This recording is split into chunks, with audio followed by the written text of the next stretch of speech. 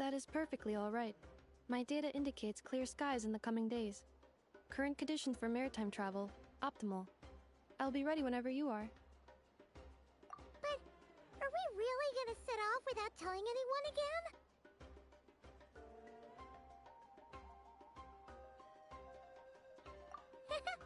Funny you mention it. You'll never guess who Paimon saw on the way over. Hey! You didn't seriously think we'd let you leave without a farewell party, did you? No chance. Yeah, come on, Traveler. We've already made all the preparations. And most importantly, how dare you try and slip away without first paying your respects to the almighty Dragon Lord! A little bird told us you'd soon be leaving for Nodcry. So, we asked Paimon to give us a heads up before the date of your departure. You sure it's not time to think about changing that little habit of ours? Don't worry, we won't keep you long. Besides, everyone's there already. Chaska, Ian-san, Auroron, even the Pyro Archon herself. You're invited too, Anefa. Shilonen has a special gift for you. Accompaniment request accepted. Shilonen demonstrates excellent massage technique. My impression of her is exceedingly positive. Wait, so robots like massages too? Or is it just that Shilonen really knows how you're wired? Alright, enough with the chit-chat. Let's head to the venue. Woohoo! Party time!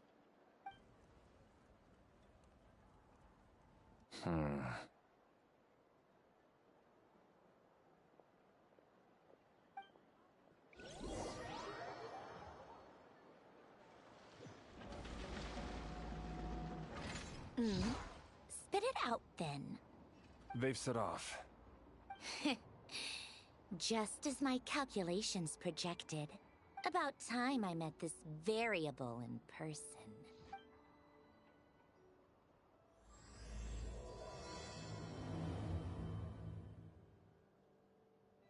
You know, every time we head to a new nation, there's always a point where it suddenly dawns on Paimon. This is it. The next chapter of our adventure has begun. This time, it was the moment she realized she just polished off the very last of her Saurus crackers. Should have stocked up better at the farewell party. In other words, Paimon has marked the geographic coordinates from 2 minutes and 40 seconds ago as the boundary between Natlan and Notcry. This deviates somewhat from the official coordinates stored in my database. Paimon meant more in terms of how it felt on a psychological level. Anyway, what about you, Traveler? When did it really sink in for you? Huh, that actually kind of makes sense. What about you, Anefa? Come to think of it, maybe we should be asking the other way around. So, when you came over to Natlan, what was the moment you felt like you'd left Nodcry? In that case, probably when my sensors could no longer detect the moon's power. The moon? You mean, that one we can all see in the sky? Negative. I was referring to... Here we are. Paimon, Traveler, we have arrived in Notcry. Oh,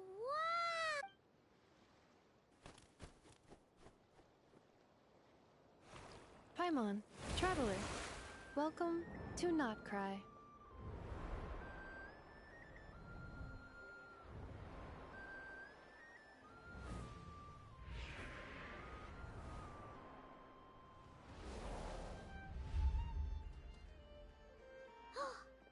That must be Nasha Town up ahead! That's the place you were telling us about on the way over, right?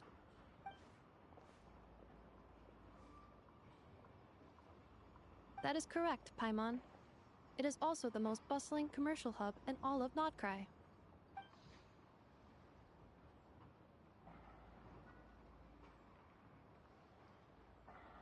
Oh, sounds like the perfect place to start trying out all the local specialties.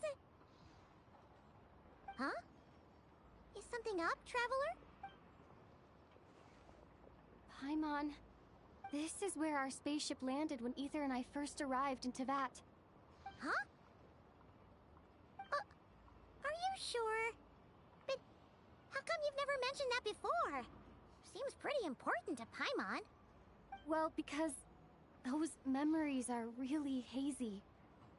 All I remember is Ether waking me up and us leaving the ship. But just now, setting foot on this land, I felt something. The kind of power I sensed in those moments. Are you referring to Kuvaki? What now? The locals refer to it as Kuvaki. It is a unique elemental force found only in Notcry, or rather, a pure, primordial form of elemental energy.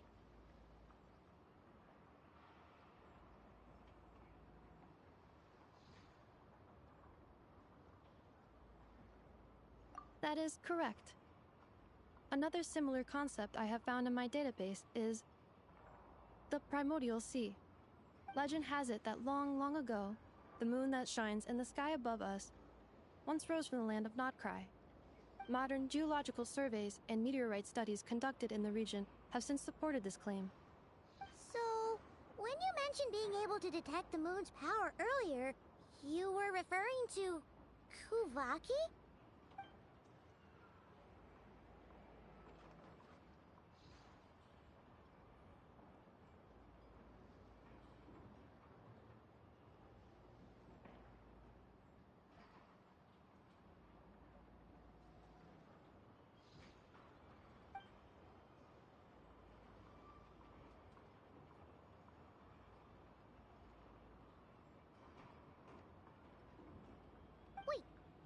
Traveler, you're saying we might actually find your spaceship here?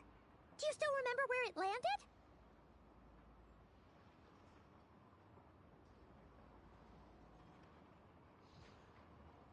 Notcry is surrounded by the ocean. In other words, it could have been anywhere along its coastline.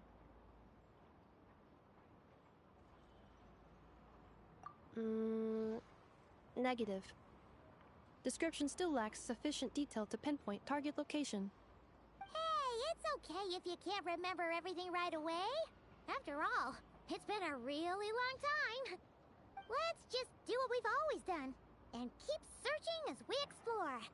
Besides, what have you got to fear with your sidekick Paimon still here? I'd be more than happy to help you out as well.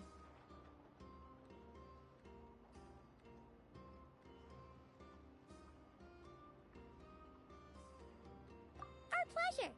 Anyway, just knowing that your spaceship's here in Notcry surely counts as a big step forward, huh? Like we've crossed another boundary?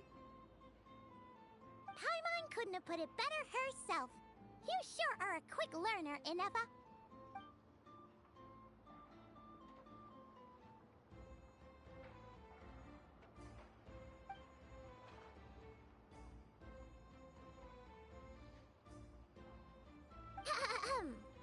Well, as the best guide in the whole of Teyvat, Paimon hereby does solemnly declare, Notcry, here we come!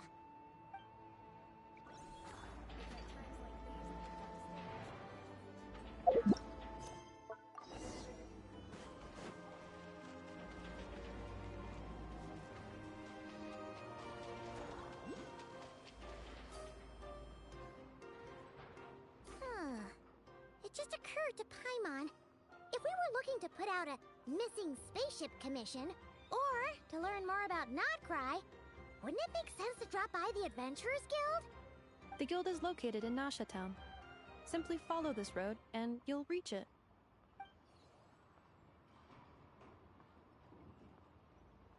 Huh?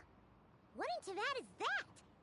Looks kinda like a Sealy, floating around in the air like that. That is a Kuhanki, a species unique to the land of Notcry. A Kuhenki? Does she have something to do with the moon, too? Indeed it does.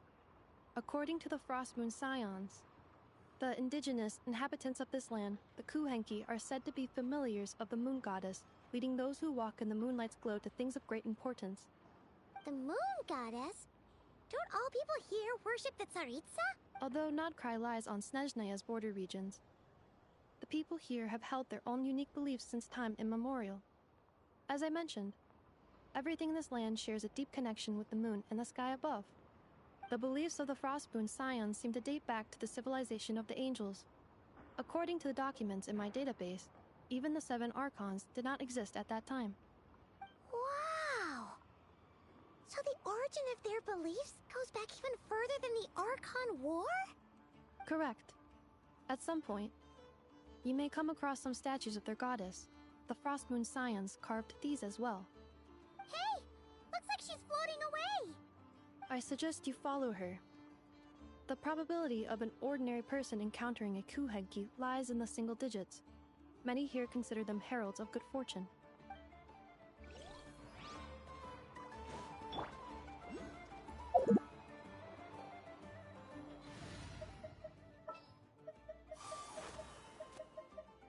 Do not be afraid, for I am with.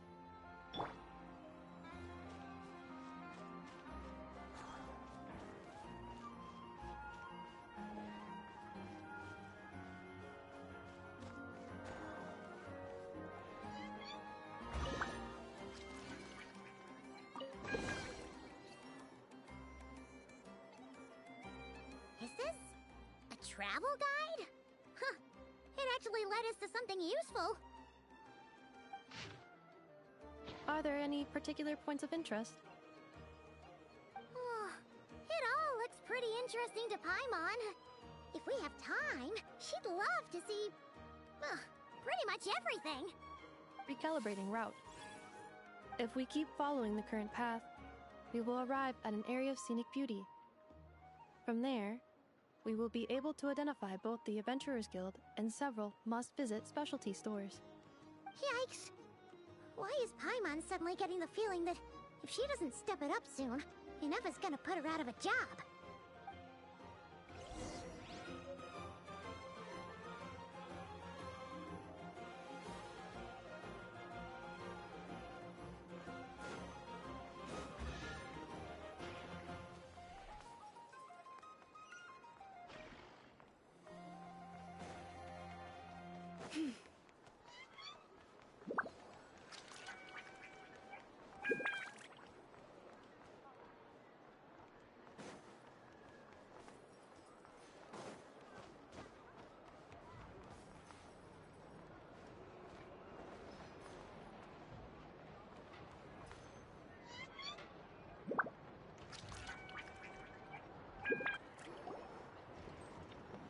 Wow! Nasha Town actually looks pretty big from here. Feels a bit different than Paimon imagined, though. Which aspects in particular deviated from your expectations? Well, Paimon keeps hearing people describe Nodcry as an adventurer's paradise. So, she kind of thought it'd be a bit more... picture perfect somehow? According to legend, there was indeed an era of peace in Notcry's past, the age of the Fae. Tales of those ancient heroes are still told today. One of the most well-known is that of the Lantern Fae. This individual performed many good deeds for Nodcry. The present-day Lightkeeper's nightly lantern patrols are, in part, a tribute to their memory. But then, one day... What happened? There came a devastating abyssal calamity that swept across Nodcry, and for a time it was left desolate. Heartbroken by what had become of the land they had so cherished, that Fae extinguished their light, just as the abyss had extinguished all hope. Nowadays, the paradise people speak of is more of an aspiration, or an irony, perhaps. An irony? Today, no official authority governs Nodcry. In theory, at least, it is somewhere a person can do whatever they wish, and become whoever they want to be. The Adventurers Guild is just over there, in Nasha Town's Central Plaza, and the flagship tavern is over that way. Hey, what's that building over there? You know, the biggest, tallest one. That is Aino's Boom and Blast Kuvaki energy cannon. It gets activated when the wild hunt threat level outside Nasha Town reaches a certain threshold. But according to the scan I just ran, the energy cannon appears to be malfunctioning, likely due to a recent discharge. The Wild Hunt? Isn't that the abyssal calamity you mentioned that's specific to Nodcry? It is a phenomenon that has been occurring for several centuries now. Yet the time and location of wild hunt attacks are seemingly random. At first, it was more of an old wives' tale that adults used to scare children. If you don't start behaving, kid, some night, the wild hunt's gonna come for you. Listen, do you hear that? That weeping in the fog? Those are the cries of a young woman being dragged away. You're saying people actually hear things like that? I have not witnessed enough wild hunt attacks to give a statistically sound answer. But the oldest legends say that all people saw was the ghostly shadow of a woman in the mist. It wasn't until later that it became a full-blown calamity. Abyssal monsters and all. Oh, when you put it like that, Paimon's really gotta hand it to Aino. Not only did she repair you, but she's even built a giant cannon to keep the wild hunt at bay. Absolutely. Aino is very impressive indeed. Anyway, according to my schedule, it is time I took you over to the flagship. Oh, sure. After all, we shouldn't keep Barca waiting. Well, Paimon's not sure if he'll actually show up at the bar this early. You're right about that.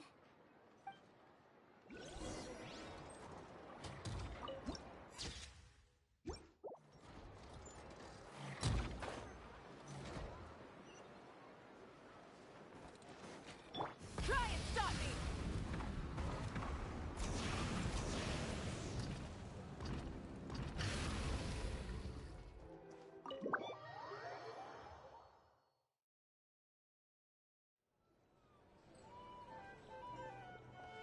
Here we are, the flagship. Varka told us to meet him here in his letter, right? Let's see. Varka? Varka!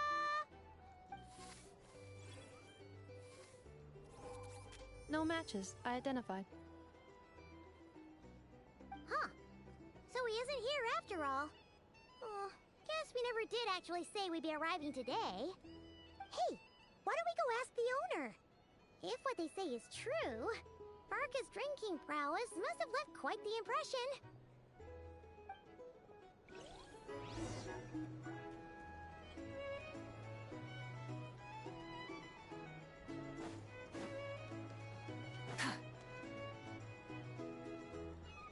Huh? Well, well. If it isn't the ineffable Ineffa. Hello there, Demyon. You know each other? Of course! Ineffa's a regular here at the flagship. So, robots are into booze too? Not at all. The energy conversion efficiency of alcoholic drinks is very low, and most of them are full of impurities. Still, I can affirm that your berries and fried meat deserve a solid 9.12 out of 10. It has Aino's approval too. Funny that you should mention that. While you were away in Natlan, Varka would come in here every day to pick up a serving of berries and fried meat for Aino. Aww. He must have been worried sick that she wasn't eating properly on account of being so hung up about Ineffa being gone. Actually it's 'cause Varka found out that Aino went wild after Ineffa left, gorging herself on snacks she normally couldn't get her hands on. So it was more worry that she wasn't getting a balanced diet. I think I might have just put my foot in it. Anyway, since you're back from Natlan, these two must be the ones Varka mentioned. The Traveler and Paimon, yes? Yep, that's us. So, from the sounds of it, you must be a close friend of Varka's too. Varka? Goes without saying. After all, he's the only one around here who's ever managed to stay standing after 10 rounds of the roulette special. Paimon can't believe he's made such a name for himself. Though, guess it's hardly surprising how.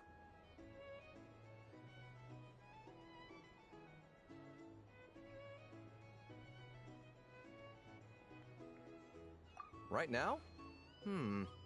Must be somewhere near Anvan Tinyarvi. That's quite far from here. Huh? Where's that? It's a lake in the northern part of Nodcry. Word reached him of trouble brewing around those parts, so he took his knights to check it out. Oh. So, we missed him?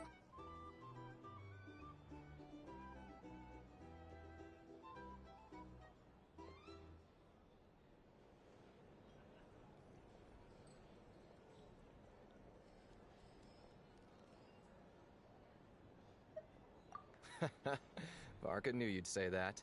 So he specifically told me to make sure you stayed here and enjoyed yourselves. He sends his assurances that everything's under control. Well, if he's that confident, guess our only option is to accept. Anyway, it's not like there's any special cause for concern. He is the Grand Master, after all. Exactly. Plus, not only has he booked you into our finest room, he's paid for it in advance, too. Whoa! That's so generous of him! We might not have met yet, but Paimon's got a feeling that we'll get along with Varka like a house on fire. Oh, and by the way, he also asked me to serve up a portion of berries and fried meat for Anefa. That was prepaid as well. Thank you. No, thank you. I'm the one who should be grateful for your business. Traveler, Paimon, why don't you go ahead and drop off your luggage? I can use this time to go pick up some components that Aino asked me to bring back.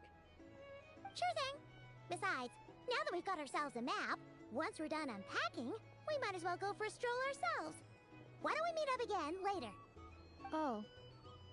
So you no longer require navigational assistance? No worries, we should be fine. We've got a rough idea of our way around town, so Paimon's reasonably confident we shouldn't get too lost. Thank you. This translates into an approximate time saving of 30%, meaning I will be able to see Aino about 45 minutes earlier than previously projected. Oh, right. You must miss her a lot, too. In that case, we better get a move on.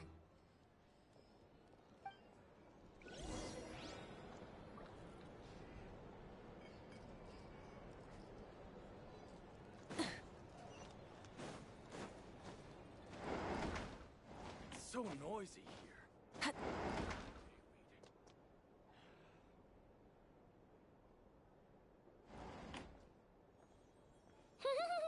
Feels pretty nice having someone sort out our food and lodging for us, huh? But is this really the flagship's best room? It's pretty big, make no mistake, but it looks a little worn out, right? Though, to be perfectly honest, that feels right at home with everything else we've seen of Nasha Town. You mean it's got something to do with Nodcry's history? Oh, that makes sense. But what exactly was this calamity?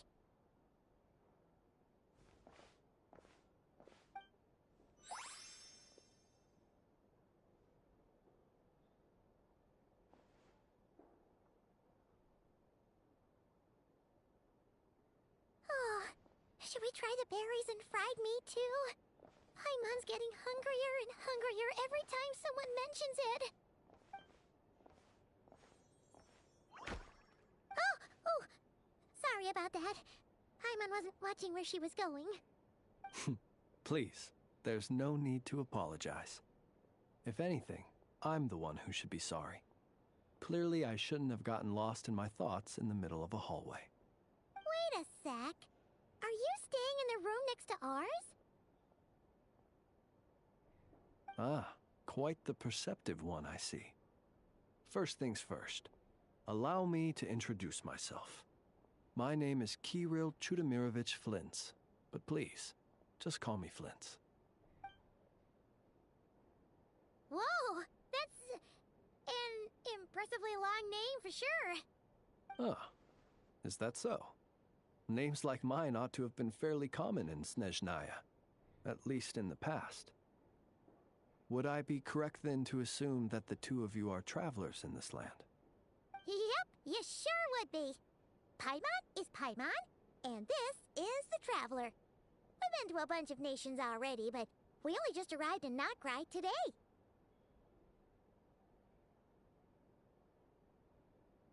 What a rare honor it is to meet such worldly travelers. Are you here for travel too? If only I had the time to spare.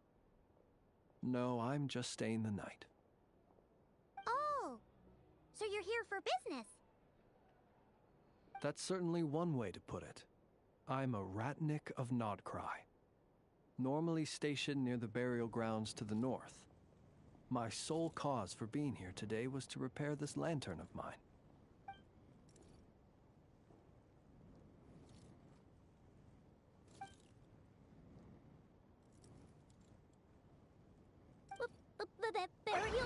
grounds?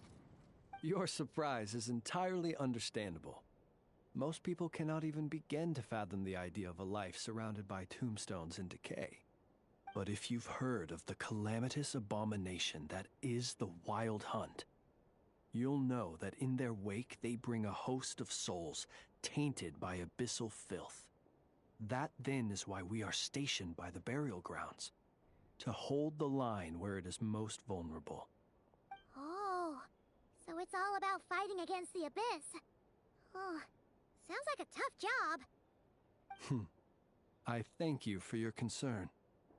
But in truth, I've long since grown used to it. In fact, I like to think it rather suits me.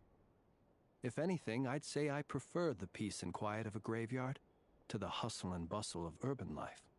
Paimon sort of gets it now. But even so, she is still pretty sure she could never get used to living in a graveyard herself. For one thing, she'd be too scared to fall asleep at night. Oh, I assure you, there's no need to worry on that account. The kind of ghosts you find in cemeteries aren't too big on talking. But even when they do, they're usually far more discreet than the living.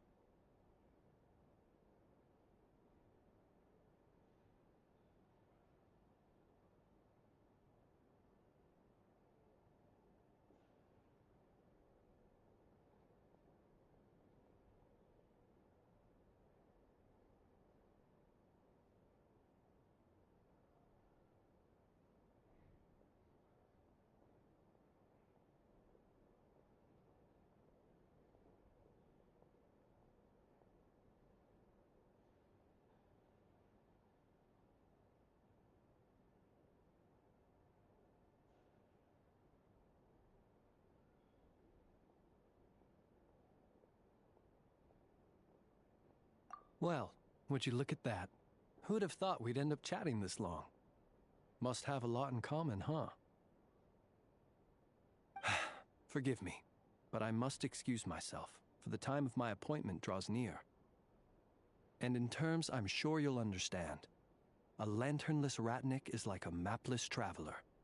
A serious conundrum indeed. Oh, sure. In that case, you go right ahead. We won't keep you any longer. Not at all. Should the opportunity present itself, I'd gladly continue our conversation another time. You're always welcome to come visit my grave. I mean, the grave I stand watch over. Your visit would bring much-needed light to that place of final rest. Right. Well, if we get the chance. Then allow me to wish you a traditional ratnik's farewell. See you by the graveside. Ugh. Jeez. What a weirdo. Not to badmouth him at all. In fact, he seemed pretty cultured, but at the same time, kinda spooky? Must be all that time he spent around graveyards.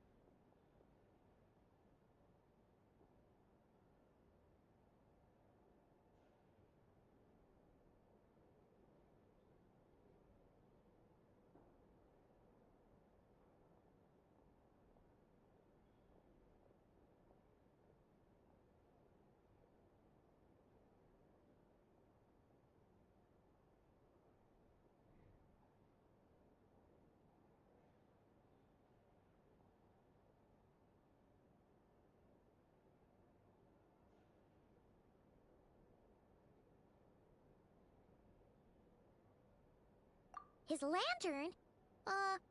No, not really. You mean, 'cause it was broken? Huh. Yes, you've always had a nose for stuff like this. If you're worried, you can always ask him the next time we cross paths. Hey, don't you start spouting all that weird stuff too.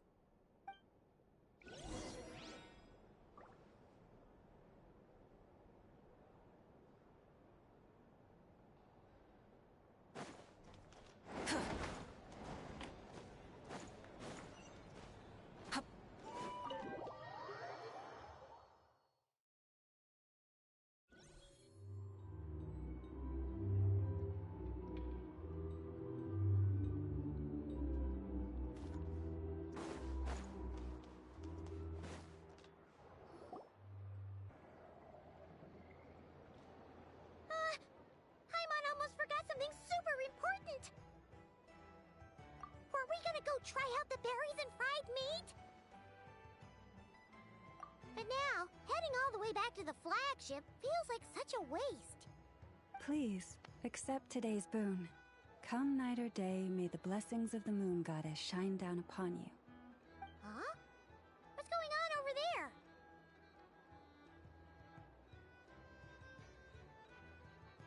Wait, free food? Wow, the people here are so nice! Quick, let's grab some too. Paimon's super curious what their food tastes like. Moonlight illuminates the path before you, travelers from afar. Huh? How'd you know we were travelers? Just now were a song the birds in the sky, singing of your wanderings. You are no ordinary guests, it seems. The birds and the... what now? Forgive me.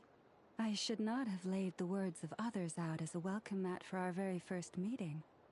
You, too, must be wondering who I am. I am Lauma, moon chanter of the Frost Moon Scions. Please, as do our followers and other passers-by, accept today's boon. Happy to oblige. Paimon's name is Paimon, and this here is the Traveler. Thanks so much for sharing your yummy food with us.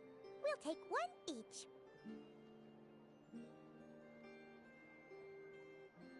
Think nothing of it.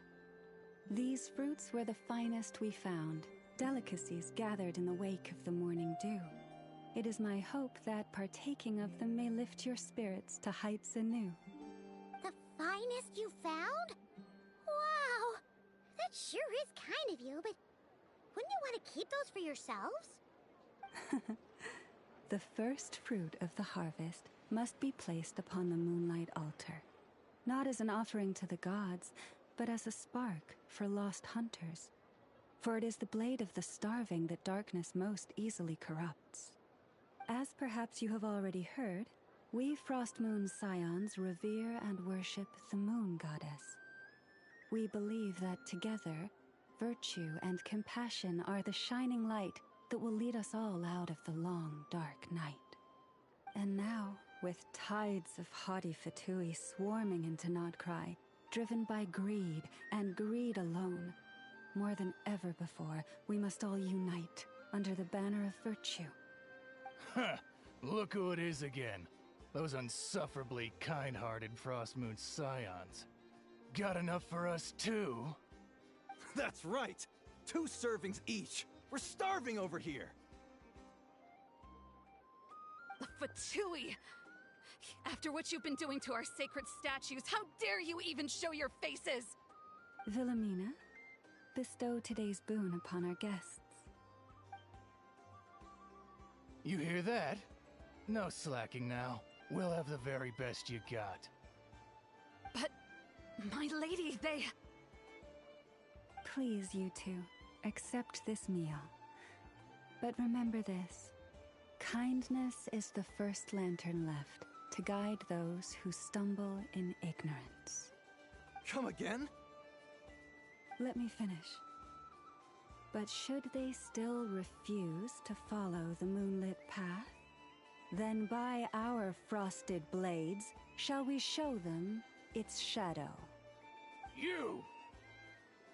Hey, look who it is. Whatever. Just you wait. We'll be coming for you next. Huh? Where's the meat? Who wants to eat this garbage?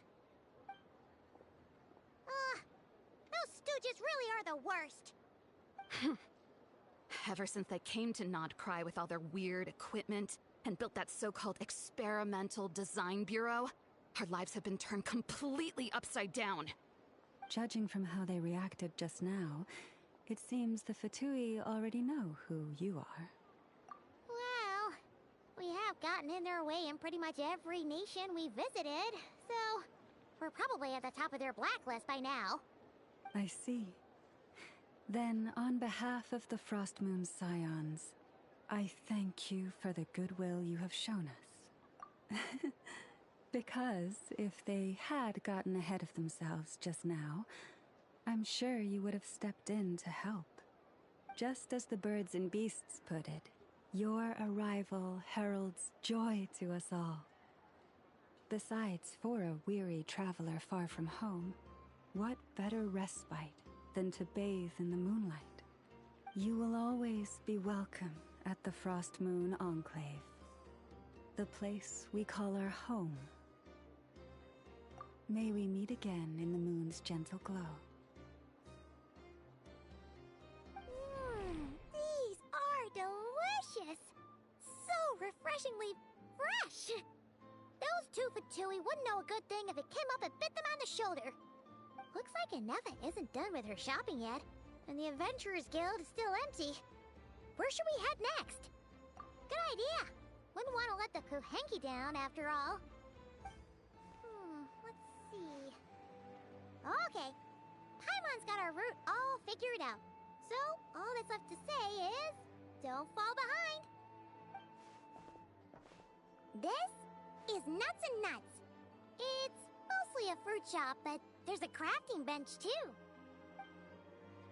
This is the Speranza, one of the travel guide's recommended restaurants. All the waiters here are kids.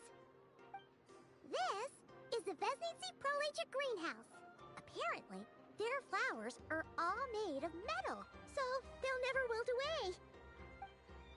And this is the Rossum Workshop.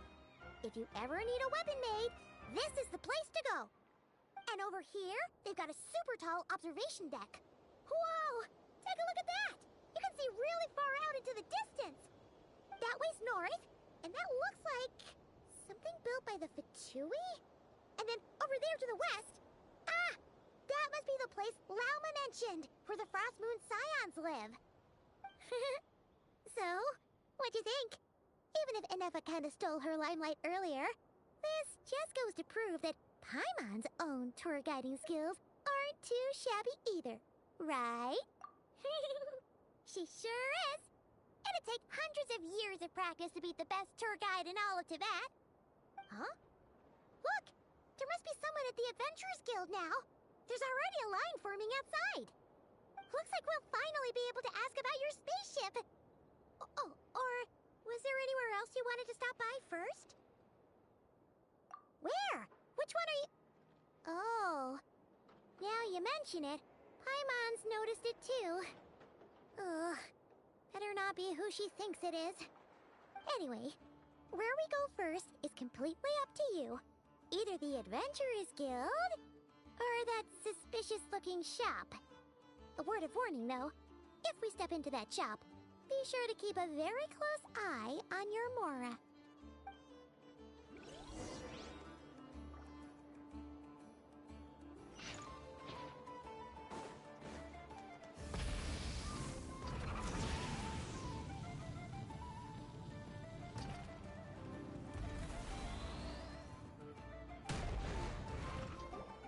Lucky us!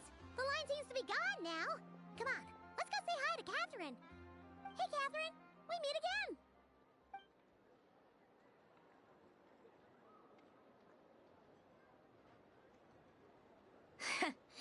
How ridiculous. Huh? They often say that mortals, shackled by their own flesh and blood, may fail to perceive the truth of this world, even when it is right beneath their very noses. Yet I had not expected to have the pleasure to witness such heights of absurdity firsthand. But Paimon must have gotten the wrong person? At second glance, you do seem a bit younger than Catherine. And you certainly sound a lot less friendly. A creator might forgive ignorance, but being mistaken for one of my own creations is beyond all pardon. Look very closely, for standing before you is none other than Marionette, 7th of the Fatui Harbingers. A harbinger? I told you already, I'm not Catherine. Just how obsessed are you with my machines?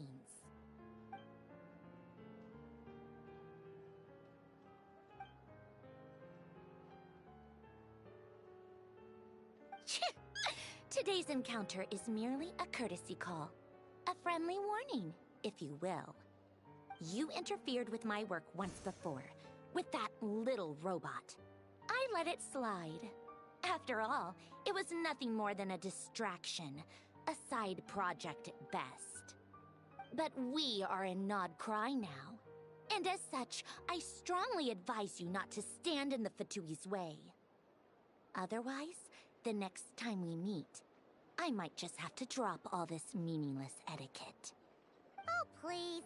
You've got some nerve coming out with barely veiled threats like that. You're the one stirring things up here. Oh, perhaps you have misunderstood.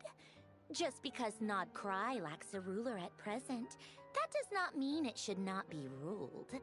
We Fatui are simply establishing a new order. Yeah, right. More like shady experiments, judging by your massive creepy research facility. I've said what I came to say. What you do next, only you can decide.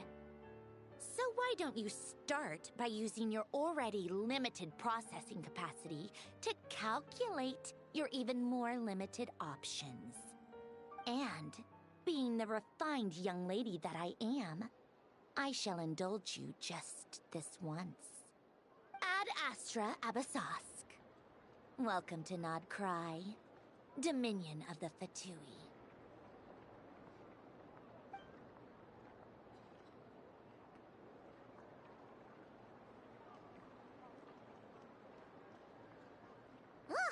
Paimon's so mad right now! How can anyone so obviously evil be so annoyingly self-righteous? But if a Fatui Harbinger is here to greet us in person, that can only mean one thing. We'll have to be extra careful from here on out. Paimon hates feeling like she's being watched. Hey! The real Catherine's back! Ad Astra Abyssosk. Welcome to the Adventurers Guild. How may I help? I will do everything I can to assist you. You're so much nicer to talk to, Catherine. Please don't leave us again, okay?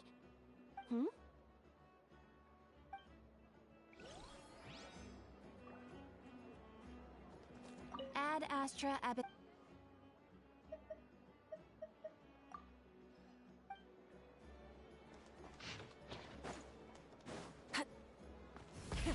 Rev the engines!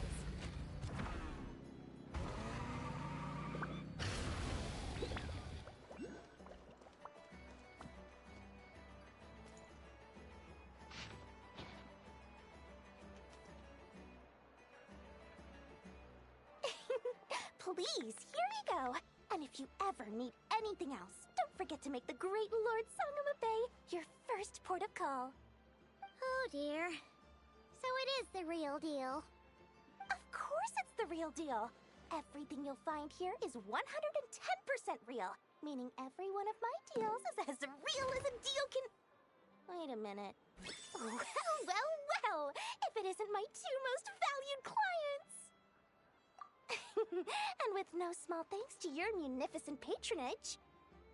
Come. How could you just sneak into Nod Cry like this without telling your dear Lord Sangama Bay? If I'd known earlier, I would have made an absolute I mean, pulled out all the stops to ensure that your boat ride over was as comfortable as humanly possible. Thank the Archons we didn't tell you. Oh, come now. You know as well as anyone how impeccably and conscientiously above board I am when it comes to doing business. Well, regardless of whether that's true or not, the main issue here is that we had no idea you had a branch in Notcry. A clever merchant always has a backup plan, or two, or three up their sleeves. As the saying goes, a rabbit with many burrows fears not the hunter's arrows. A merchant with stores galore hears no debtors at the door. Since you're both here in Nodcry, would you care for some of my finest local souvenirs? Whatever you're looking for, I have it. Or if it's Sumeru you're missing, I've got that covered too. We literally just arrived. Do we look like we're on the hunt for tourist trinkets to take back for our friends? My, your high-minded tastes never cease to impress. In that case, I know just the thing. You must be on the hunt for something like this? What's that? Your hat? Information, of course. Information about Nodcry, locked securely in the otherwise impenetrable vaults of the Lord Sangama Bay's brilliant mind. I knew it! I just knew you'd appreciate the value of my wares. On the back of all our pleasant dealings in the past, I'll even take a hit by throwing in some insider info for free. Wow. You sure are feeling uncharacteristically generous today. What do you mean by uncharacteristically? I am the most generous person forget it. Anyway, the long and the short of it is this. The moment I set up shop in Nodcry, it struck me how many different factions there were, all competing against each other for power and influence. Well, as they say, there's no time for business like a crisis. Things got even more turbulent after the Fatui pulled down 2 ancient moon's remnants.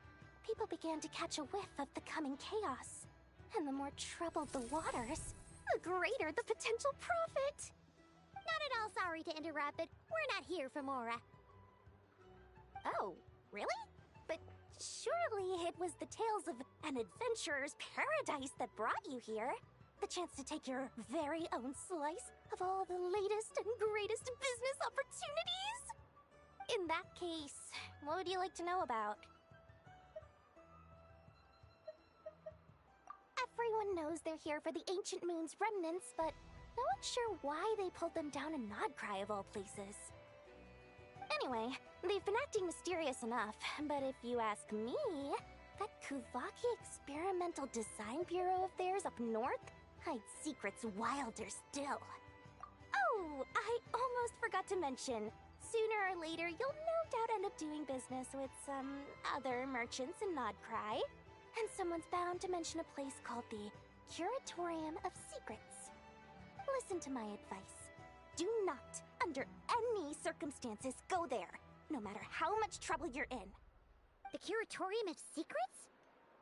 What do they get up to there? Just a place that handles all kinds of disputes. But the owner will charge you an absolute fortune, and she has a temper to match. Nothing like your friendly neighborhood, Lord Sangama Bay. You're not just saying that to stop your competition from undercutting you, right? When did that little pipsqueak get so sharp? And after I gave them all that info for free just to win them over. What do you mean? Of course not. I'm only thinking about your wallets. I mean, on behalf of your wallets. You're really not convincing anyone, you know. All right. Business is a cutthroat business. I won't argue with that. But I'm not lying about that boss lady. Not only did she make it into my top 3 people not to mess with in Nodcry, she's also in my top 3 people most eager to trade in favors. Seriously? It feels like you're just bad-mouthing your rival now. Fine. If you don't believe me, go see for yourselves. We might both be from Sumeru, but compared to hers, my conscience is so large, why, it could fill 3 whole palaces of Alcazar's. But when you realize what I'm saying is true, don't say that good old Lord Sangama Bay didn't warn you.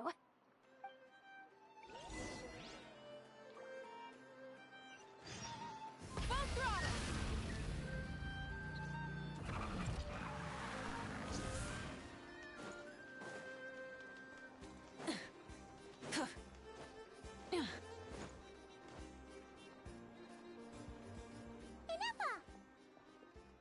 Hello. I was just about to start tracking your whereabouts. Did you manage to get everything Aino asked for? I did. What about you? Do you need me to navigate or introduce any more places around town? Not for now. We've seen most of it already. We probably need some time to process everything we've learned, though. Any progress with the spaceship? No. Catherine came back just now, so we asked her, but even she hasn't heard a thing. One possible explanation is the vast stretch of time that has elapsed. Additionally, given the limited resources available in Nodcry, it is entirely plausible that the wreck was scrapped for parts, or even mistaken for a pile of broken machinery. Aww. Understood. In that case, why don't we go ask Aino together? After all, she was the one who salvaged me, ancient dragon technology and all. If there really are any unusual parts floating around Nodcry, there's a high chance they've passed through her hands at some point or another. Good point. And since you keep mentioning her, we're curious to meet this whiz-kid mechanic too. Understood. Then I'll handle navigation as before. ETA at the Clink Clank Krumkake craft shop. 34 minutes ahead of schedule.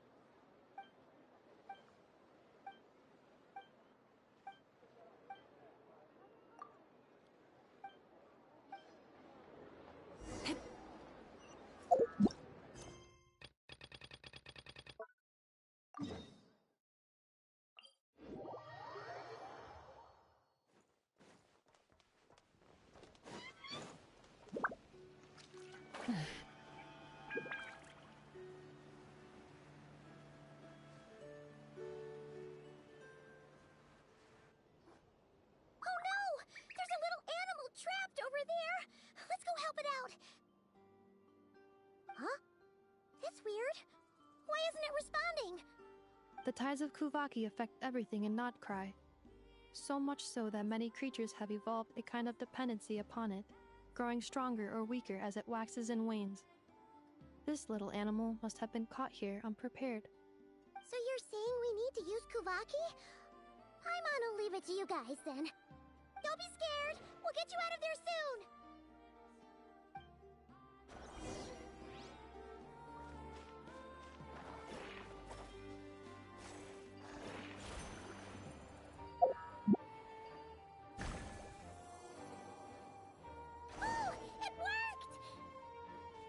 Off you go now, little one. Don't go getting yourself caught again.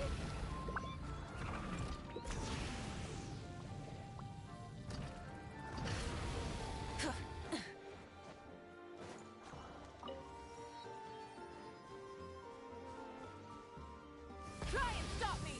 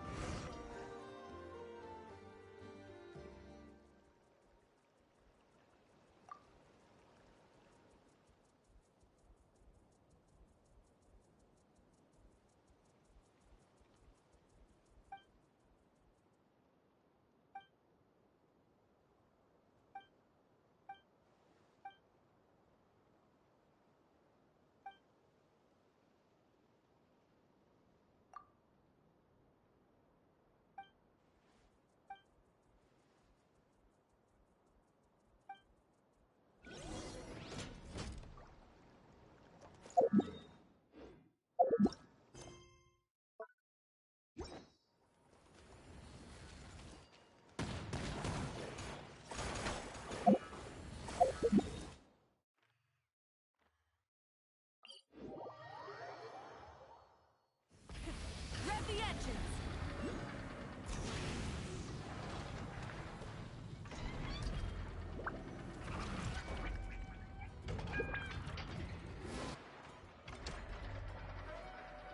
Here we are. Whoa! So many machines that... That is correct. Aww. Well... I missed her too. Let's not keep her waiting.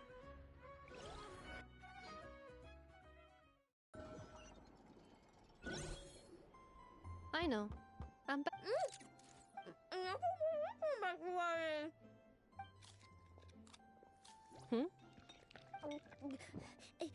Ineffa? You're back significantly earlier than I expected. Like, a whole 30 minutes at least. Everything went very smoothly, which saved me quite a bit of time, so I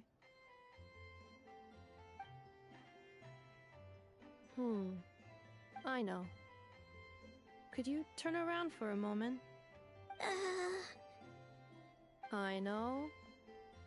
I've been on my best behavior the whole time you've been gone. She's got chocolate all over her mouth. I know.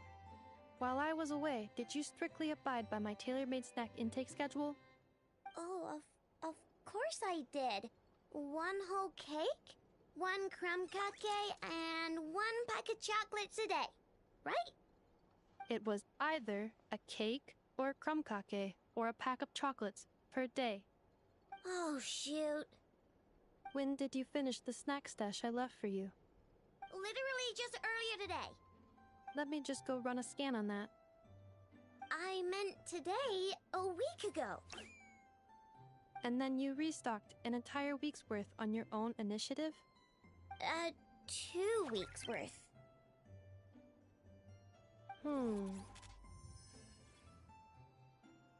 Why does Paimon feel like the roles in this household are pretty much the opposite of what she imagined? Calculation complete. Aino's recommended snack calorie intake for the next 4 weeks. 0. No fair! You're a meanie, Ineffa. This is what happens when you break an agreement. Oh, come on! Don't do this to me! I only ate a teeny bit extra every day. Just a teensy bit extra. That is objectively not a teensy bit extra. Seriously? If you'd only arrived half an hour later, I would have had everything cleaned up and you wouldn't have noticed a thing. But now that I think about it, you even said you'd come back a bit earlier than you did, so I wouldn't have to worry. But then, you were away so long, and I was so worried about you. And that's the only reason I even... Oh. I know. I am very sorry to have kept you waiting. I'm back now. Welcome home. So, will I be able to keep eating snacks as usual now? Negative. Okay. Well, given that I am later than I initially projected, I'll let it slide. But just this once. Thanks, Ineffa! You're the best! I know. Allow me to introduce. It's the honorary knight and Paimon! I know. Uncle Varka talks about you guys all the time. Nice to meet you, I know. Ineffa's told us all about you, too. Huh? Really? She actually said that about me? Well, she's not wrong. Oh yeah, so, you're here to see Uncle Varka, right? A couple of days ago, he suddenly said he had to head out on business, and that he might not be back for a while. He asked me to let you know if I saw you. Yeah, we heard about that at the flagship. Did he say what he was doing? Nope. Just told me to take good care of you guys and make sure you feel right at home. Oh, shoot. Please, take a seat.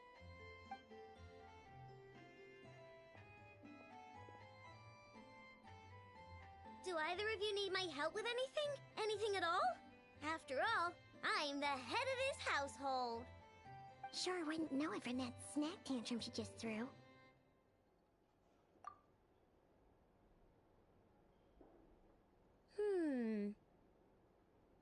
A space spaceship, huh? From outside to that? Exactly. So, ring any bells? No. Oh. You sure? Nope means nope. Never seen the slightest trace of it. More specifically, by nope, I mean, I've never seen a single piece of tech in all of Notcry that might have come from out of this world. Not in any new machines or in any old ones either. Huh. What I know means is that your spaceship almost certainly has not been disassembled nor repurposed as parts for other machines. Oh, so that's what she was getting at. Yep. I've taken apart pretty much all the fun stuff in this city at one point or another, but I don't recall ever seeing any components that were anywhere near that special. So, either your spaceship crashed somewhere it's never been found, or someone did find it and then hid it really, really well. But who would even do something like that? Beats me. Maybe someone who thought they could stash it away for a rainy day. Just like how I sometimes hide snacks in the...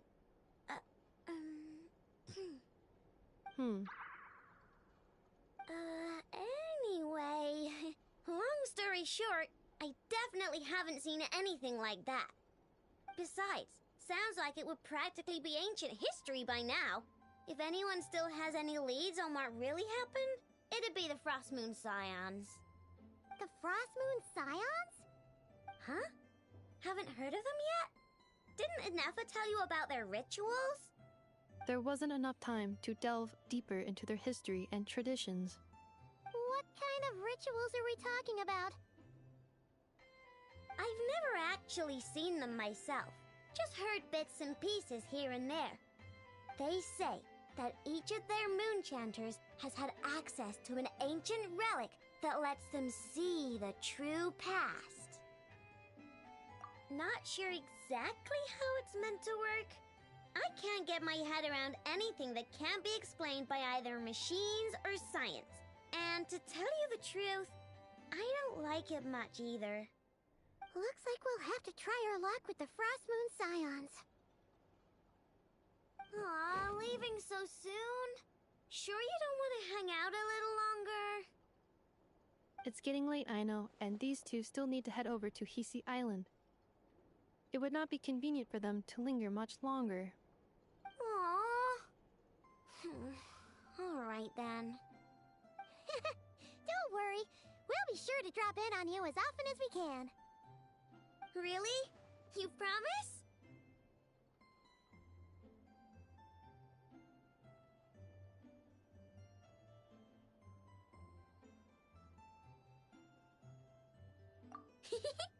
Sounds like my type of visitors. You're welcome anytime. I'll be staying to look after Aino today, so I won't be going with you. Hey, don't sweat it. We'll find our way just fine. I'm glad to hear that. Also, I must admit, I have very much missed the charging bed that Aino made for me. Oh, are you here to play with me? My name's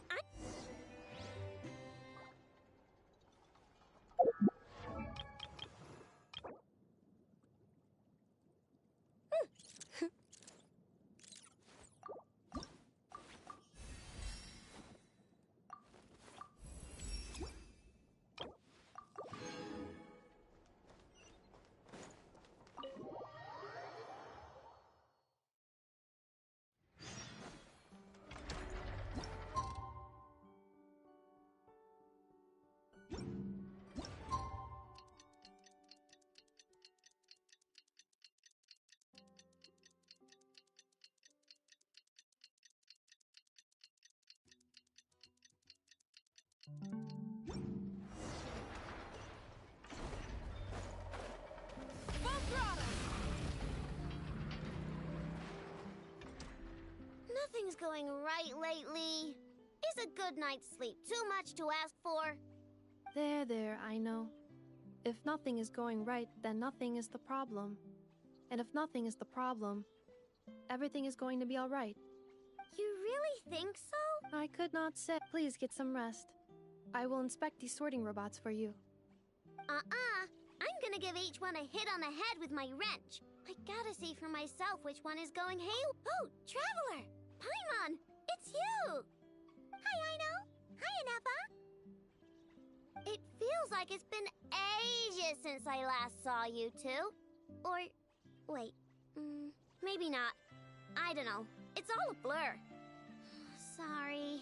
I didn't sleep too good last night. My head's a mess. But anyway, seeing you makes me feel a bit better. I know. It appears my analysis was correct. Huh? You were getting upset over nothing, but now that the Traveler and Paimon are here, your mood has improved. Conclusion. Everything is going to be alright. Huh. Well, I can't fault that logic. Oh, what's the matter, Aino? You can tell us. Whatever's going on, we'll help you out. Oh, it's nothing major. People keep getting into fights around here, and last night they crashed right into my workshop. All the clinking and clanking makes it hard to sleep. Oh, sounds like the Clink Clank Krumkage craft shop is living up to its name. Oh, sorry, not the point. So, who are these people? They sound dangerous. Do not be alarmed. It's a group of treasure hoarders on the run after stealing from the Fatui. Treasure hoarders? Dipping into the Vatui's pockets? Wow, the Not Cry faction's pretty bold. Sorry, again, not the point. What matters is, disturbing people in the middle of the night is unacceptable. Yeah, before Anefa came back, all I could do was hide in the workshop and curse them under my breath. But now, I can teach them a lesson. I already cleared them out last night. You will not be bothered again, I know. You're the best, Anefa. Wow, so problem solved, right? Well, the sleeping problem is solved, but now there's an issue with my prospector bots. They're supposed to sort out the useful treasure from the junk. Nice! Sounds impressive. No, not impressive. There's a traitor among them. Correct. The sorting bots delivered several items of no utility this morning. The ratio of useful to non-useful items suggests that one of the bots has malfunctioned. My bots don't just break down for no reason.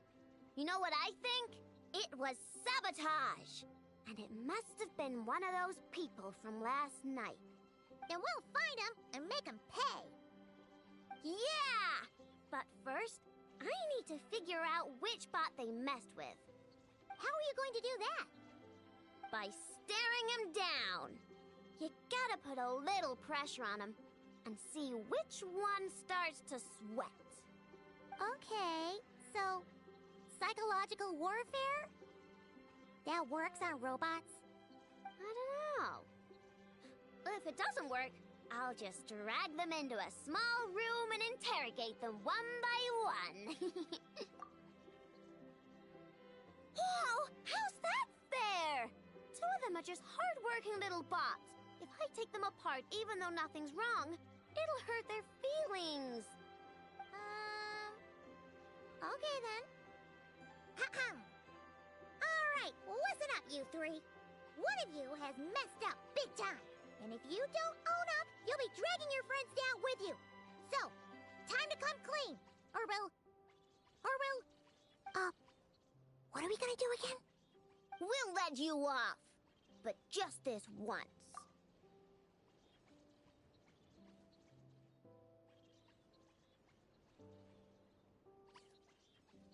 You stared them down all right, Traveler. Notice anything off? Yep, that's it. What did I say? A little psychological pressure does the trick. Come on, help me catch him.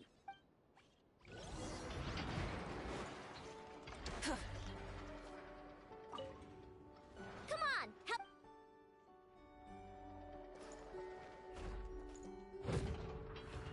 Nope, wrong one.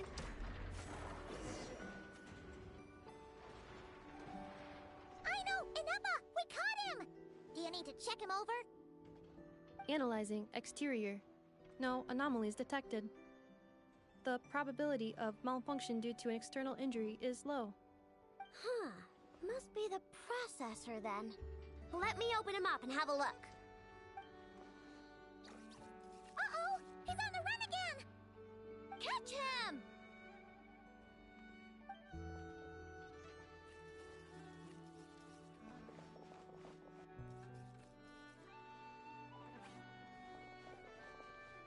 What? Is that him? How did he get so big?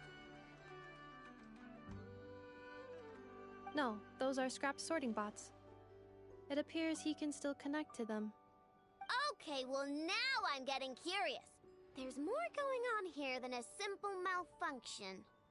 But we need to catch him first. Try sucking him out!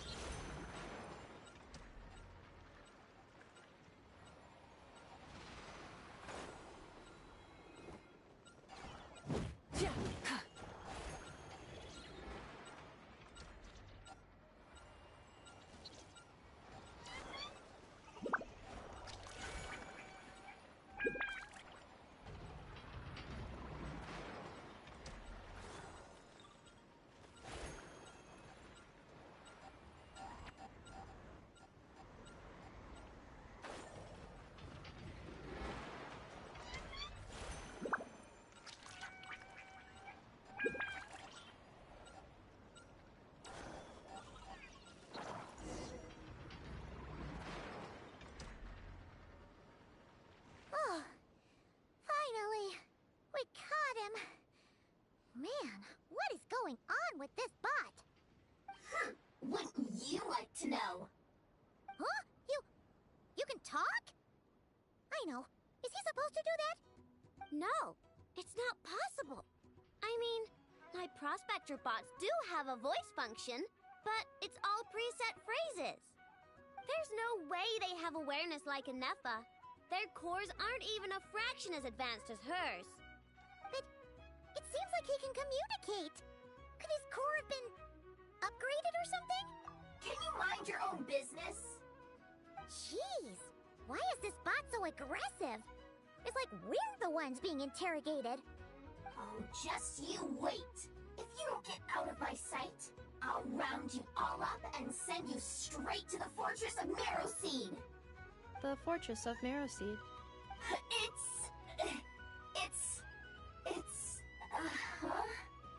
What is it again? Marrowpeed. Yeah, that seems right. Would you stop with the personal questions? So intrusive. Leave a girl alone. Whoa! What do you mean, girl? You're a junk sorting robot. I'm a girl. Okay, well, I'm not sure what happened, but something is definitely wrong here. This isn't the prospector bot I know, that's for sure. Well, guess the only way to find out is to open you up and see what's going on. Don't come any closer! Somebody help! It's okay. I'm a girl, too. That doesn't change anything!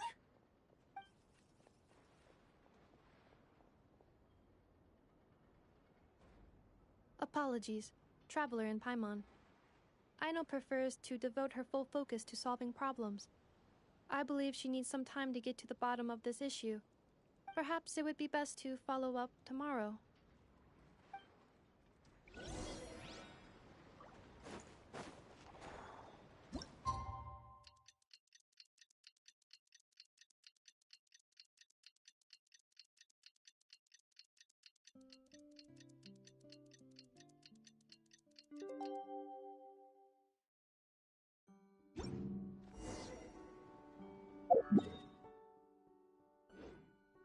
Try and stop me!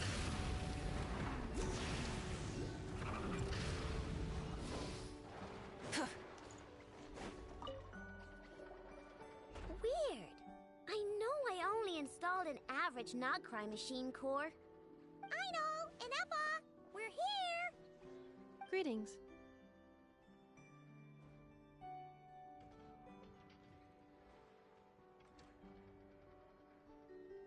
I mean, found the source of the malfunction, but now I have way more questions than answers. What? Why? The bot has the wrong core. It is not the one Aino installed originally, but the core of a clockwork mecha from Fontaine. It has the wrong core? Oh, so now we have to hunt down the original one? It's no big deal. The original core was just something I salvaged from a pile of junk. Believe me, it's nothing special. The problem is, this new core is really advanced. I don't even understand half of its functions. Really? Is that why it can talk like an Eppa? No idea. What I can tell is that this core went through a massive explosion at some point. Almost all the modules are damaged, but I can't fix any of them. Wow! If even Aino's stumped, it must be really complicated. The core originates from Fontaine, but little is known about this technology. Without relevant knowledge, a breakthrough will take time. Yeah, but it's not all bad news. I managed to extract a useful bit of information from the data I could salvage. One word. Charred. Charred? Is that its name? I doubt it, but I'm sure it's important. It was stored in the deepest part of the core. That's the best protected part, which is why I was able to salvage something from there. The best protected part? In the event that my core sustained damage, that's where I would move all Aino-related data to keep it intact. Ah! Knock on wood, knock on wood!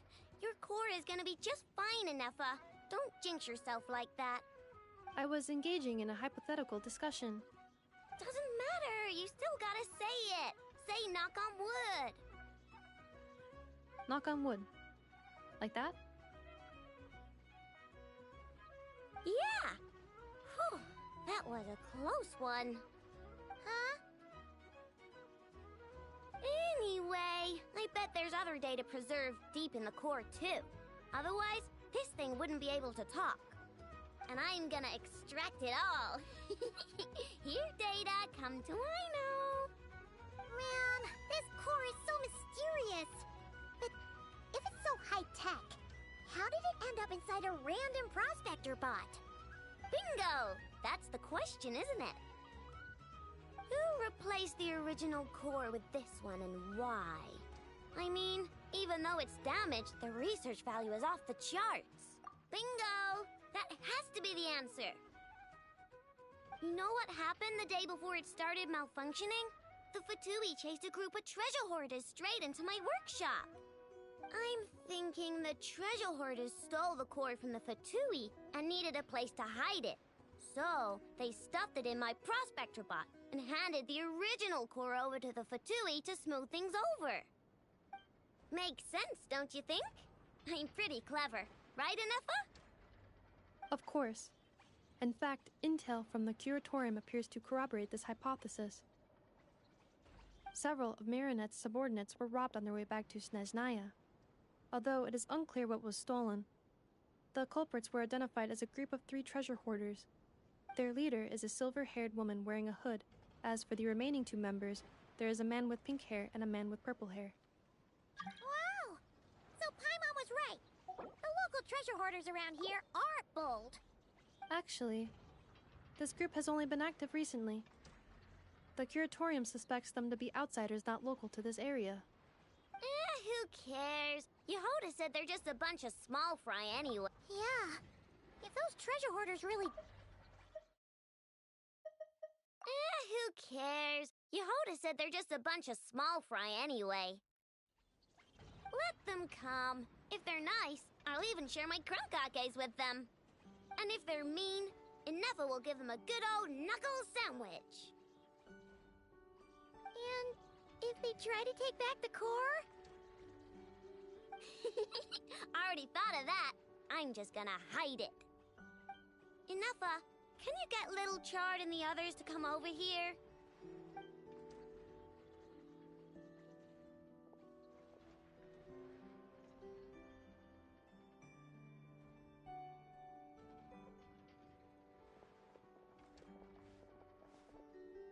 Okay, hold on to your hats. I'm gonna hide Little Chard in a scrap prospector bot. What did you just call me? Come on, we have to call you something.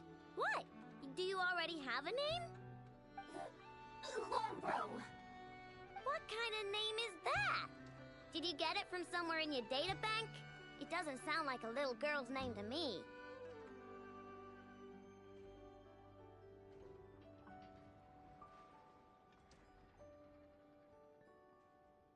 Oh, so use Lombro as a last name.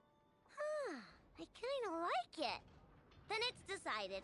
You're Chard Lombro from now on. No complaining, all right? You're stuck with it either way.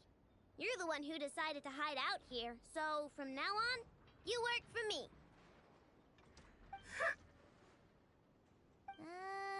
Don't think it likes the sound of that. Correction.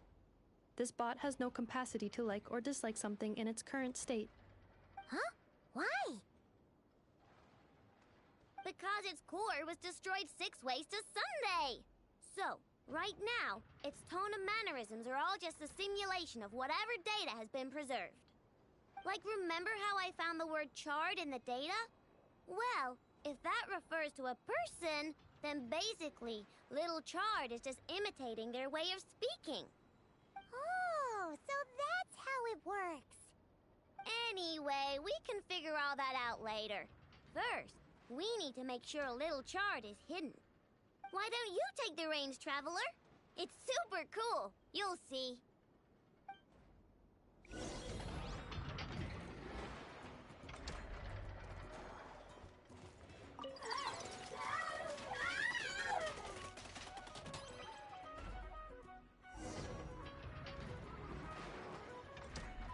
Nice job!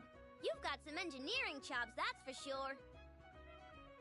And thanks to you, I'm now the proud owner of the most advanced prospector bot in town. I expect good work out of you, Little Chard.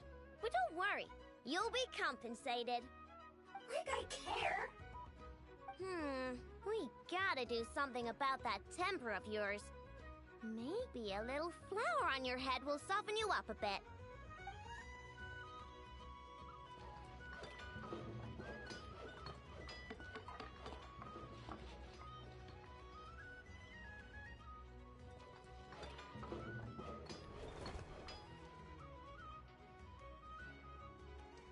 There, much cuter. Oh, that reminds me. Traveler, Paimon, if you ever pick up stuff you have no use for, like screws and nuts and things, just bring them to me. I can make them into flowers or use them to upgrade my console. Oh, and I don't expect you to hand them over for free. I pay good prices for scrap. You're gonna want to stop by every day. Deal? Awesome! Turns out Ineffa was right all along. Everything is gonna be alright. Good luck out there on your travels. I hope everything goes alright for you too.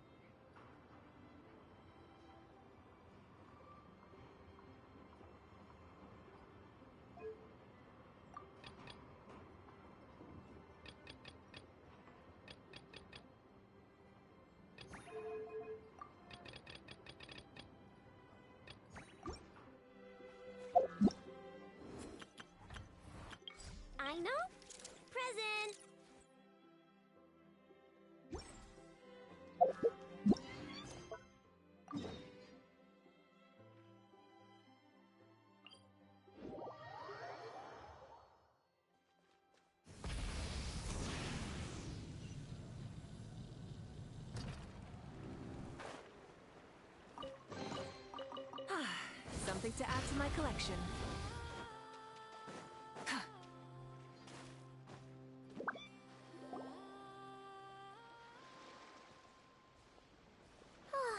Seeing Anafa and Aino reunited like that sure was heartwarming. We should definitely hang out with them more in the future.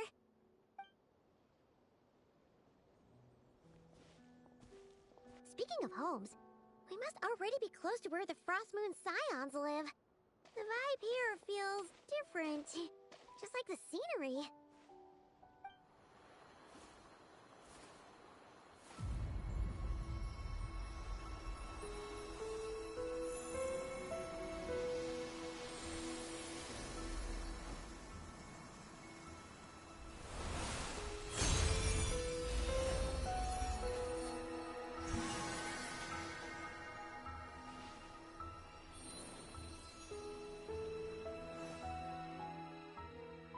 Hey, what was that? Felt like some sort of breeze blew by, and then the petals suddenly turned into... Huh? Is that a Kuhenki? She looks different from the ones we saw before. Hey there! What's your name? Huh. Doesn't seem able to speak. No idea what she wants. Unless you want to stop, maybe we should just keep moving?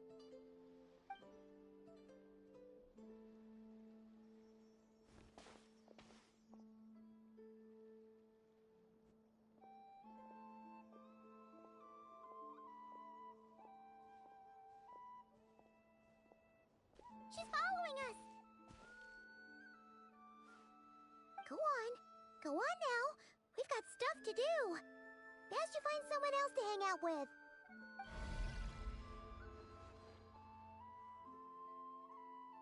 Hey! Don't make it sound like Paimon's some kind of meanie. Paimon had no idea what she wanted, okay? Ugh. Anyway, next time Paimon sees her, Paimon promises she'll be nicer. Seeing as we're on our way over to meet Lauma anyway, we can ask her about it while we're there.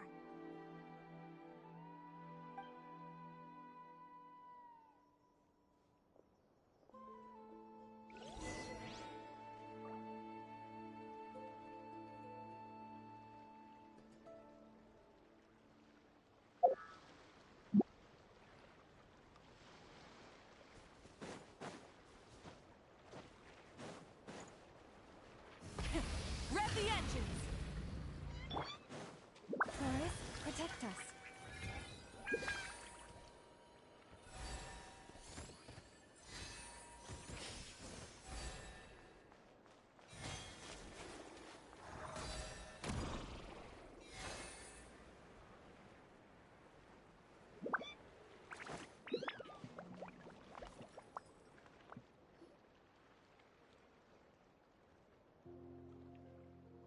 Huh? Hey, look! Isn't that Lauma? The moon chanter? Let me take a look at your wound. Ah, you must be more careful. Doesn't matter how much of a rush you're in, your safety always comes first. Oh, you're back too. How was your day? You what? Those two Fatui? The ones who were causing trouble in Nasha Town? You went to teach them a lesson? And you put that in their food? You naughty little thing! How could you do that? They didn't notice. That's not the point. You mustn't do that again, okay? Next time, at the very least, bring a few of your friends along too. You'll be an easy target if it's just you on your own. Hey, Lauma! Still remember us? Oh, it's the Traveler and Paimon, isn't it? Welcome to Hisi Island. Not at all. Those who come with kindness in their hearts are always welcome with the Frost Moon Scions. Were you just talking to those animals? I was indeed. The Frost Moon Scion's bloodline is unique, for throughout our history, there have been many among us who could communicate with all living things. What was that? Oh, is that so? She says she was trapped in a plant earlier, and that you were the ones who rescued her. She wants me to thank you on her behalf. Oh, it was nothing. Barely lifted a finger. If you both are free, why don't you join us at the Frost Moon Enclave for dinner? Consider it a small token of thanks for your kindness. We'd love to! And actually, we had something we wanted to ask you anyway.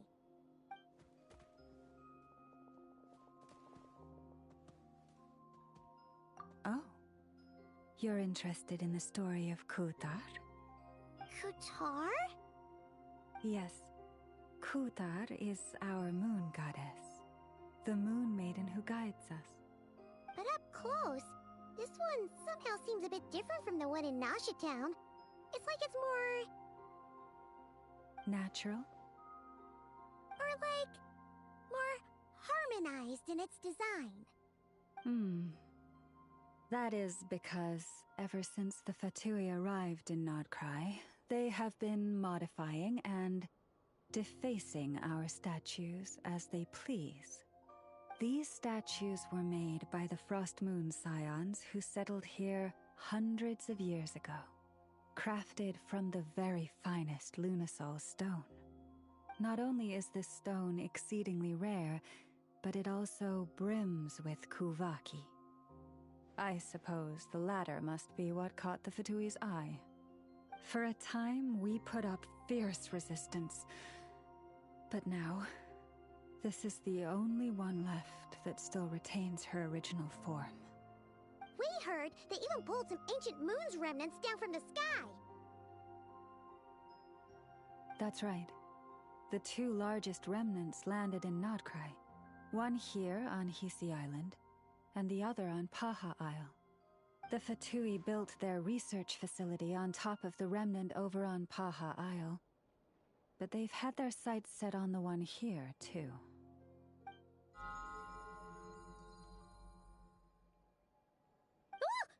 Oh! It's that little Kuhenki again! Surely that can't be.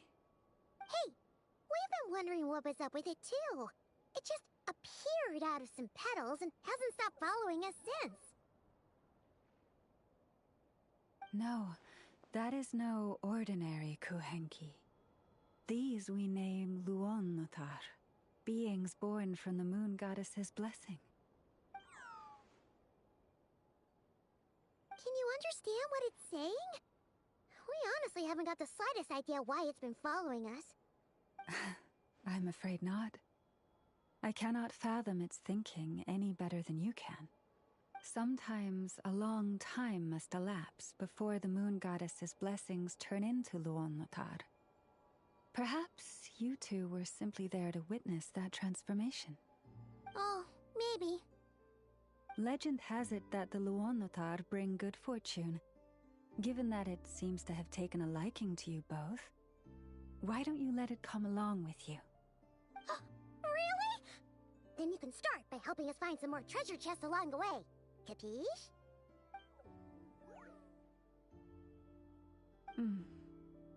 Twilight approaches.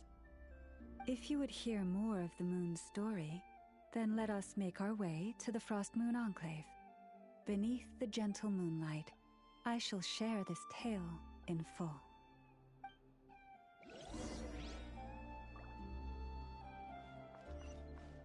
You poor lost lamb.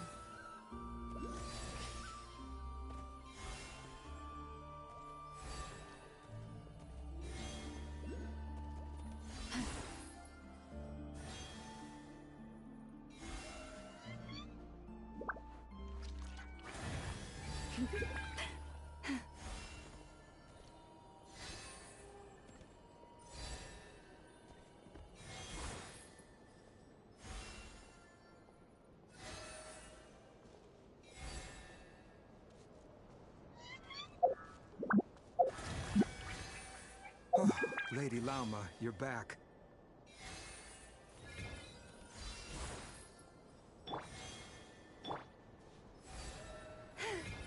Come day or night, may the blessings of the Moon Goddess shine down upon you.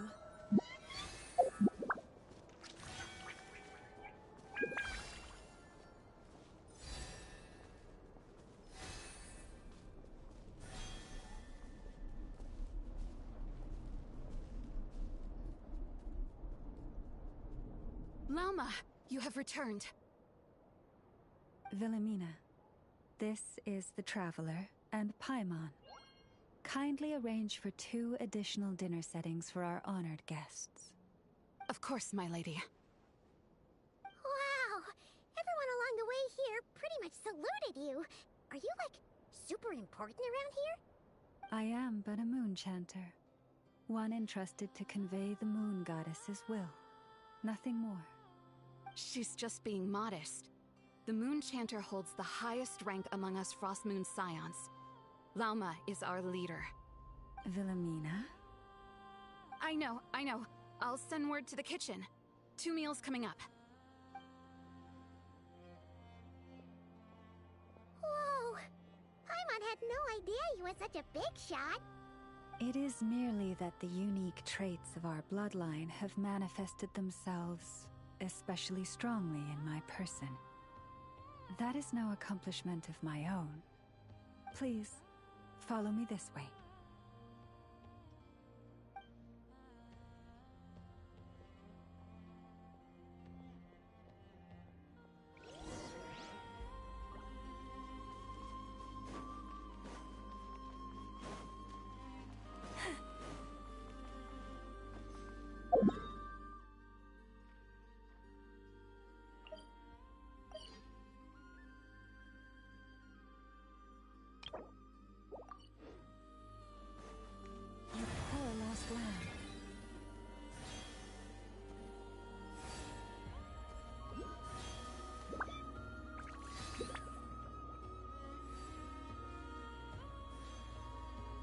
Even to this day, I am still trying to piece together the many fragments of our past.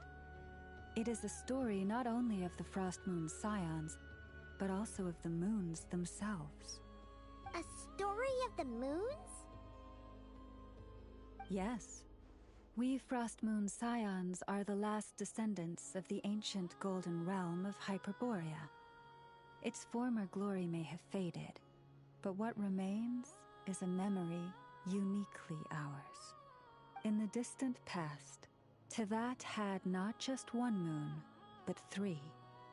It is said that they were created by the primordial master of this world, cast into the firmament to keep peace in the land below. Firstborn was the eternal moon, largest of the 3. Legend has it that it was her immense Kuvaki that gave rise to the ocean tides. Next was the Frost Moon. Smaller than her big sister, yet brightest in radiance. Her glow became the cold, undying lantern of the night. Finally came the iridescent moon, smallest of the sisters. Most of the time, her light was barely visible to the naked eye. Yet when she shone, her fleeting halos were all the more mysterious for it. Wow! Sounds like it all happened so long ago. So, what happened to them afterwards? Afterwards, well, as you have seen, the 3 moon goddesses perished. This happened in a war triggered by the Descenders, and of the 3 lunar husks, only the Frost Moon survived unbroken, while the others were shattered to pieces. Oh, so that's why there were ancient moon's remnants in the sky. Yes. It is also said that when the moons shattered, most of their fragments rained down upon this land like stardust. That is why Nodcry is blessed with such an abundance of Kuvaki. As for the remnant that the Fatui recently pulled down, that belonged to the Eternal Moon. Wait a Zack. But you just said that 2 of the moons were shattered, so where are the remnants of the iridescent moon? The iridescent moon's remnants were never found. What happened to her after the war remains a mystery. Some say she vanished in an instant, while others believe that her remnants are simply too delicate to leave a trace.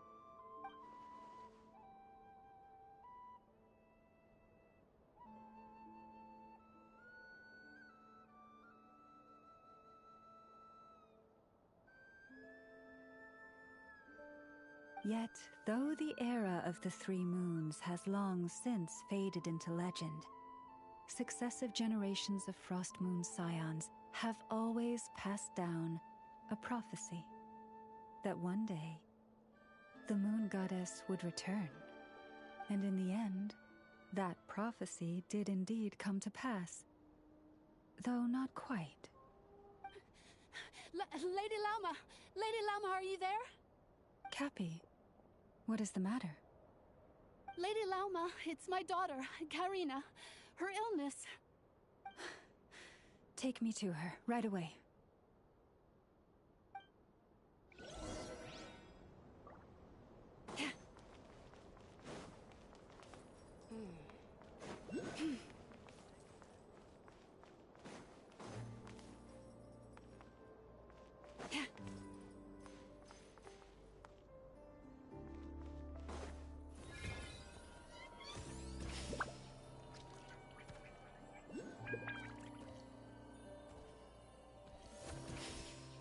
These are just outrageous.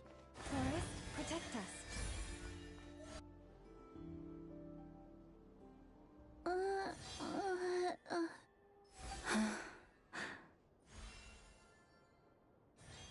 Her sensitivity to Kuvaki is flaring up again. After her last treatment, did you follow my advice and seek medical help in Nasha Town? But those doctors are all Snežnayan.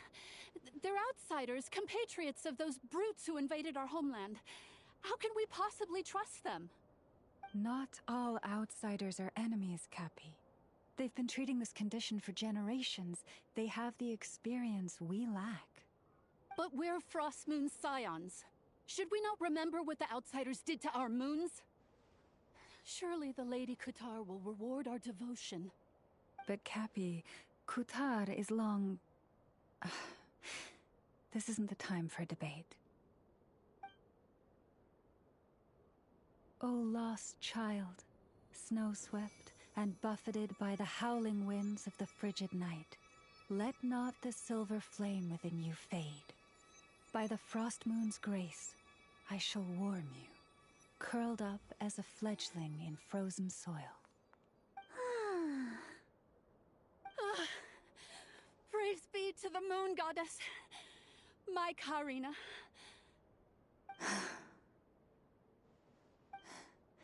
Remember, she must take powdered laka berries daily. It will ease her symptoms.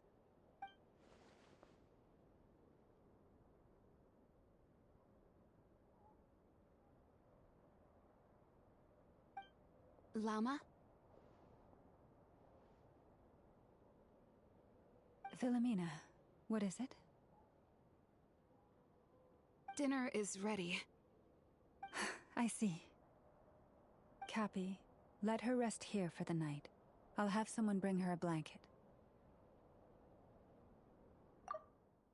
All right. Thank you so much, Lady Lauma.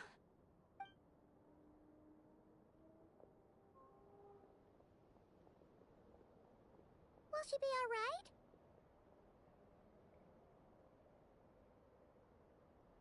Yeah.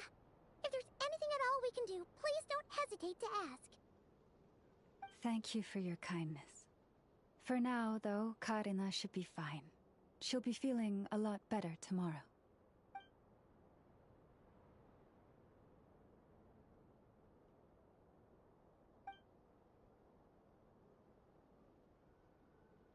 Please do not be worried.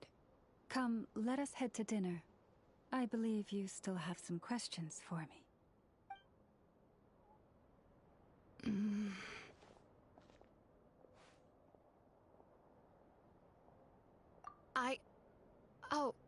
sorry. Yes, I'll be coming too. I was just thinking about something. Oh? Lauma makes such an unshakable moon chanter. Calm, capable, someone we can count on. Deep down, though, I know she's been quietly carrying the burden for the rest of us. Traveler, Paimon, believe me when I say that as a fellow Frostmoon Scion, I do worry about Lauma. It's just that sometimes it's hard to say it to her face. Could I ask you to look out for her? I can tell she really trusts you. Thank you. It means a lot. Sometimes I really admire her strength. But at the same time, I can't help feeling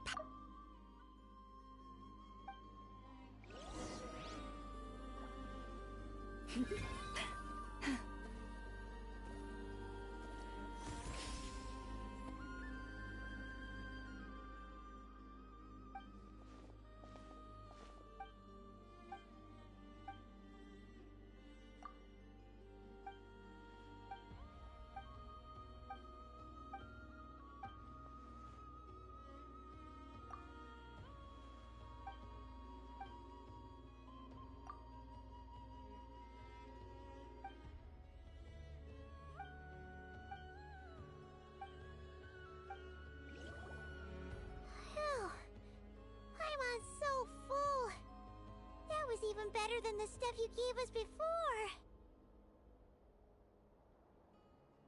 I'm glad to hear it. Thank you for accepting such simple hospitality. Hey, we should be the ones thanking you. Seriously, that was seriously scrumptious. How did you even manage to finish it? This slop's barely edible.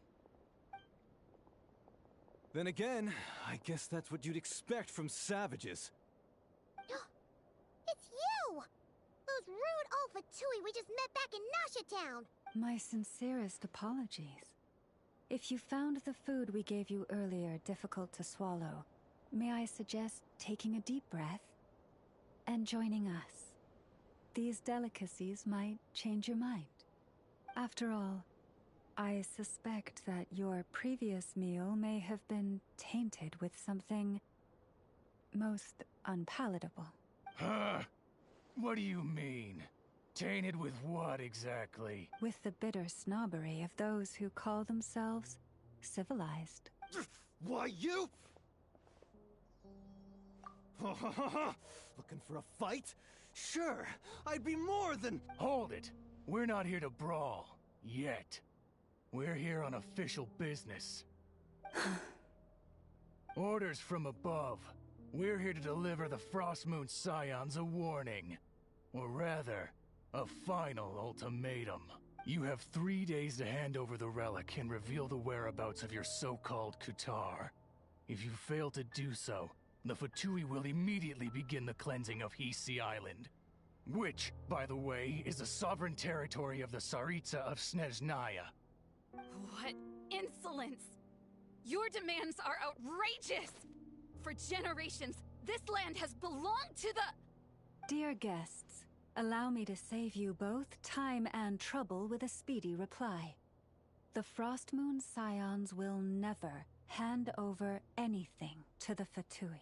And to those who set foot on our land with ill intent, I say this.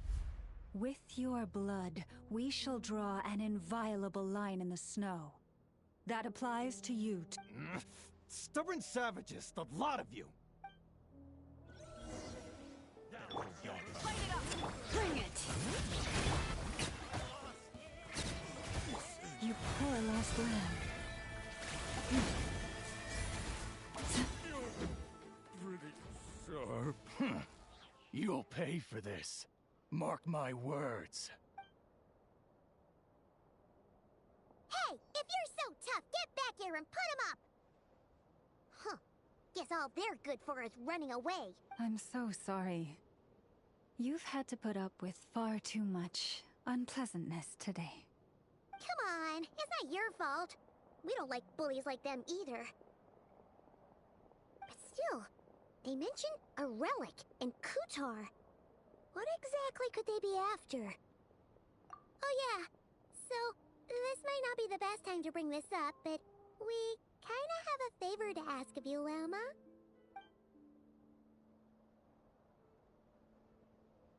I see. So your questions concern the sacred relic too. Please, do not hesitate to speak your mind. Unlike those insolent intruders, you walk in the moonlight with open hearts. You stood by us when we needed your help, so it's only right that I return the favor. But let us continue this conversation somewhere more fitting. As it happens, there's something I'd like to show you, too.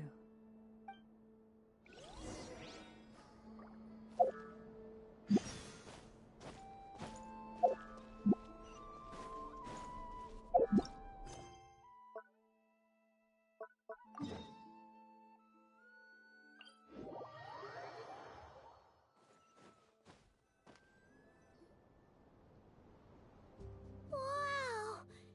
It's spectacular! Kutar was born here on Hisi Island around 500 years ago. As it just so happened, a priestess of the Frost Moon Scions witnessed the moment of her birth. Instantly realizing that this was the prophesied rebirth, she quietly recorded the event and carved this statue to honor that miracle. According to legend, Kutar's birth was accompanied by the sudden appearance of many Kuhenki, who wove the moonlight that bathed her into silken vestments fit for a goddess. Hey! It's like it knows we're talking about it. From that day forth, the Kuhenki have been regarded as Kutar's familiars. Some believe that their habit of guiding travelers to hidden treasure stems from an instinct. The same one that not only drives them to protect the moon goddess, but also to make her smile. After all, according to the records, Kutar always looked lonely as she gazed up at the distant moon. Kutar left Hisi Island before I was even born. According to the previous moon chanter, the goddess was angered by our people's greed, and that is why she left us. Where did she go? No one knows what happened after she left. But just a few months ago, after those 2 ancient moon's remnants fell from the sky, she was spotted on Hisi Island once more. And the Fatui have been harassing and threatening us ever since. Judging from what they've said, our moon goddess is actually their missing harbinger, Columbina, the damselette. The damselette? But isn't she number 3 amongst the Fatui harbingers? So she's actually the moon goddess. Why would she join the Fatui then? That too is a question I've struggled with. But even at the best of times, understanding other people's choices is difficult, let alone those of a goddess. Plus, forgive me. There I go again, rambling on about our history. But you came here to ask about the sacred relic, didn't you? Honestly, Paimon's not sure which part she's more curious about now. Since ancient times, the Frost Moon Scions have had in our possession a special fragment of the ancient moon's remnants. A piece in which I sense a power unlike any other. Successive generations of moon chanters have all detected a divine presence within it. We call this unique remnant the Moon Marrow. We heard you can use it to see what happened in the past. What is it in particular that you seek from the past? Well, basically, to cut a long story short, the traveler here is actually from outside of Tibet. Oh.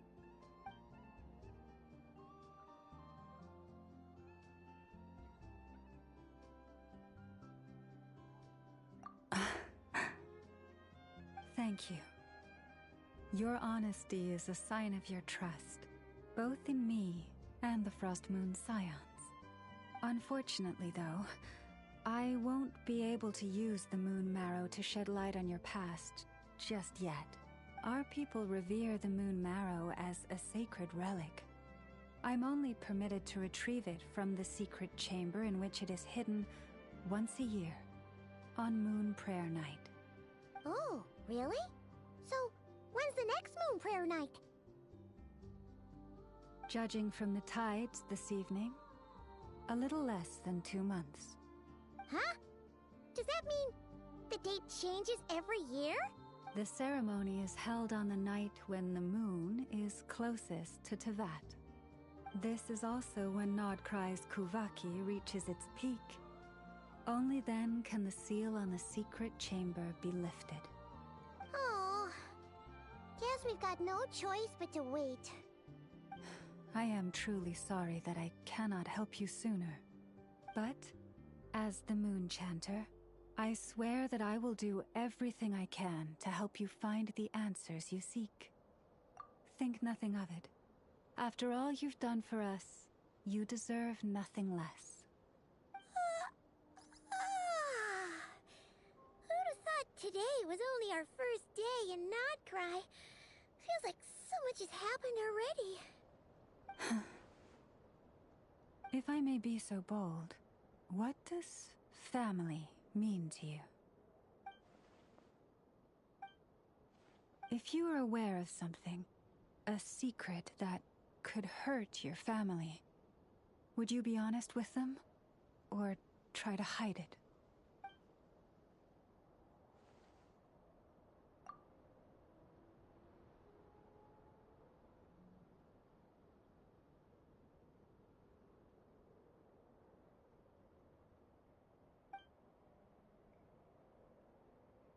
Oh, I'm so sorry. That was a strange question. I didn't mean to. I guess I've just never met anyone with a story quite like yours before. I just suddenly had the urge to ask. It's getting late, and you two must be rather tired too. Would you like to stay the night here on Hisi Island? I can have someone prepare some lodgings. Oh, that's all right. We've already got a room back at the flagship as it happens. Speaking of which, if you ever need us, feel free to come knocking. Do you need me to show you the way back? No worries. It's quite a way, and you should get some rest too, Lauma. We'll make sure to be careful. Understood. Then I won't keep you. May your first night in Nodcry pass in stillness and peace.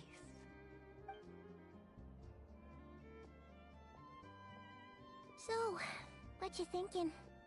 Sure wasn't eventful. The good news is, we're not at a dead end in the search for your spaceship yet. We can always learn more about this place while we wait. The usual drill, huh?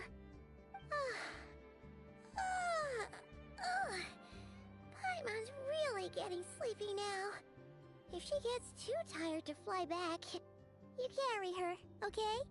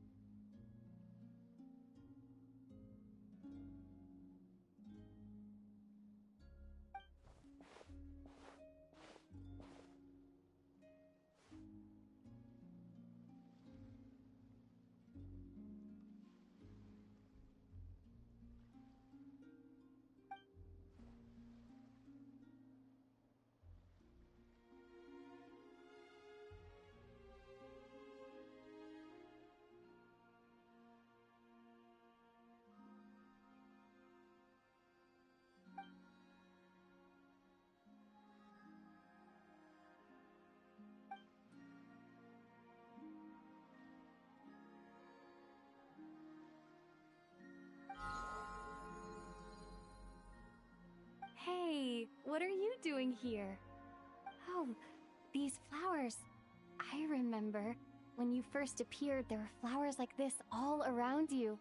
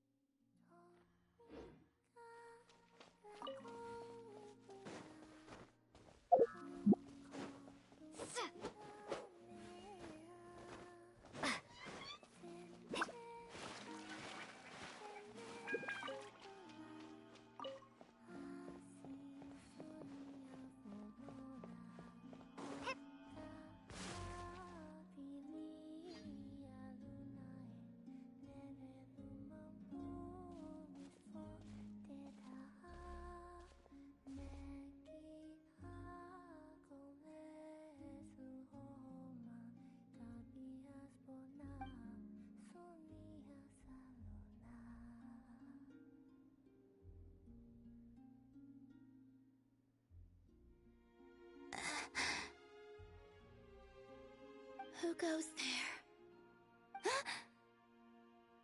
How did you get in here? I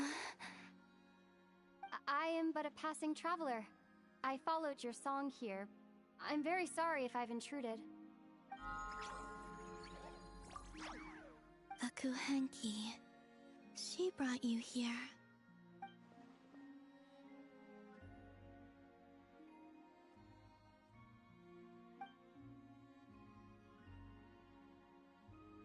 May I ask, are you the one they call Kutar?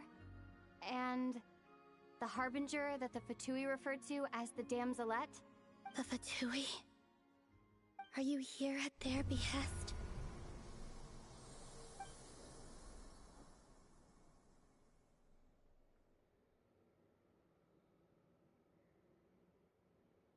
Please don't get me wrong. I have no intention of doing anything for the Fatui. I just wanted to ask you about Nodcry. And the moons. The moons? Do not believe in what you can see. What truly matters is what you cannot.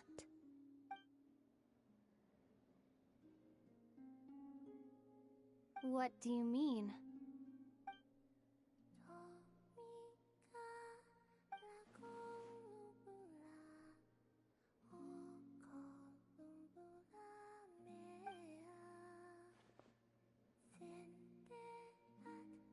Listen, I'm the Traveler.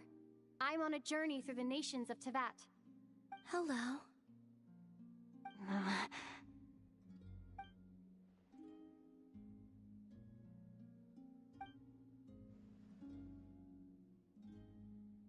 Could you tell me your name?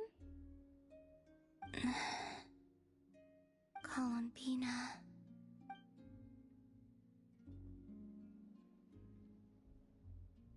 Kutar, the damselette, the moon goddess. Pick whichever takes your fancy. I do not know my own name.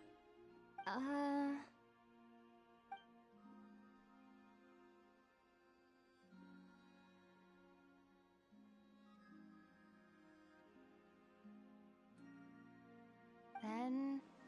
Columbina. Hmm?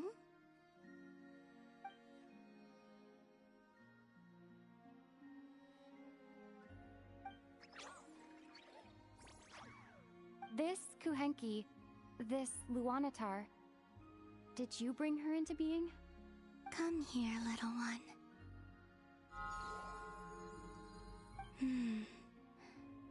The trace of a blessing, but not one of mine.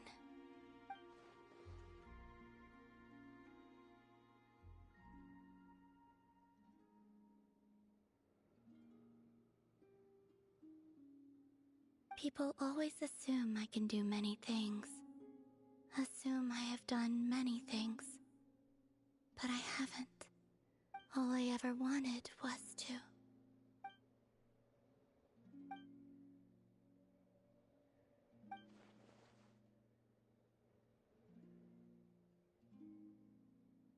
It's about time I got going. I'm very sorry for disturbing you today.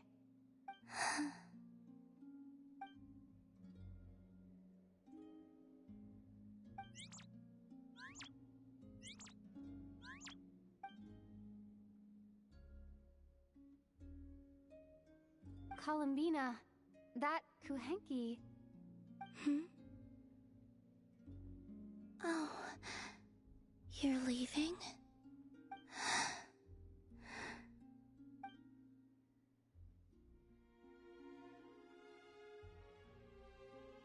Go then.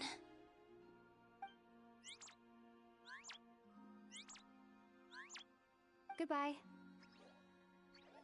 Take care. The moon can be treacherous.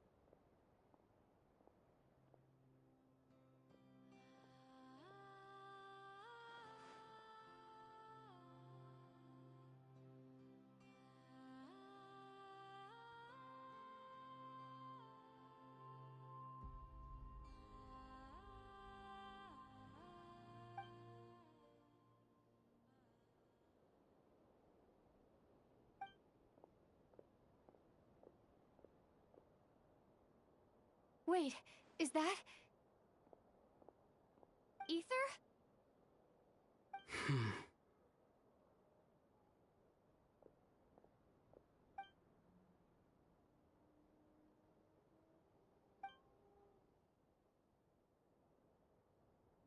Ether!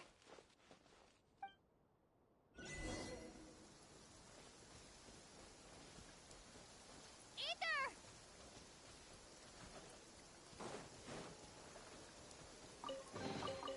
I'll keep this close.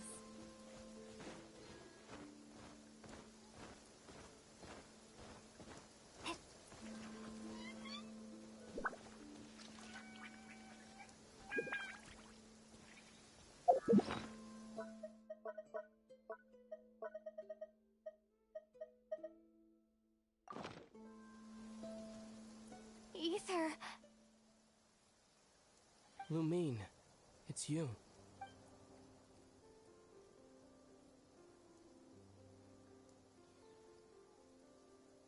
Why are you here on Hisi Island? If I told you I was here in search of the Frost Moon Scion's sacred relic, what would you think?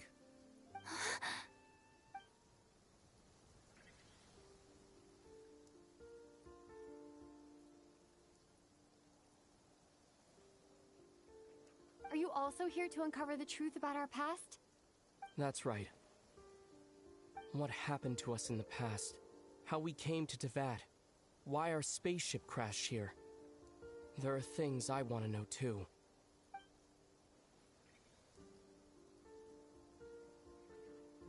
But I'm not about to sit around waiting for another 2 months to find out. Wait! Wait? But I still have unfinished business.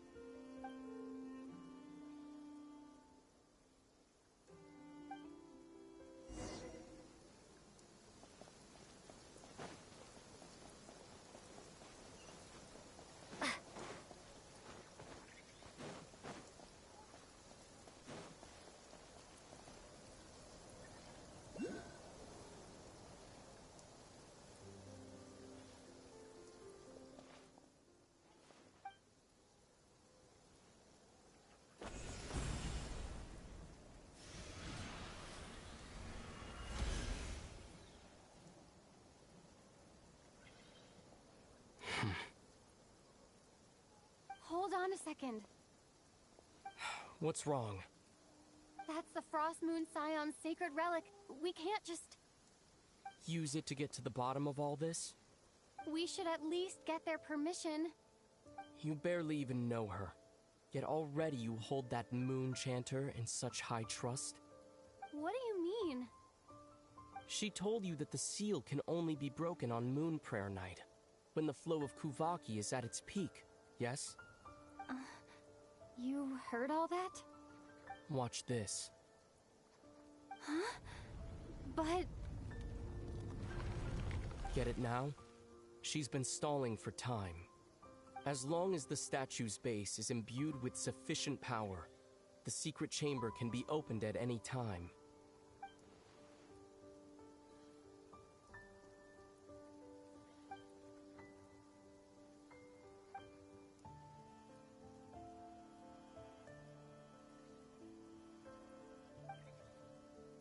Is it such a sin when I don't put all my cards on the table for you, but not when someone else is doing it? It's not like that. Is it? Ether, you've got it all wrong.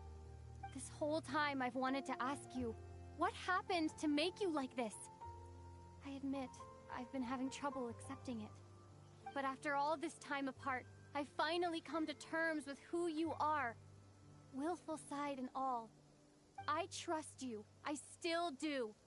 Through all the worlds we've traveled, you've always been there by my side. If there are things you can't explain yet, I can wait while the journey goes on. I'll wait as long as it takes, until the day you're ready to talk. Lumine.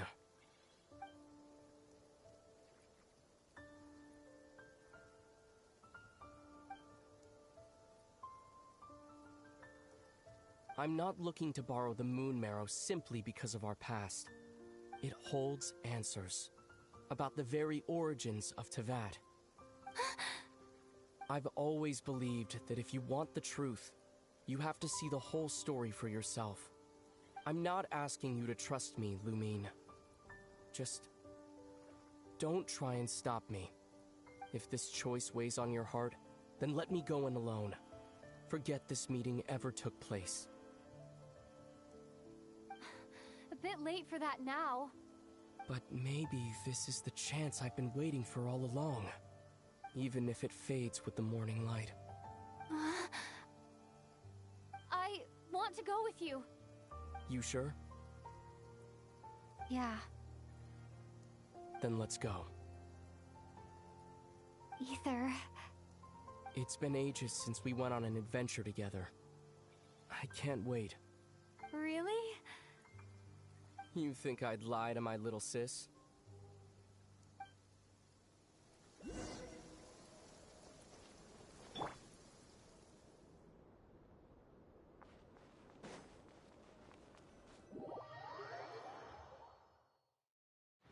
From what I understand, the path ahead is likely to be full of trials and challenges.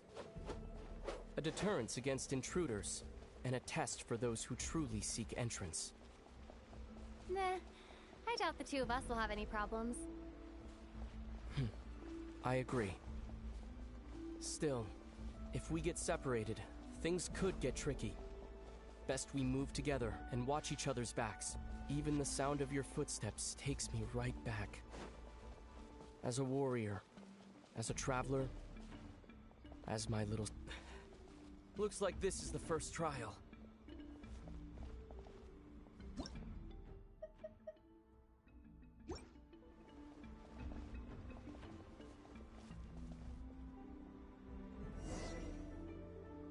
Lumine, do you understand how Kuvaki works?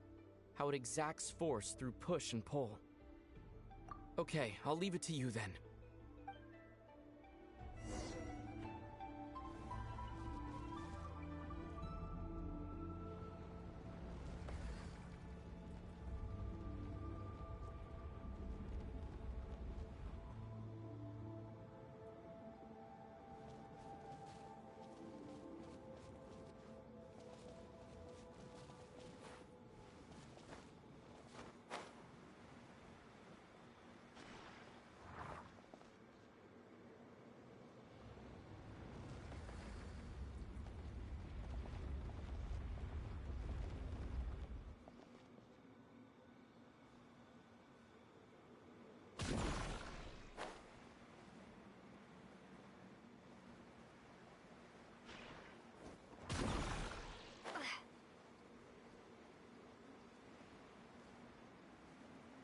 This should help Ether get across.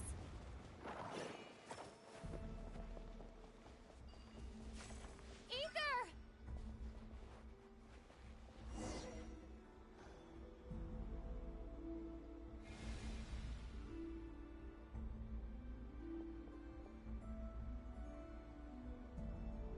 We make a pretty great team, huh?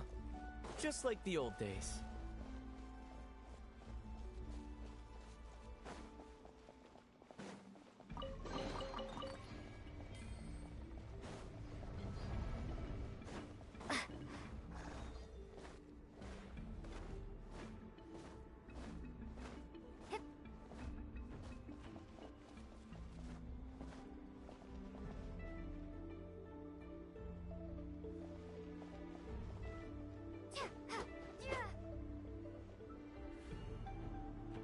A wide open space. Must be in for a fight.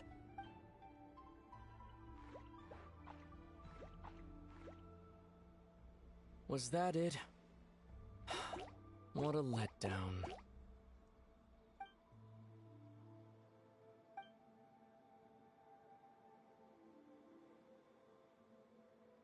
Lumine. What is it?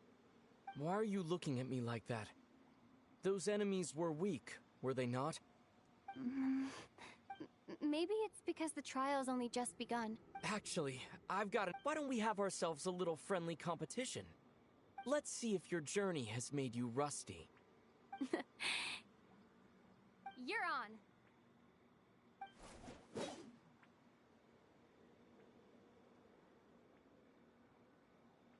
I won't lose to you, Ether.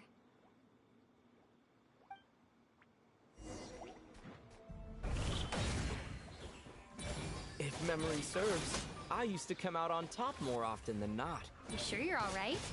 Seems your memory's slipping, Ether. Save it. We'll know who's stronger soon enough. Let's see what you've got.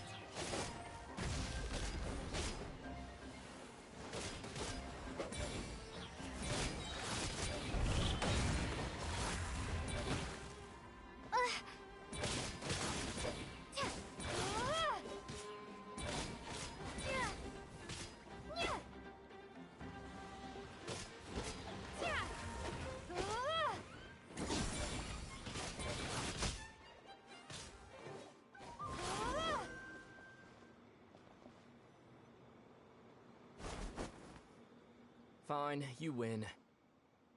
Didn't feel like you really wanted it anyway.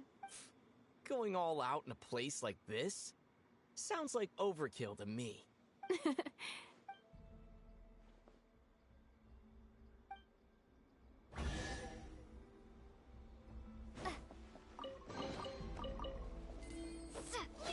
Let's keep moving.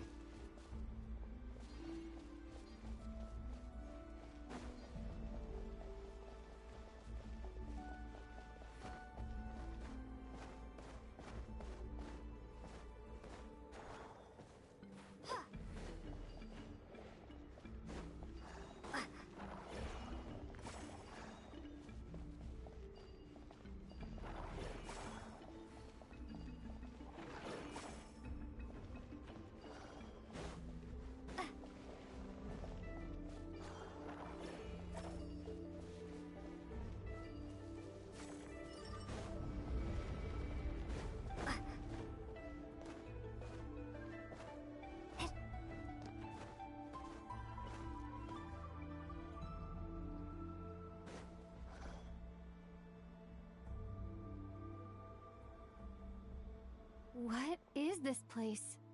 No sign of any monsters. Feels like a ritual site, but something's missing. It's a head, inside that thing that looks like a mirror. I can feel it. But maybe it's sealed within? Can you open it using Kuvaki? Apparently not. Do you think it might have something to do with the Frost Moon Scion's bloodline? Ether? If this is about strength of blood, what could possibly stop us? Let me give it a try. Why don't you check around for other clues? Sure.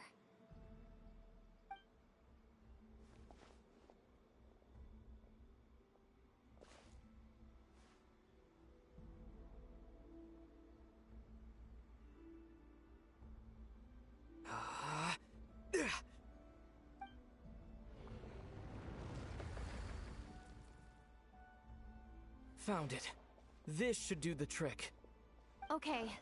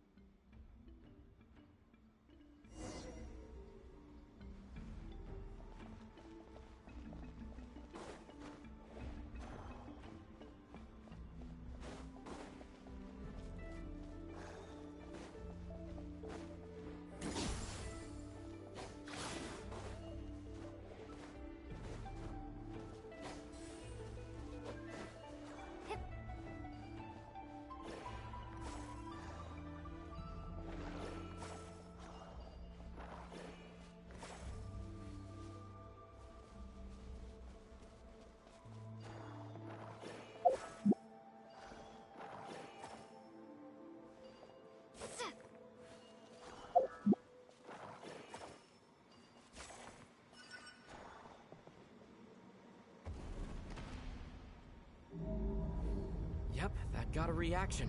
That's one down.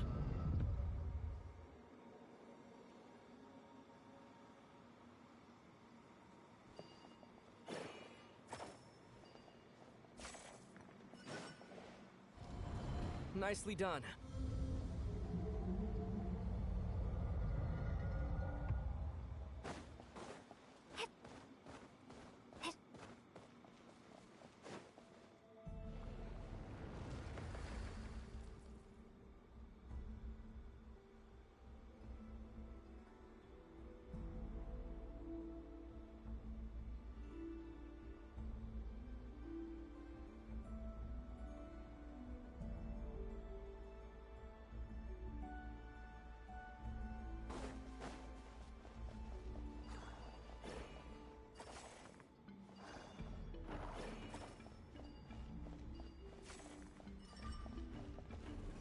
You've got this. One more to go.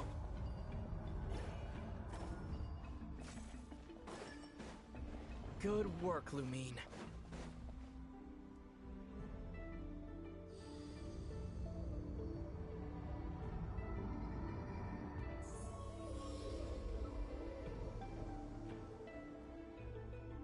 The door's open. Come, we must be close.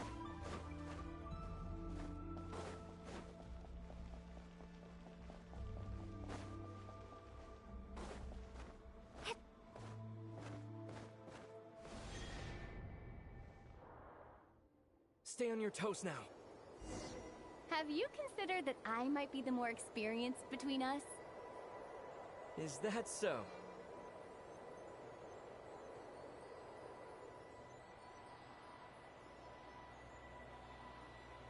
So, will you be heading off again after we're done here? Maybe. Maybe not. Another cryptic response. Don't worry about things that haven't happened yet.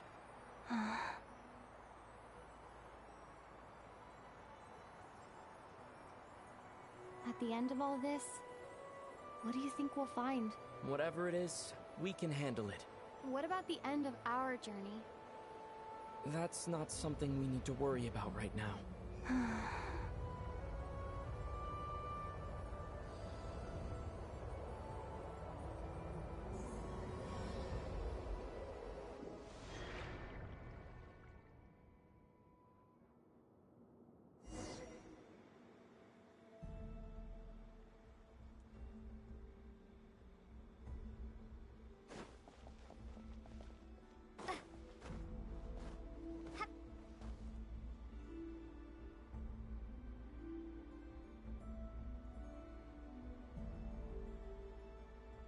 Looks like the final trial is just up ahead. Ready for battle?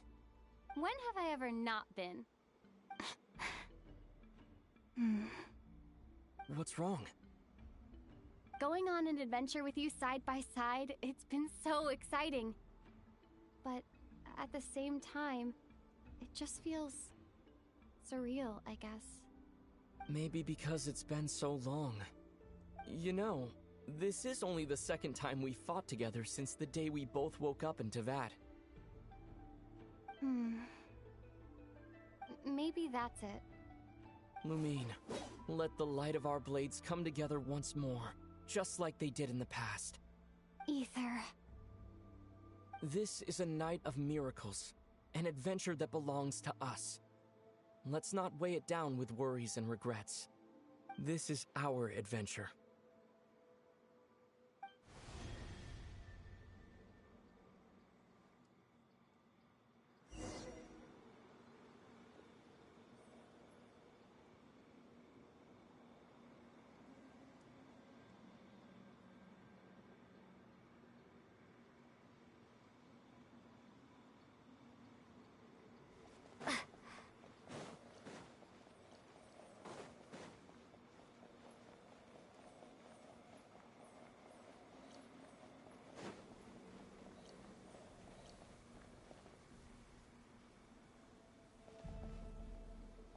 Here goes nothing. Prepare for battle. Stay focused! Dodge its attacks! Don't forget to heal yourself!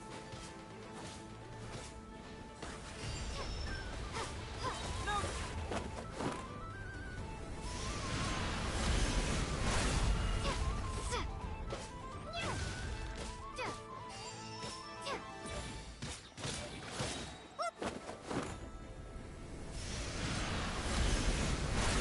Watch out!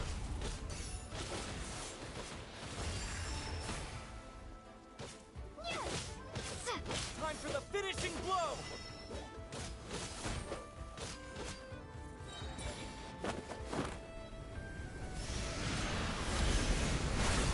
Stay focused!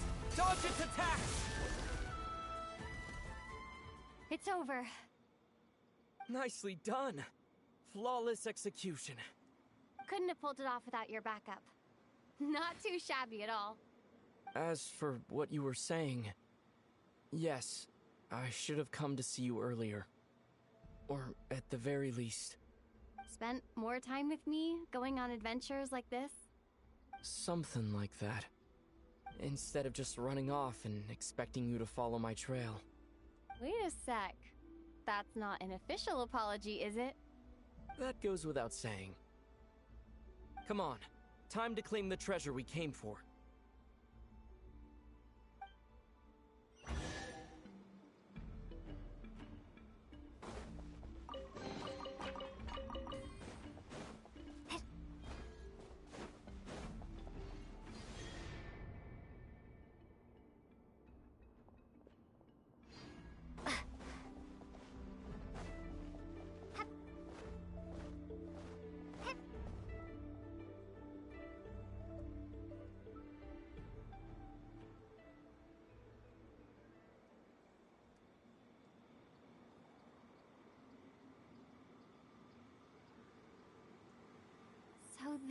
the moon marrow, the treasure we've been after. All right. Go get it for me, Lumine. It belongs to me.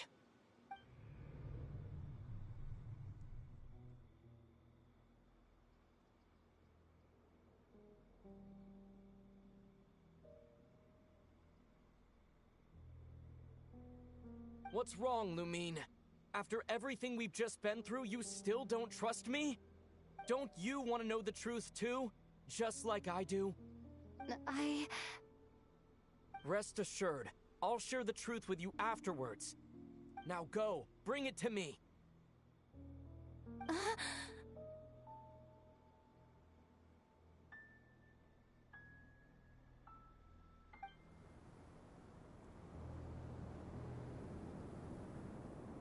What's going on?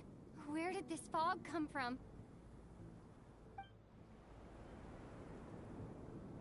Ether! Ether!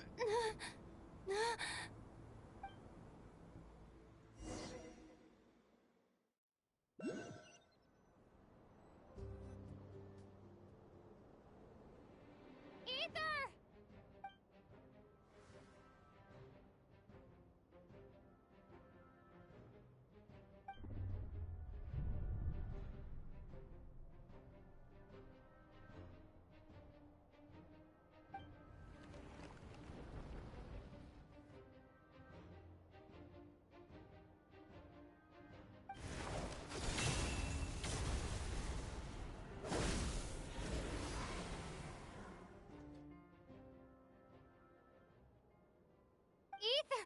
Huh? Huh? What are you doing here? Yes, we ran into each other at the flagship this afternoon. I'm honored you still remember.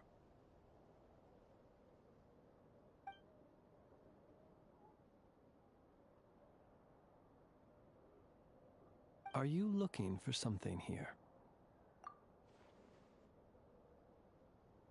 And you just happened to end up surrounded by the Wild Hunt. Sorry, I did not intend to come off as pointing fingers. Indeed, perhaps our courses of action do not differ so greatly. Not exactly. We Lightkeepers are accustomed to patrolling at night. A long-held tradition, you understand. I was just passing by when I noticed that the Wild Hunt had struck. So I simply did what I am duty-bound to do. As a matter of fact, I just saw someone leaving in quite the hurry. Was that your companion?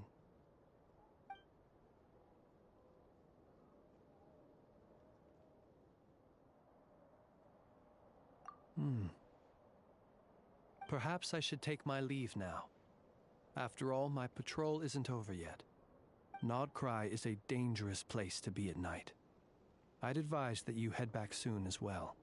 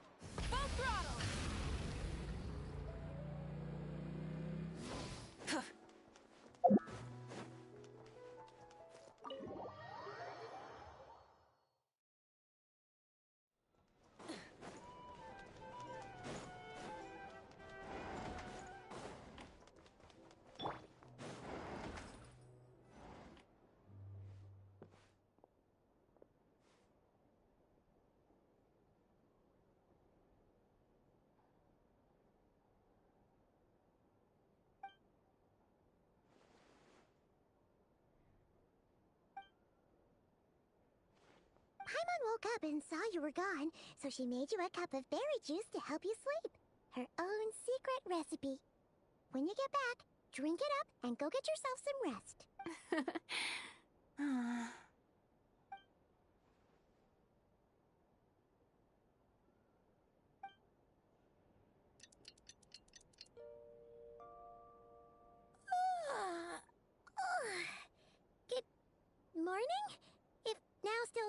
morning. When did you get back last night? Did you sleep well? So, where'd you wander off to on your midnight stroll? Anything? Oh, really? Come on, don't leave Paimon hanging.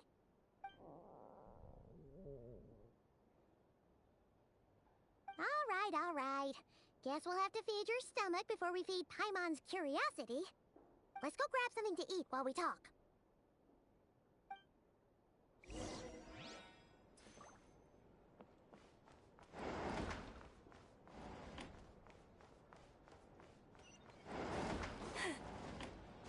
Our drink recommendations? Well, for starters, I recommend you drink less.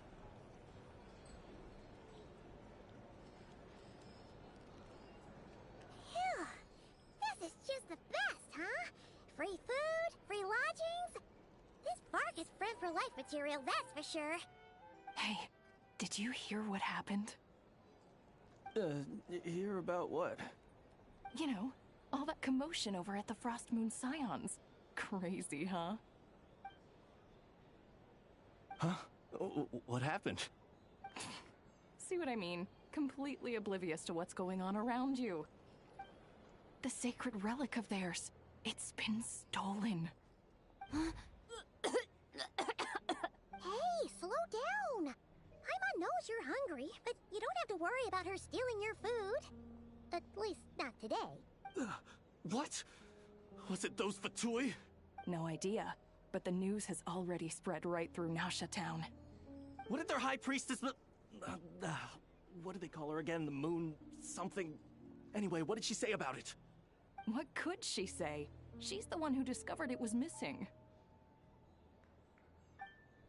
She was in Nasha Town first thing this morning, hoping to launch a joint investigation with the Voynich Guild. Whoa! Did you hear that? Lauma and the others, their sacred relic's been stolen! Who in Tivat would even have the nerve? Paimon bets it was that bunch of good-for-nothing, rule-breaking, troublemaking Fatui!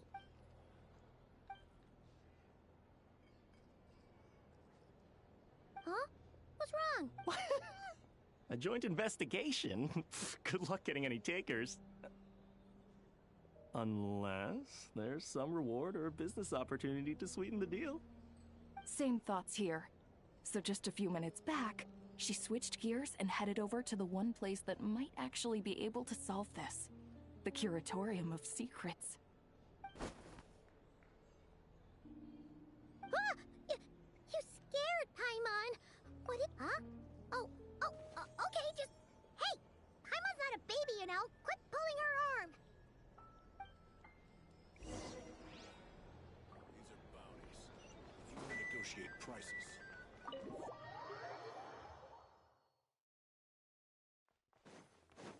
Receive my blessing.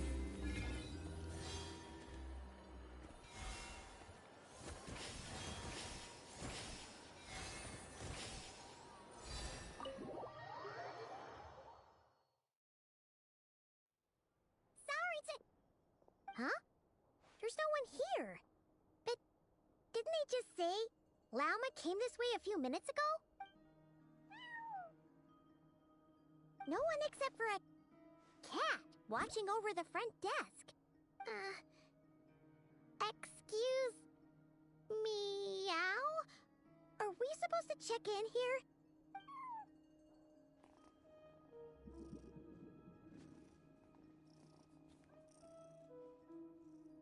No idea what that means. Is this Lauma's personal receptionist or something? Pretty sure she'd be the only person who could actually understand it.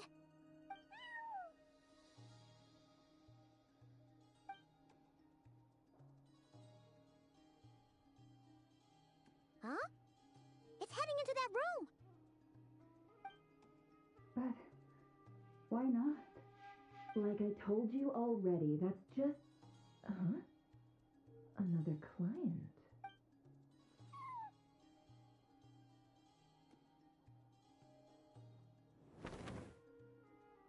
Ah! So, you were in this room the whole time? Something I can do for you. Traveler. Paimon. Oh, you're acquainted then? Yes. They visited Hisi Island yesterday. We had dinner together. Allow me to introduce you. Traveler, Paimon. This is Nefer, boss of the Curatorium of Secrets. Pleasure to meet you. They are travelers who arrived in Nodcry just yesterday. Greeted by the birds and beasts of this land, they are kind-hearted souls who walk in the moonlight's glow.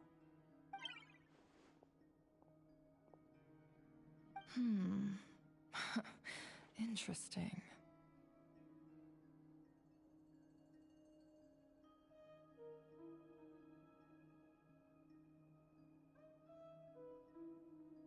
Thank you, Lauma, but you need not have introduced them. They are great heroes, renowned throughout the nations beyond our borders. Oh, really? Do not forget, I deal in information. Just because most people in Nodcry pay scant attention to foreign affairs, that does not mean the same goes for the Curatorium of Secrets. They're the heroes everyone was talking about before. The ones who saved Natlan during the Abyss crisis.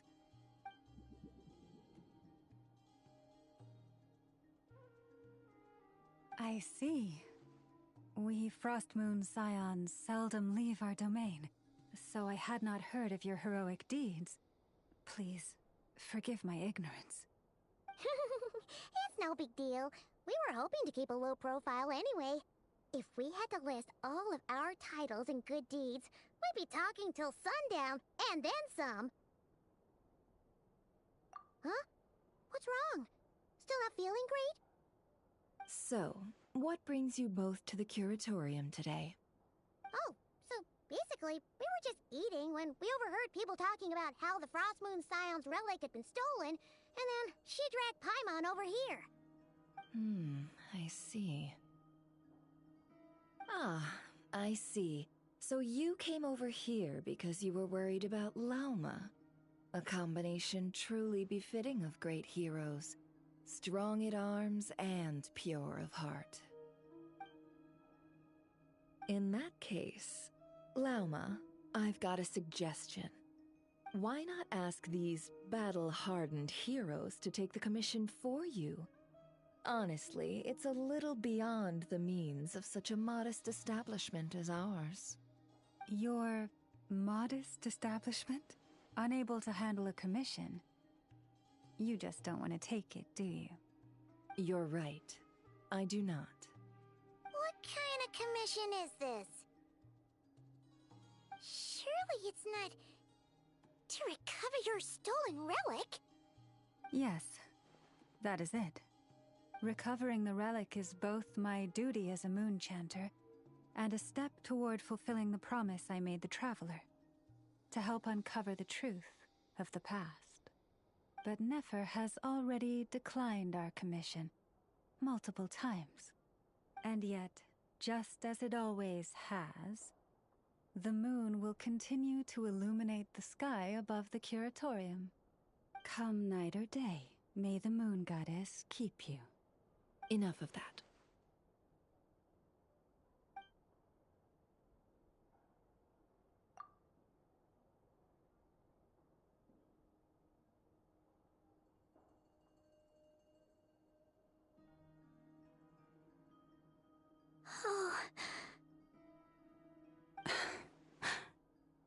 So, according to her, she never came into contact with the relic. So she suspects her brother may have taken it. I understand. The Frostmoon Scion's secret chamber has remained hidden from the world for generations. But the reason outsiders are forbidden entry is not only to prevent theft. Within the chamber lie ancient trials, challenges designed to test the worthiness of those who enter. To intrude without rightful cause is a most perilous act indeed. So please, don't be too hard on yourself. The fact that you made it through those trials proves your right to stand before the relic. To put it simply, the moon marrow itself has deemed you worthy. No. Your honesty tells me everything. You never sought to take the moon marrow for yourself.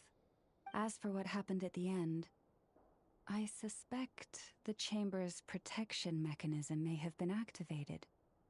Among those who entered the final chamber, there was either someone with impure intent, or else an abyssal presence. The abyss? Perhaps that's why, then. Either way, and... Perhaps that's why, then. Either way, the moon marrow was taken. See? And... I believe you. So the problem remains the same. I need to recover our relic. See? Didn't I tell you it would all work out in the end? But before everyone starts celebrating, forgive me for asking just one more thing. Are you absolutely sure your brother took the relic? What do you mean? Weren't they the only ones inside at the time? Who knows? Think about it. After your brother broke the seal with abyssal power, what was to stop someone else from following you in there? In theory, nothing. And as it just so happens, I received a tip-off from one of my sources earlier this morning. Word is, today of all days, the Fatui suddenly called off their search for the relic. What? Huh? Why? Well, either they woke up this morning and suddenly decided they'd lost all interest, or... Exactly.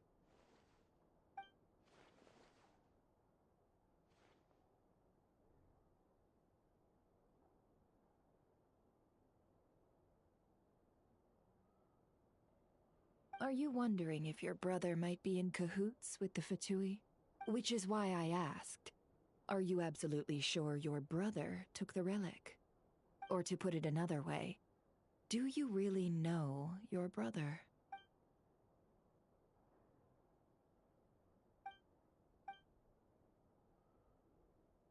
In other words, it's highly likely that the Fatui already have the moon marrow. So, basically, all we need to do is find our way into that Fatui research facility, and we should be able to get to the bottom of this, right? Congratulations, you've found your answer. Looks like the curatorium won't need to lift a finger this time. Well, Lauma, there we are. On behalf of our long-standing cooperation and the great hero by your side, I'll waive your consultation fee. But just this once. You're really not planning on helping us? I think I've helped more than enough already. If we're to stand any chance of infiltrating that facility, we'll need the help of a specialist. Just so you don't get the wrong idea, let me make myself crystal clear. The Curatorium of Secrets has always striven to abide by a policy of strict neutrality. We do not take sides with any faction in Nodcry. I cannot help the leader of the Frostmoon Scions sneak into a Fatui facility. That would make me their enemy. When one of their harbingers asked me to help them infiltrate your territory, I gave them the same answer. No. All right, I understand. But I do have one final request. I promise it's my last. It had better be. No matter who it is, I want you to help us persuade the next person who walks through that door to join us. What is she up to? You're that desperate for help? What if it's a member of the Fatui? It doesn't matter. You're welcome to tell them everything, even about our plans to infiltrate the Experimental Design Bureau. All I'm asking is for you to say one thing, just one thing to help persuade them. If you do that, I promise I won't ask you for anything else. Made up your mind? Fine. Fine, I'll play along with your little game. Besides, as long as I'm not personally involved, no one can accuse us of taking sides. Boss, I'm back!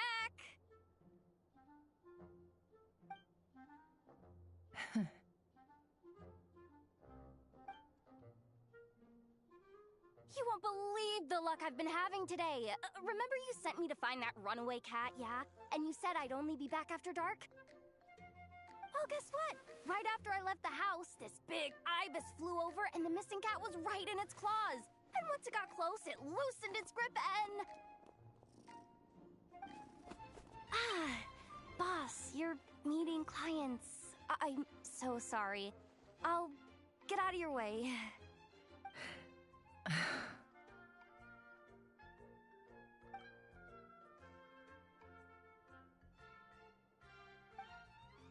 Yehoda, dear, come here.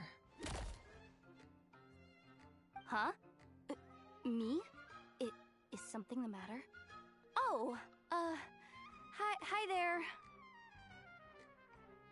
My dear Yehoda, I have a request. Yikes! Why does the boss sound so scary? Did I do something wrong? Would you be so kind as to accompany these 3 delightful clients of ours and help them infiltrate the Fatui's Kuvaki Experimental Design Bureau? What is going on here?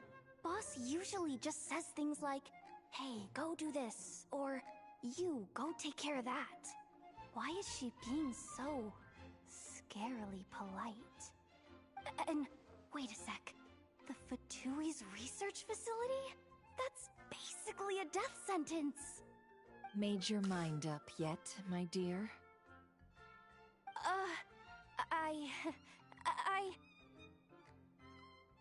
What is up with Boss today? Am I supposed to say yes to this?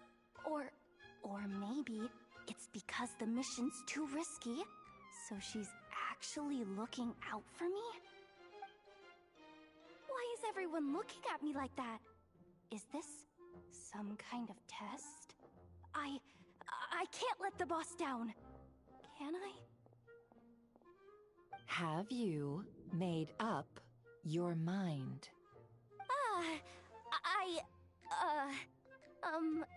That's... Sure, why not? Really? You really don't mind helping us? Huh? Oh, yes. I mean, no. Of course, I guess I do. Oh, thanks so much! We owe you big time! On behalf of the Frost Moon Scions, too, thank you, Yehoda, for your help. What the? Seriously, what just happened? Why does the boss look so fed up? Oh no. Was I supposed to turn them down? All that mentoring, time spent teaching her how to deal with different factions. In one ear and out the other. Never. You got what you wanted. You promised that was it. I know this goes against your principles. I won't forget the favor. Trying to get me to change my mind now? Of course not. I just wanted to say thank you. So, thank you. Oh. Yehoda, we'll leave the planning to you. Let's discuss the details elsewhere. Huh? Oh, okay. Oh, what have I gotten myself into? Oh, by the way, Yehoda, before you go... What is it, boss? You're fired. Huh? Effective immediately. As in, this exact moment. The curatorium will take you back, of course, but only once you've completed this commission for our 3 clients. What?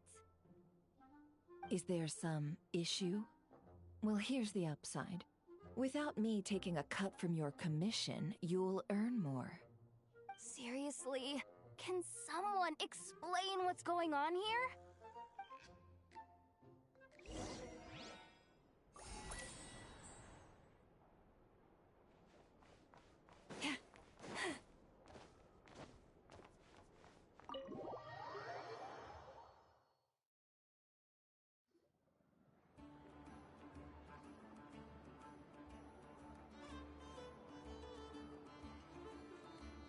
Are we sure Yehoda's alright? She looked totally crushed just now. She'll be fine. She's just in shock. But one thing's for sure. The Curatorium's professional standards are beyond question. The fact that she only requested 1 day to prepare says it all. As an apology, I'll ask my animal friends to help her out more often in the future. Also, thank you for being honest with me. It means a lot.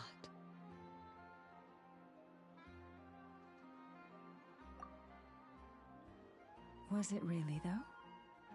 As far as I see it, trusting your family is never wrong. In this case, let's call it a misjudgment. But the truth is, we all make mistakes every now and then. What matters is how we deal with the consequences. So, in return for your sincerity, there's something I'd like to share with the two of you as well. Oh? What is it? Perhaps it is something best said under the moon's gentle light. Would the two of you meet me on Hisi Island tonight?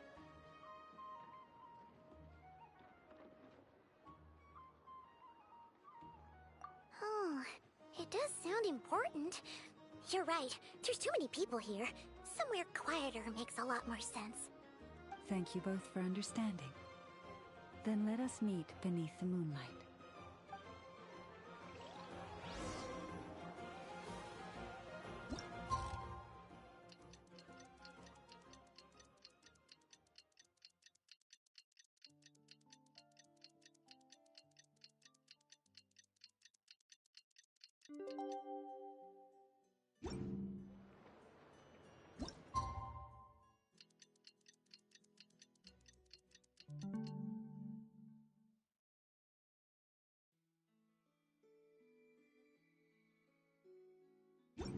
It's about time, and the moons are...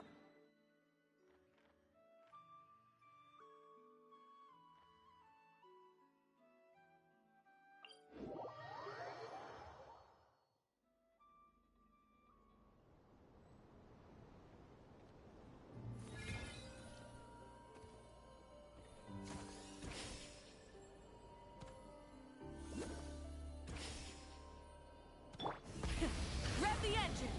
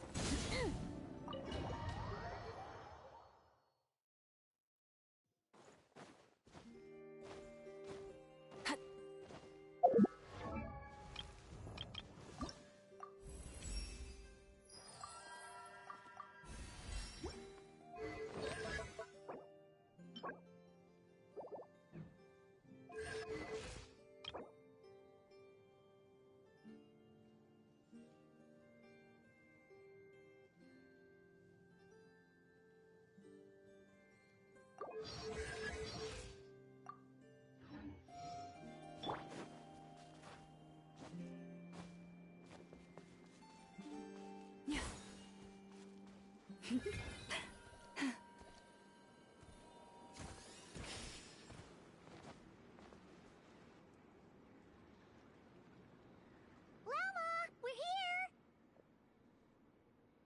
Huh? Llama, are you... praying? I am indeed.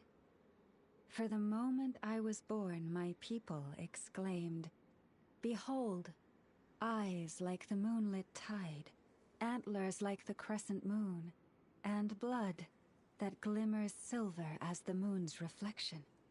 From as far back as I can remember, I was revered as the Frost Moon's emissary, and the Moontide Maiden. The first words I ever learned were prayers to the Frost Moon. The first gestures, those of our sacred rites. Wow, that must have been tough. Back then, I didn't know any better. It all just seemed so natural. The Frost Moon Scion's bloodline has long since begun to run thin. Nowadays, even those of us with antlers are few and far between, let alone those attuned to the power of Kuvaki. But I...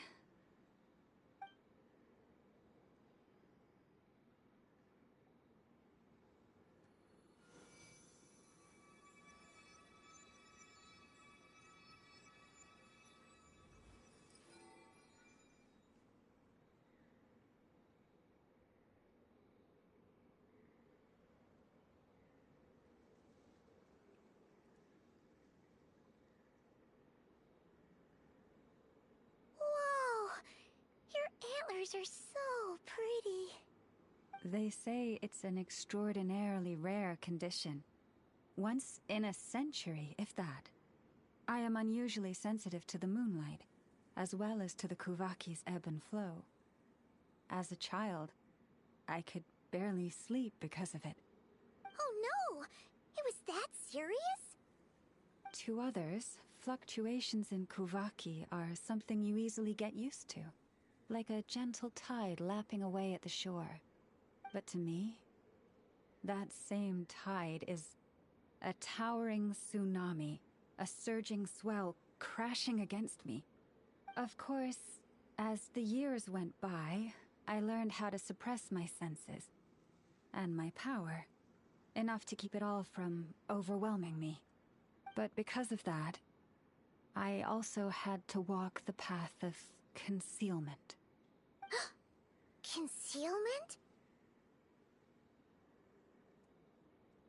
From the moment I was first taught to pray, my kin would point up to the night sky telling me, that Lauma is the Frost Moon, the last of the moons, the sole surviving truth. But I would ask them in response, why? Why can't I feel anything from it at all? Later, I came to understand that they simply could not tell where the real tide was coming from. They couldn't sense it. The true moon, beyond the sky's veil.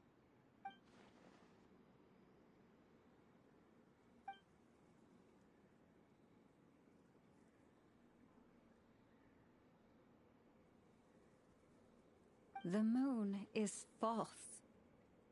I reached that conclusion long ago. But there was no one I could tell. Not a single soul. At least, not until now.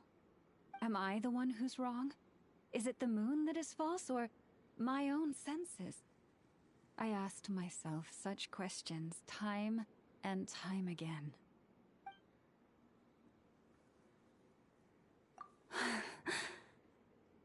Thank you. When you called yourself a descender, I had a feeling you might be able to confirm what I had always suspected. And now that you have, it's exactly as I imagined. I feel relieved. Oh, Paimon kinda gets why you couldn't tell anyone now. It's not easy to change people's minds on something they've believed for hundreds of years.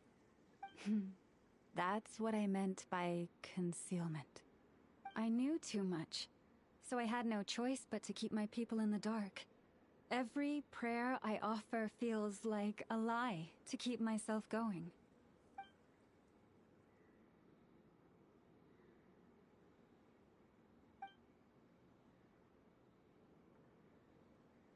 You've already met our Kutar, haven't you? Huh? When was that? And, more importantly, when were you planning on telling Paimon? Ah, no wonder. What did you think of her?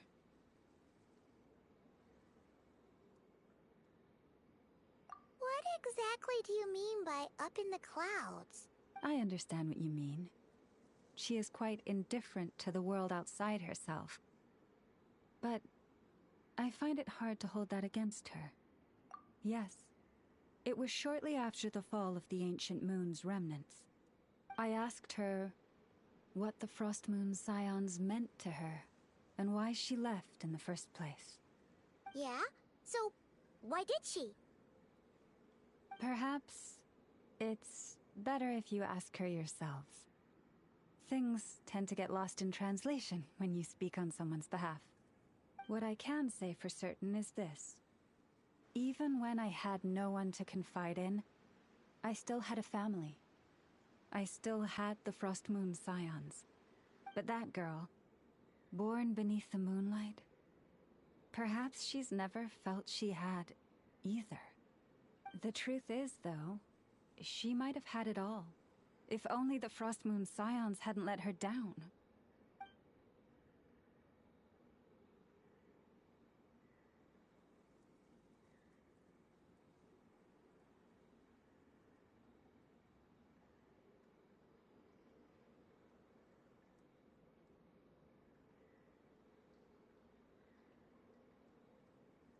The Frost Moon Scions now walk a path of error.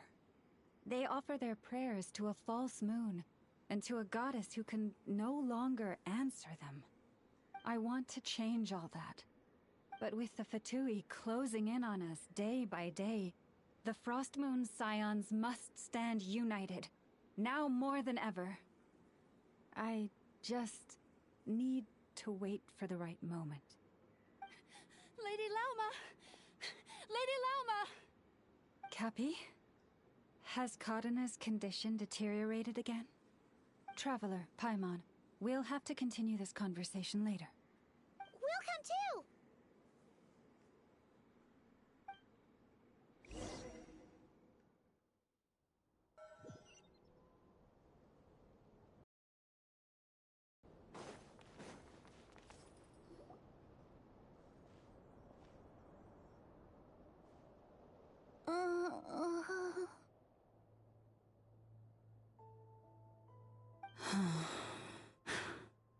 Why?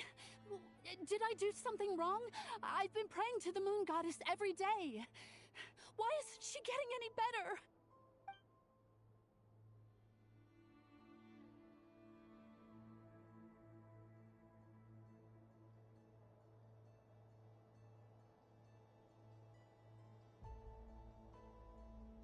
Cappy, I need you to wait outside.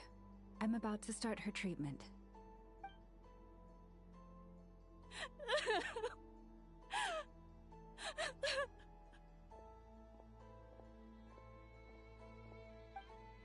Is there anything we can do to help? Just don't be alarmed by what you're about to see. And please, don't let her mother see it.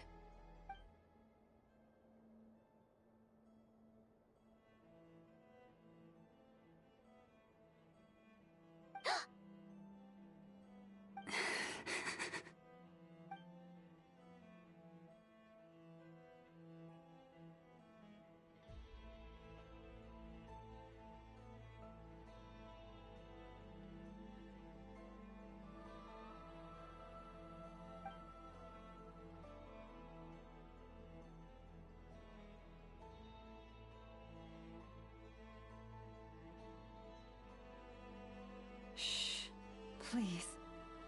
Help me keep this a secret. She looks much better now. But, Lauma, was that? A medicine prescribed by a local doctor.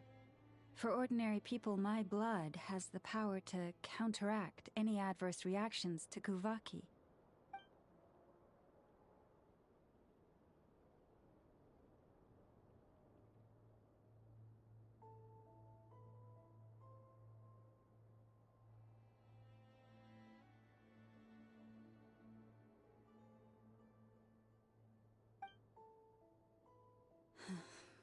So, now you know another of my little secrets.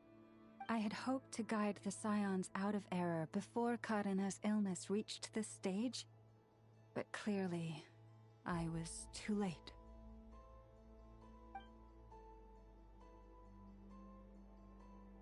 My life is as hidden from sight as the far side of the moon. Yet people only look to the bright side for guidance. If the day ever came when the two sides were reversed, could they truly accept it?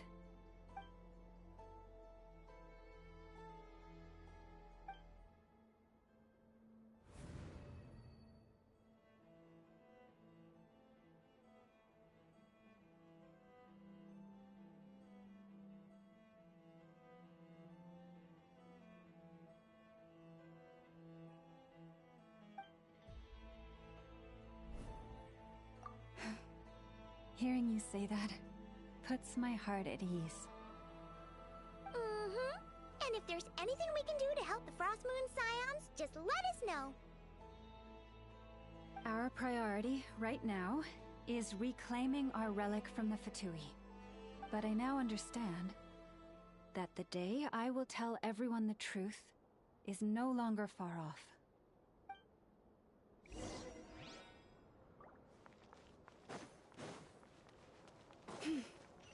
Forest, protect us.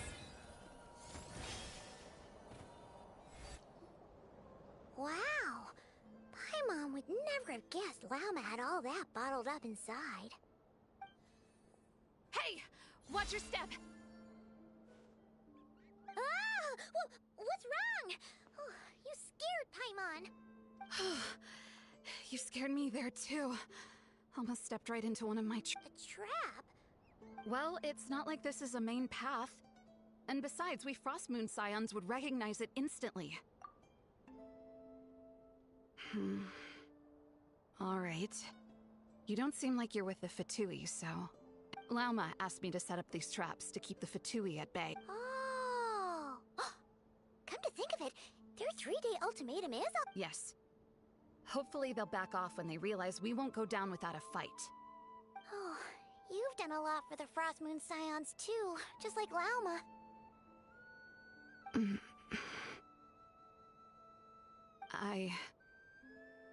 Philomena?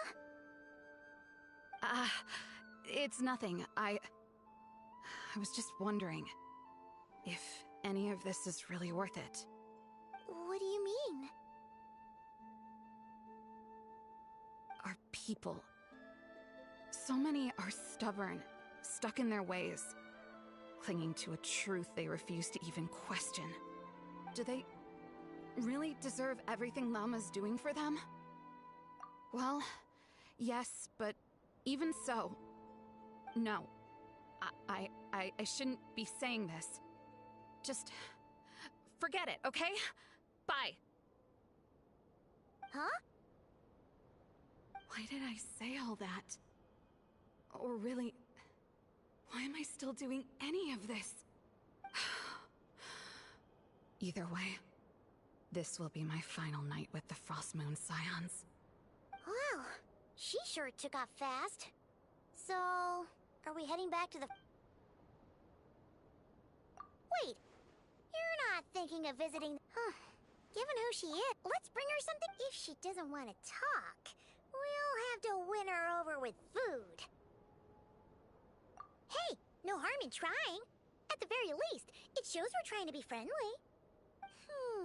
Let's see. How about Ineffa's 9.12 out of 10 berries and fried meat, the Frost Moon Scion's boon of the day, and one of your signature dishes. Your choice. Should be a good mix of meat and veggies. There's bound to be something she likes.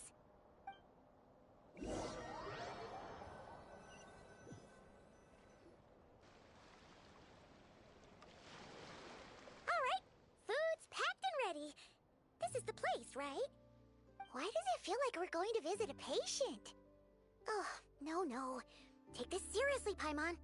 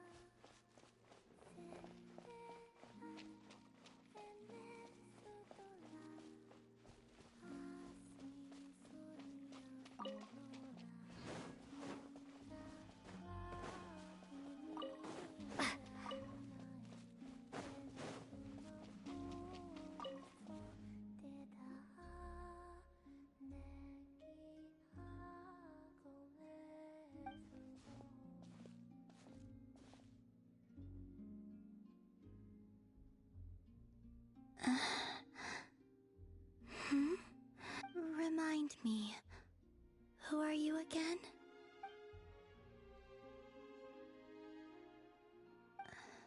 A different one floats by your side today. A different one? What's that even supposed to mean? Oh, there goes Paimon's perfect conversation starter. Hi there! Paimon is Paimon, and this is the Traveler.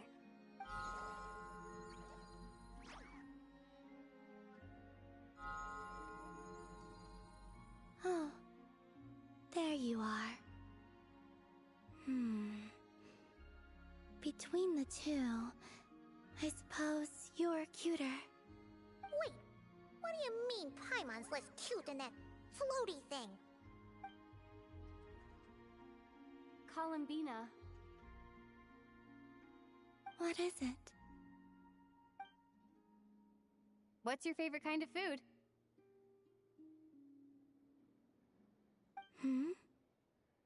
Is this a treat? Or an offering? Let's go with treat. Anyway, this is all the Traveler's cooking, so please, help yourself.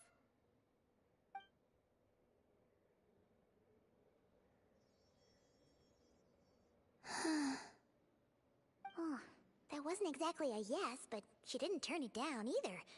What could she be thinking?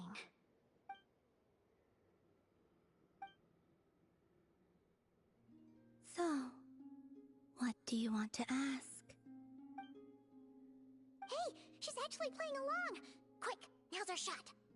You know the moon in the sky isn't real, don't you? I know there is only one moon in the sky. It is simply that some can see it, and some cannot. What does it mean to you?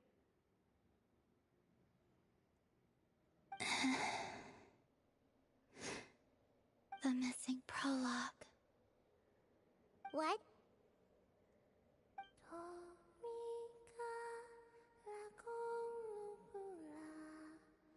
Huh? What does that mean? Isn't she going to explain herself? Can you tell me more about that melody? You were humming it last time too. It must be important to you.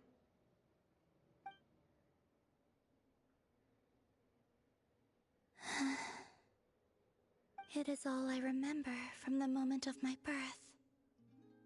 A melody. A few lines of lyrics. Like a lullaby from a foggy dream. Oh, so who was singing it? I do not know. I have nothing else. Just that song. Huh? And the Frost Moon Scions who found me. They had nothing either, but hope. Before I even knew what was happening, they were already calling me their goddess. And I had no reason to decline. Like two lost infants unknowingly exchanged, I adopted their faith, and in return, they adopted me. But my adoption drops you into the story halfway through. What came before was scribbled onto the wrong pages, never even bound into the book. That sense of something missing only served to nurture their greed and doubt. And thus, I came to realize that this place was never truly my home. Greed and doubt?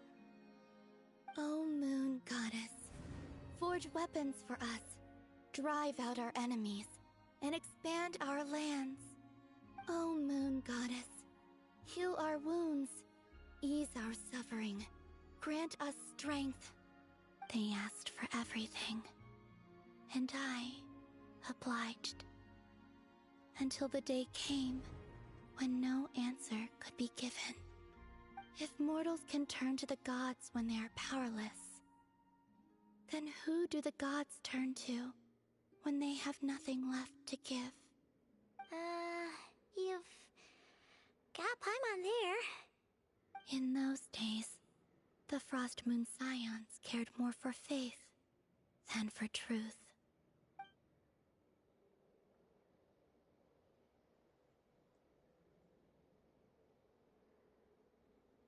Reality rewrote the sky in words I could not understand. I did not want to read a tampered version, so I simply stopped looking. The real beginning of my story lies up there, on the moon, forever beyond my reach. Like a message carved for blind hands, sealed away where no fingers can find it. Huh. So that's how it is.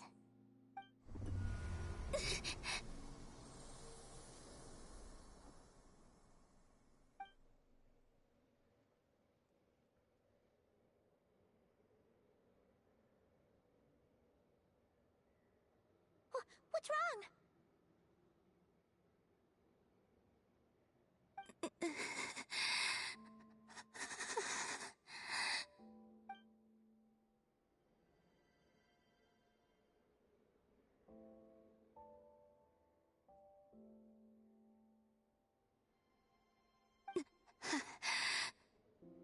You should go. What, now? But you really don't look well.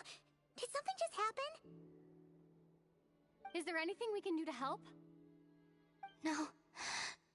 Aside from answers, I have nothing else to give you in return. This is the price of running away from home a second time. Running away from home?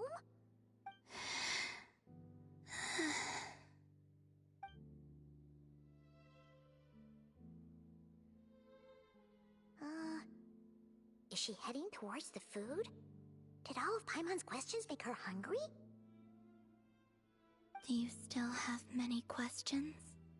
I know I should offer more in return for your kindness, but I'm feeling a little worn out.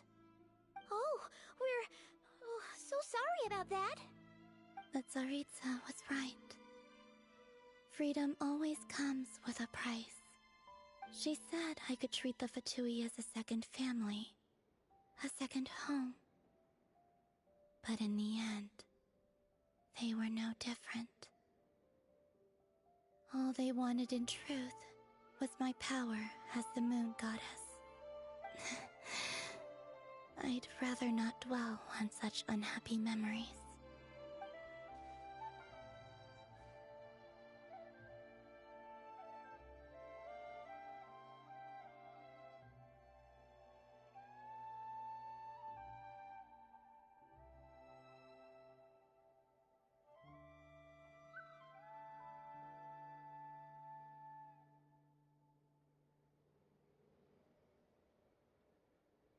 I have fulfilled my promise to the Tsaritsa, though it has used up much of my power. So you see, this has nothing to do with betrayal. So, you're just staying here for now, resting and recovering your strength? Yes. What about these flowers? They have grown in Nodcry for many generations. They're highly sensitive to the ebb and flow of Kuvaki.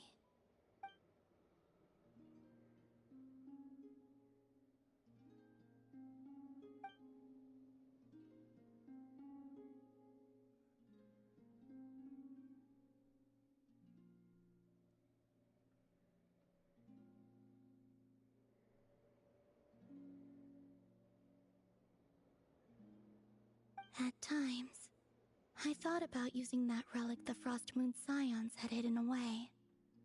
I could sense the power within it. But going out is such a hassle. People might see me, and I promised Lauma I wouldn't show myself to anyone. Besides, I know it's gone now anyway. Really? Lauma asked you to stay in hiding? Uh-oh, she's looking back at the food again.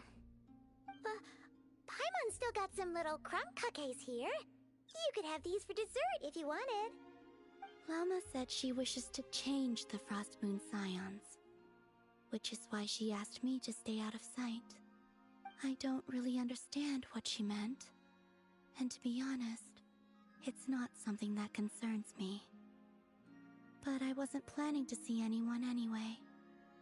If they found their way here themselves, that's hardly my fault.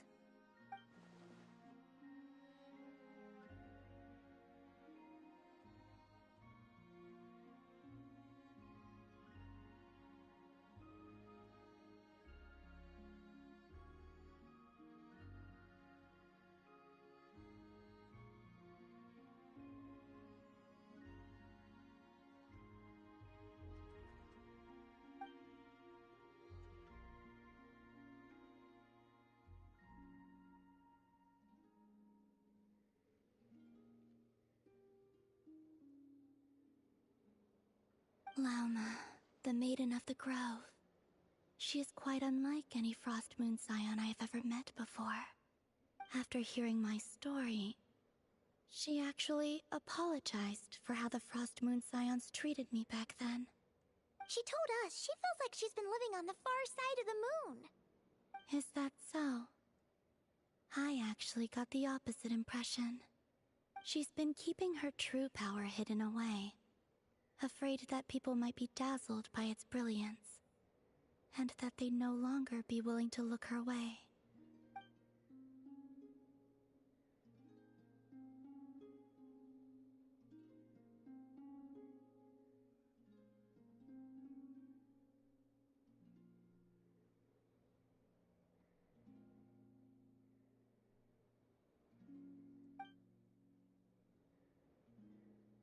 So, what do you wish for now?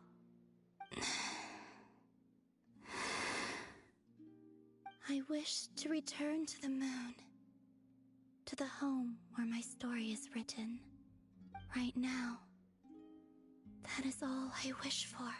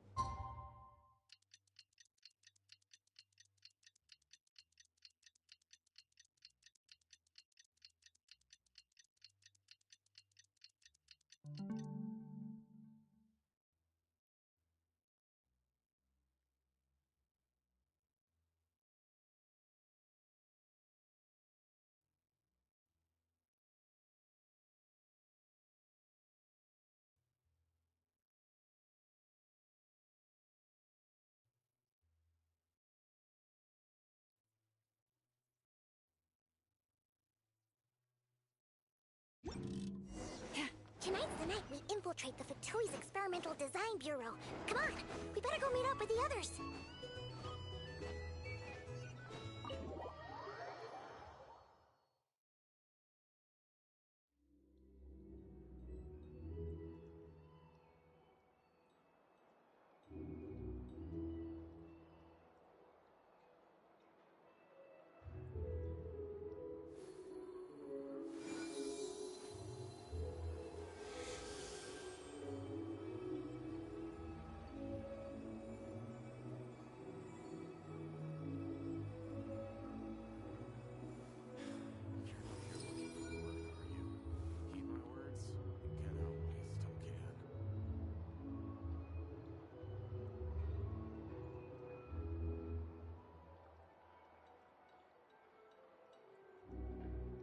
If ever you find that the animals in Nodcry behave in ways you do not understand, just ask me and I will explain.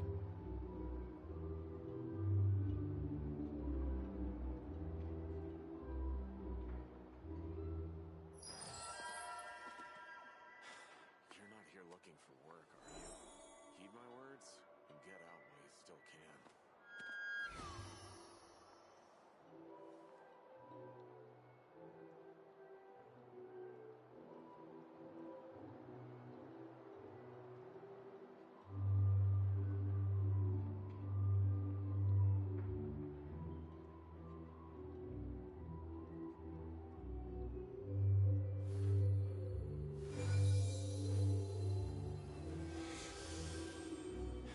You're not here looking for work,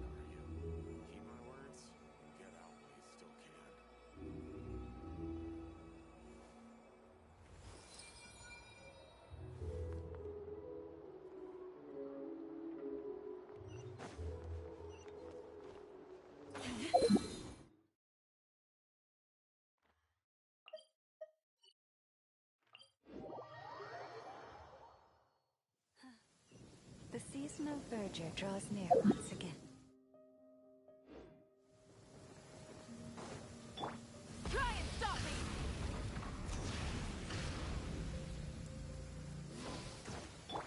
You poor lost lamb.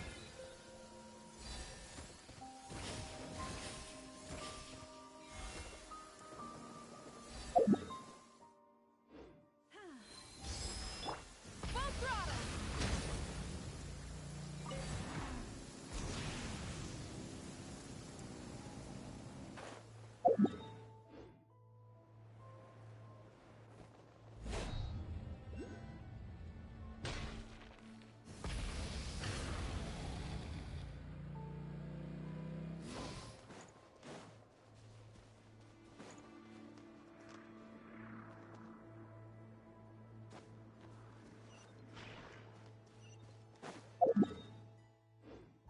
Try and stop me!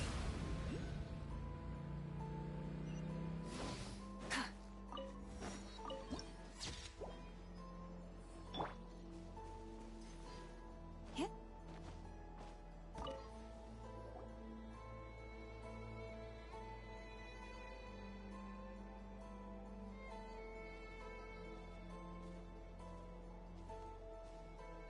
Huh? How come you're here by yourself, Llama? Where's Yehoda? I haven't seen her. Seriously? Don't tell Paimon she's ditched us on our first mission together. I don't believe so. Nefer and I have our differences, but that shouldn't interfere with our shared objective. Recovering the relic is my duty. But as far as she's concerned, there's plenty to gain here too. In Nodcry, it's common knowledge that the Curatorium has a nose for profit and opportunity. The same way aphids flit from flower to flower in a never-ending quest to make honey. Huh. Sounds like you know her pretty well. Still, Yehoda sure is taking her sweet time.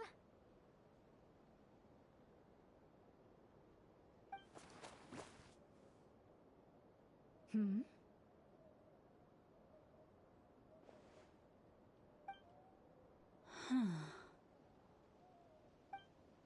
I believe we may have misjudged and underestimated Miss Yehoda. Huh? What do you mean? As a former employee of the Curatorium, I'm confident that she possesses both professionalism and integrity in ample measure. Huh? Ah! What was that noise? The sound of a wavering conscience, perhaps? Ah! Whoa! Something just fell down. Hello, everybody! What kind of an entrance is that? Wait a second. Have you been hiding nearby this whole time? Yeah. I was just, scouting things out from up high. Darn it. How did Jane Doe even notice me up there?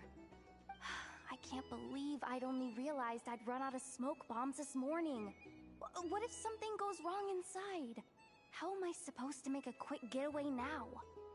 Thought I could just hang back and wait for the clients to get cold feet. But nope. Turns out they're all completely fearless. Don't they know how scary the Fatui are? Really sorry, everyone. Truth is, just as I was heading out this morning, I discovered I'd run out of a super important, completely essential, absolutely indispensable piece of equipment. So, what are we gonna do? Well, as I see it, there are two options. Plan A is we take a detour to Nasha Town to restock, though who knows if any shops will still be open this late. Plan B is we call it quits right here, disband the team, and I'll go home. My place is only like a 10-minute walk from here, so... Personally, I vote Plan B. Bada bing, bada boom! Maximum efficiency, minimal effort. try to solve your problems by running away.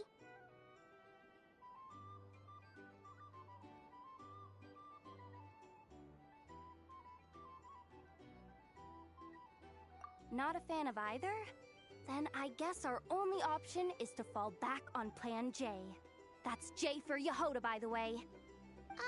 Why didn't you just tell us that was an option in the first place? Come on, that would have totally ruined the surprise. Boss pulls this trick all the time, and it's always the clueless ones who end up praising her to the skies. Feels like you just threw shade at a whole lot of people. I have faith in your professionalism, Yehoda. You don't need those flashy tricks. Your abilities alone are more than enough to earn our respect. Huh. This Jane Doe sure has an eye for talent. Speaking of which, maybe it's time I started calling her something nicer? You really mean that, Jane? I mean, Lauma Doe? I do. I'll tell you what, it's not every day you get to work alongside such considerate clients. I have a feeling we're gonna make a great team. Plan J is this. We find our way in through the freight access on the facility's east side. It's tucked away from view, and security's lighter at night. I've prepared some special gadgets too, so we should be ready for anything. If we want this to go without a hitch, we'll need to work together every step of the way. So everyone, stick close behind me. Now that finally sounds like a real pro talking. Hey, you saying I didn't before? Kinda, yeah. You... Ugh. Never mind. A top-tier treasure hunter like me never lets the naysayers get to her.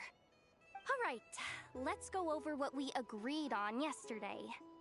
The goal of infiltrating the Kuvaki Experimental Design Bureau is to locate and, if possible, recover the relic that the Fatui stole. We also need to figure out why they built the facility in the first place. I'm worried that they've set their sights on the ancient moon's remnants on Hisi Island too. Well, now that we've got a plan, time to get this show on the road.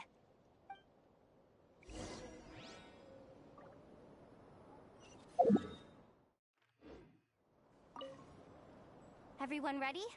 Yeah? Alright then.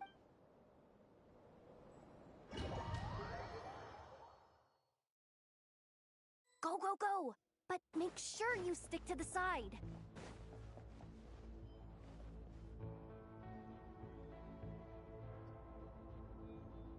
Just as I thought. There's a gate controlling access from the outside. Good thing I brought this keycard, huh? Well, technically, I stole it. But no need to tell them that, right? Blame that chump who thought it was a good idea to get wasted at the flagship during work hours. Ooh! Is it top-level clearance? Course, that goes without saying. Let me read it out loud for you. Fatui Experimental Design Bureau number 183574, maximum clearance, maintenance intern. That doesn't sound very top-level to Paimon.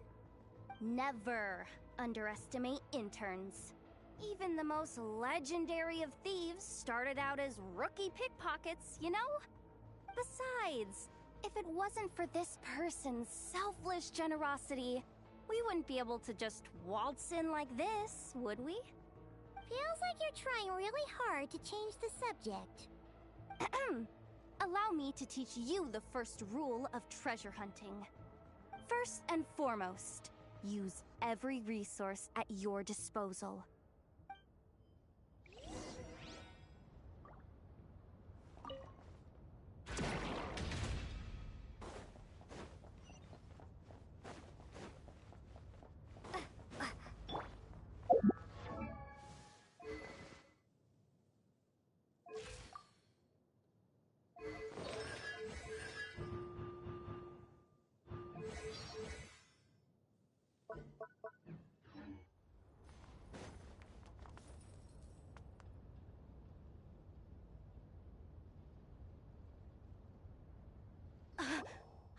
now. It's like a pair of light bulbs just lit up in my head. What did you just get? The blue light, aka Plan A, is telling me to take the path along the left side. It'll be a lot stealthier, but that might mean a bit of a detour. The red light, aka Plan B, is saying, just charge straight in. But that'll mean dealing with, like, a dozen sentry bots already powering up. Although, I might be able to switch them to training mode. Their attacks will be weaker, but we'll still be in for a fight. Can't you just put them in sleep mode? Hey, I told you, I'm just a maintenance intern. Give the new recruit some time and space to blossom, will ya? We're still pretty close to the entrance. Surely they'll call the whole thing off once they see what these bots can do. Anyway, I say we go with Plan B. Either way, I won't be doing any of the fighting, so the shorter route sounds good to me. If we can avoid fighting at this stage, we should.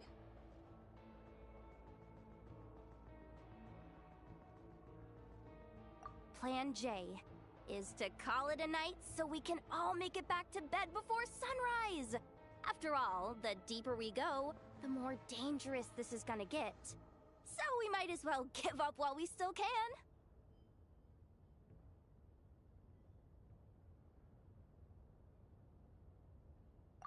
Okay, here are the bots. Just don't forget, whatever you do, don't let those recon bots spot you. Let's see. No kidding. Nefa told me about something like this before. I can't believe that dumb robot actually helped me out for once. All you gotta do is this, and the recon bots will be reassigned to another position. That way, when it's time to move forward, the path will be clear. Which reminds me, it's about time I taught you the third rule of treasure hunting. Go with the flow. What about the second one? You skipped that one. Huh? Did I? Oh geez, must have gotten them muddled again. I mean, the second rule is exactly the same as the first. Guess that's what you meant by going with the flow, huh?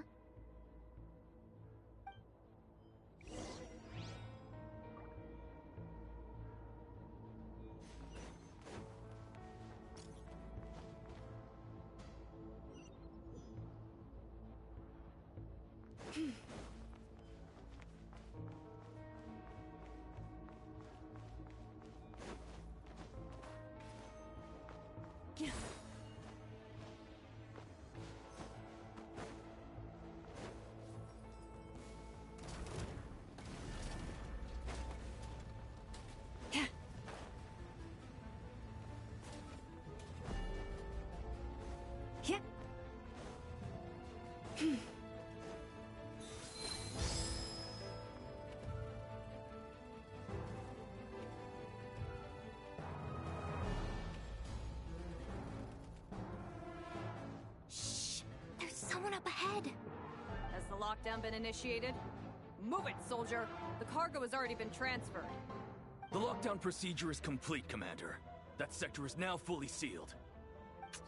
The night shift. Just our luck. Don't they usually handle deliveries during the daytime?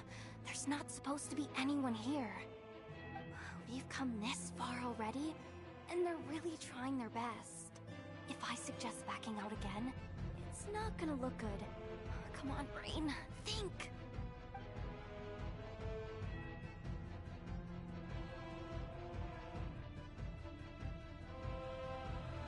Got it! The freight shaft to the upper levels. We might have a shot there. Let me see. Huh? The recon bot in the middle's not responding? A double lock failsafe? We've been outfoxed. Stay calm. Stay calm. One step at a time. Let's just find a way across first.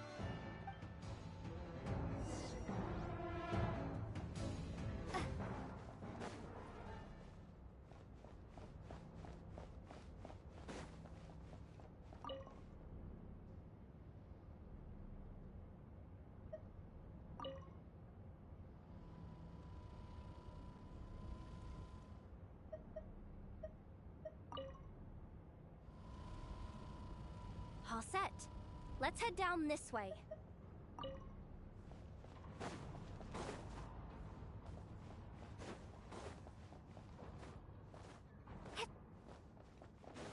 Hey! Another control terminal!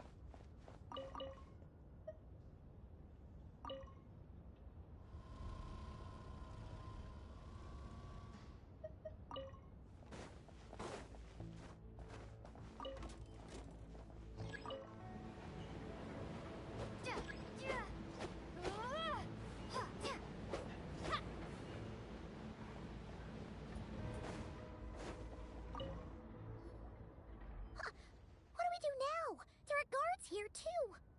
Don't worry. Bots are way easier to deal with than people. At least their behavior is predictable. First, let's find a safe spot to land. Good. That spot shouldn't draw their attention. Let's go. Let me just try something. Maybe I can use the terminal to command them to move out of our way. Security verification? With 10 questions? Are you kidding me? You really trust me that much? Fine. I'll do my best. But just to be clear, if I can't answer a question, I'm backing straight out of the terminal. No way I'm risking triggering any sort of alarm.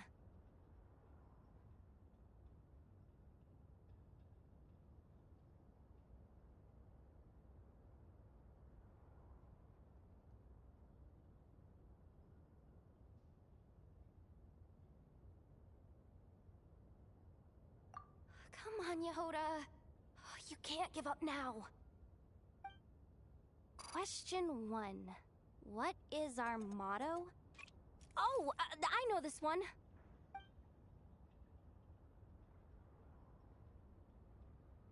Question 5. The name of the harbinger in charge of this let's go with, Sandrone. This one should be the Pale Star Edict. I've heard one of Boss's informants mention that before. Final question. Enter employee ID. And it's timed? Okay. 183574. Confirm. I actually got them all right? What a miracle! Not bad, Yehoda. Not bad at all. Guess you're an official maintenance intern now. Hey, that could be my personal plan B if I can't get my job back. Just kidding. The Fatui are awful. The bots have taken the command. They're moving off. Let's get going while the coast is clear.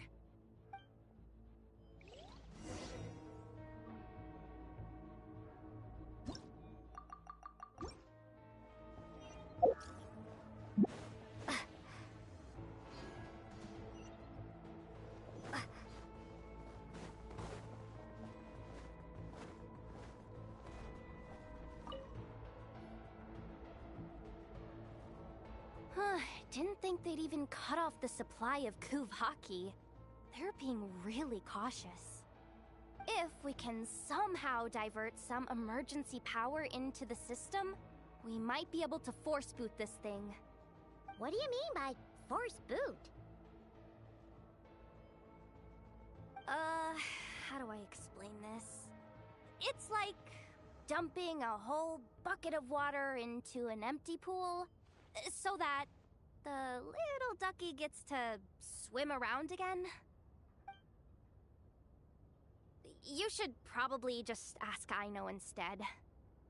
So, we just need to find that bucket of water, right? Paimon thought your explanation was great. Kinda adorable. In a childish sort of way. Hey, you could have just skipped that last part. Here, bucket, bucket, bucket. Where are you hiding? Judging from the concentration of Kuvaki, over there. Wow, You can sense that, Laumado? That's incredible.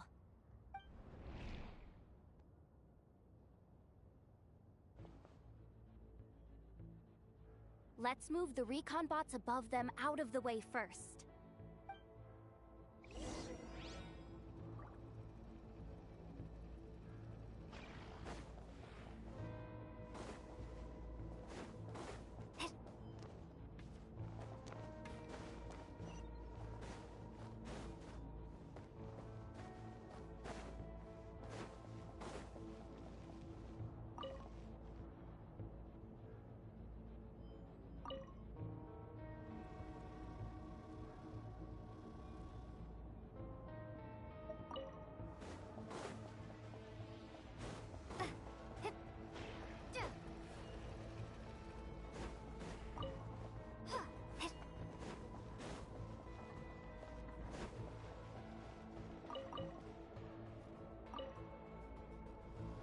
All right, that should keep the alarm from going off.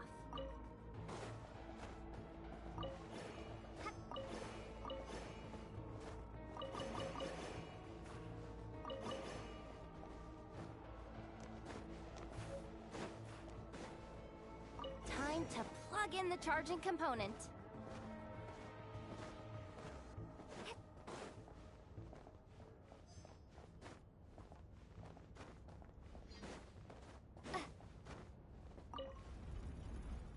Up and running at last. Let's hope nothing else goes wrong. Please, everyone, step inside.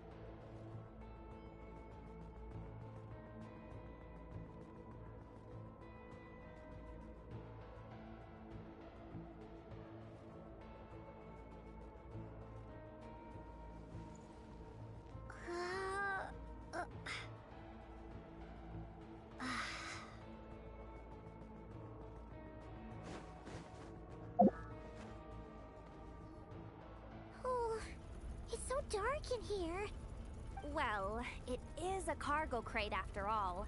No point in being picky about lighting at this point. Ah!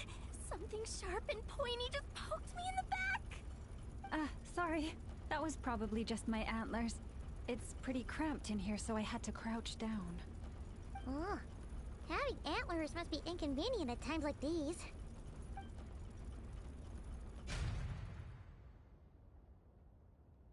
Ah! What's going on? Don't tell me something's gone wrong already. Looks like there was only enough juice in the emergency power supply to lift us this far up. Ugh. Awkward. Am I gonna get docked for this? Based on the boss's policy of docking pay for every screw-up, No, wait a sec. I've already been fired. Doesn't look like it's moving again anytime soon. I think we can get through if we follow the ventilation duct along the outer wall. The entrance has gotta be somewhere. Don't worry, this was totally part of the plan.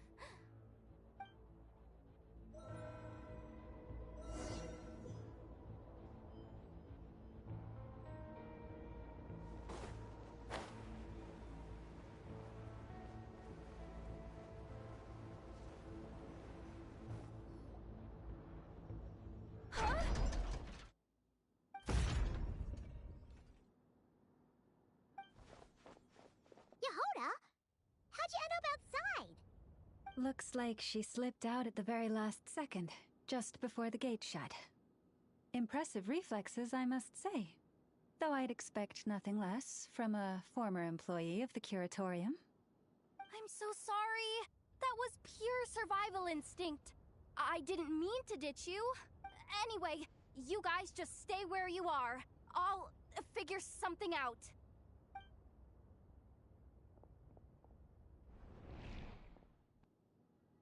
Hey, there's a terminal nearby. Hang tight! Can you hear me now?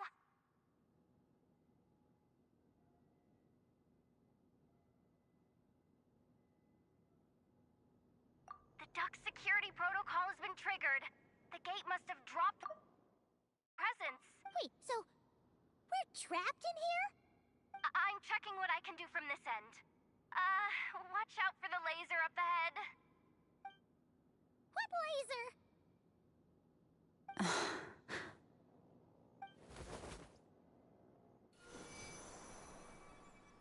Oh, we see it now. Good thing we didn't move. Got it. I think I understand the situation. Hang in there. Just one moment. This is killing me, but I think I've got it. I can try adjusting the direction of the Kuvaki flow inside the duct. If I've got this right, you might just be able to dodge the lasers by utilizing the Kuvaki's pull in reverse. Oh, Paimon thinks she gets what you mean. But I can't see where you are from here, so I'll need your constant input. Just tell me what to do. I'll follow your lead.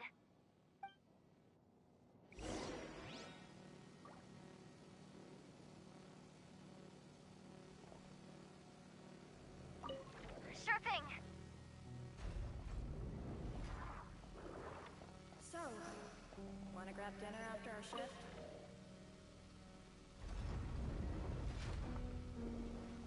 How about the flagship? Too far. Besides, we're not exactly in with the locals.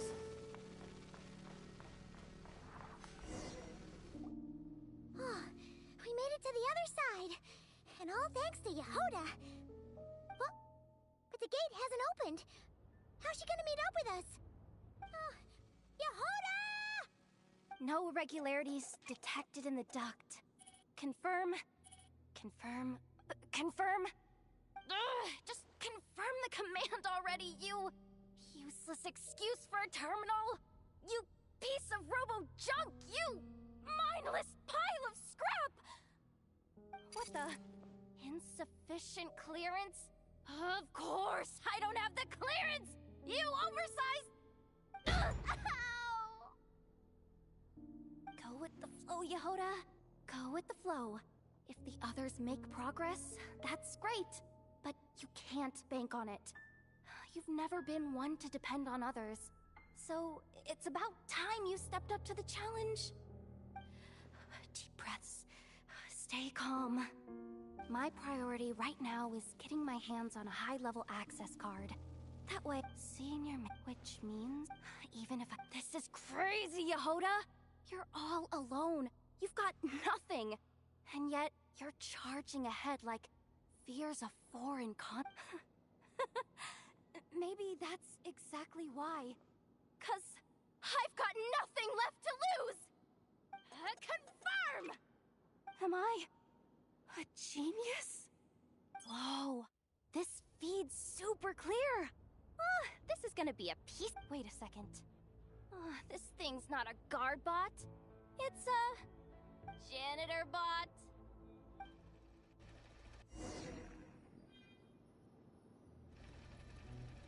You think Marionette even knows what we do down here? She seems to spend all day either holed up in her lab or out doing the rounds. It's still a mess over there. Go clean it up. Why? Planning to skim it off the top? No, nothing like that. Just wondering if anyone would actually notice if we didn't show up from time to time.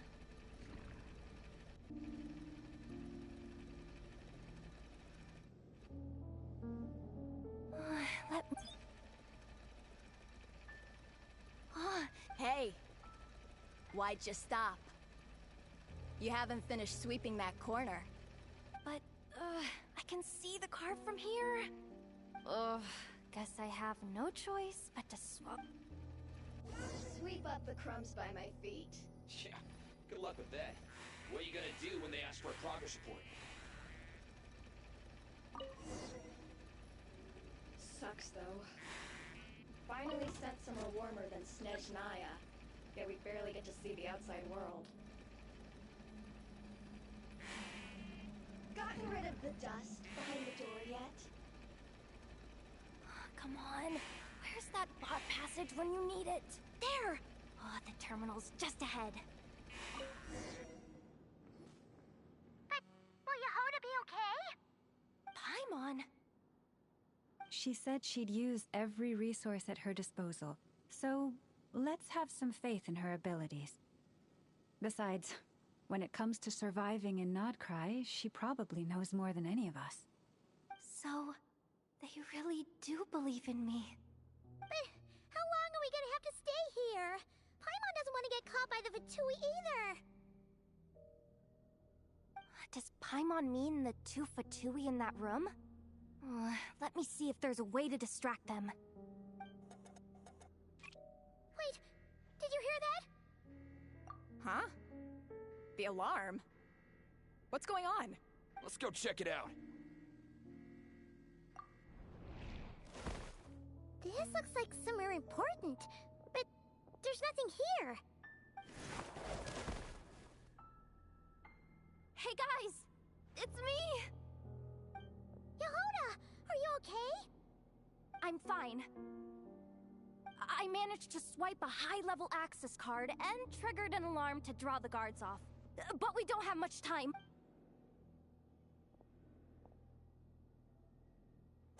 All right, looks like we can control the elevator. Come on, hop in. Let's take it further down.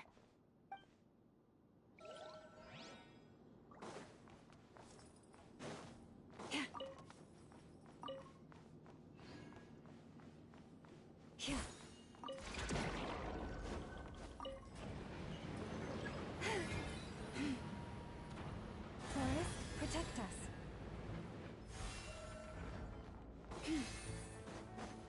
We should be able to use the terminal to move the drawbridge. Here's the access card. I'll keep watch while you handle the controls.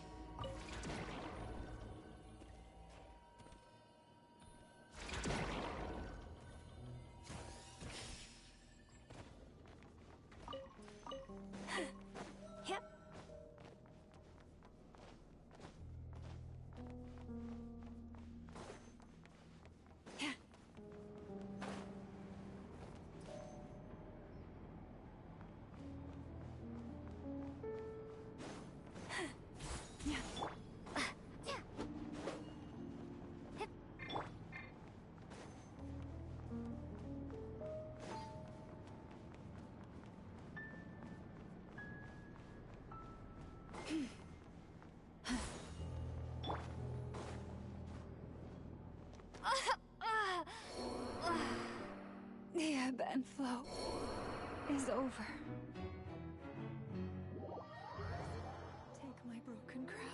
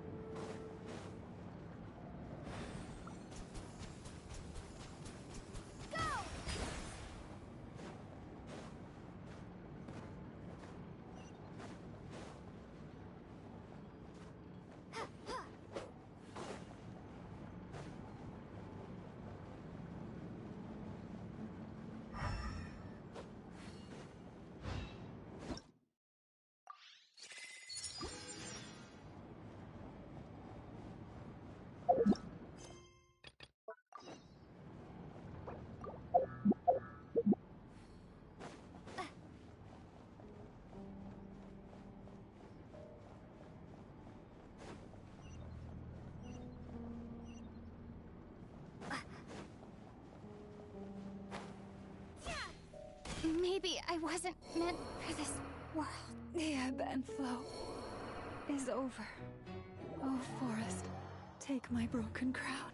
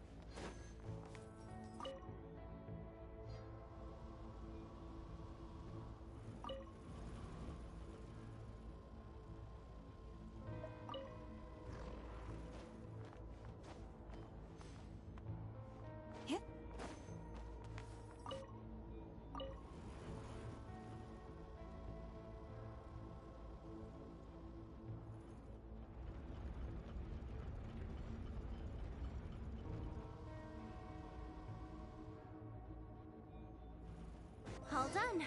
Let's keep moving.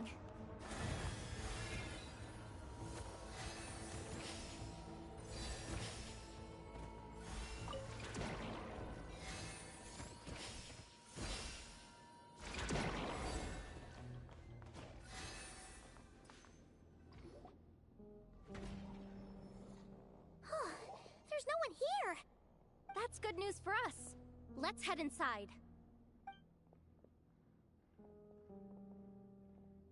Looks like a rest area for the Fatui Zaprichniki. Huh? The terminal's still on? Hmm.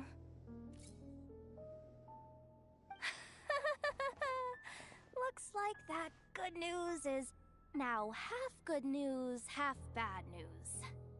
What do you mean? Well, it seems like that alarm I just triggered was so high level that... And what's the bad news? The bad news is that once they realize it was a false alarm, they're bound to circle back and check this floor. And then we're toast. So we've got to move fast here. If you need me to run a quick search, say the word. 264 pages! What is this? A novel? Can we just skip to the end? I'm flipping through it as we speak. Huh. Seems like... Seriously? insufficient clearance? Again? Huh. It is suspected that there's a link between the Frost Moon Scion's hid. Come on. Access denied. Even with a high-level access card? Who does have permission then? Good idea. Wow. That might just be it. Secluded, out of the way. Exactly the sort of place they might... Looks like that's about all. Based on what we know so far, I could... If they've gotten their... Chin up, Yehoda. Once this job's done, you're buying yourself the...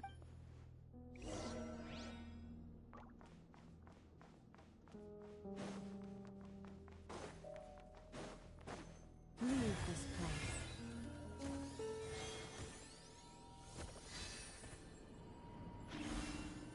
The ebb and flow is over. The moonless night approaches.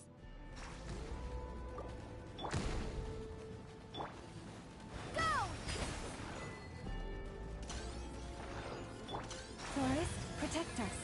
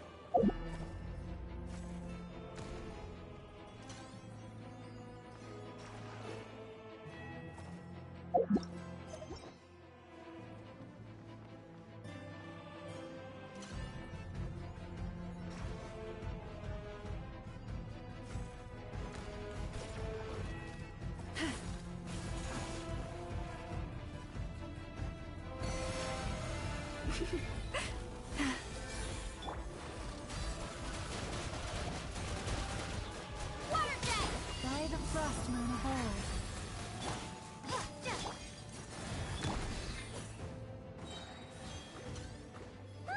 Its attacks are getting faster! Almost there. We're almost there.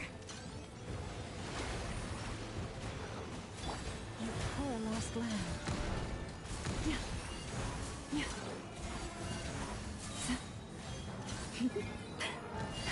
With one heart, we pray. Water jet!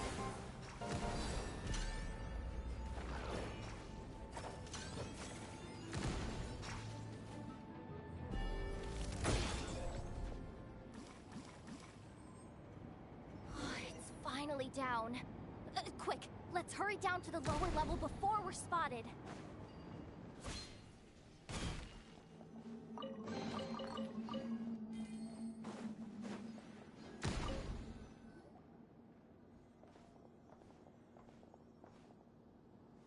That switch look. Hey!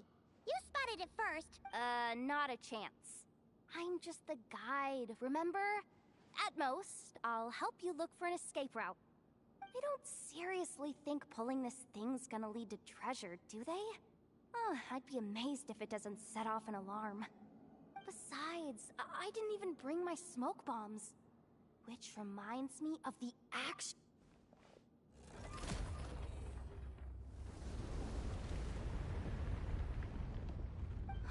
The ground, it's shaking!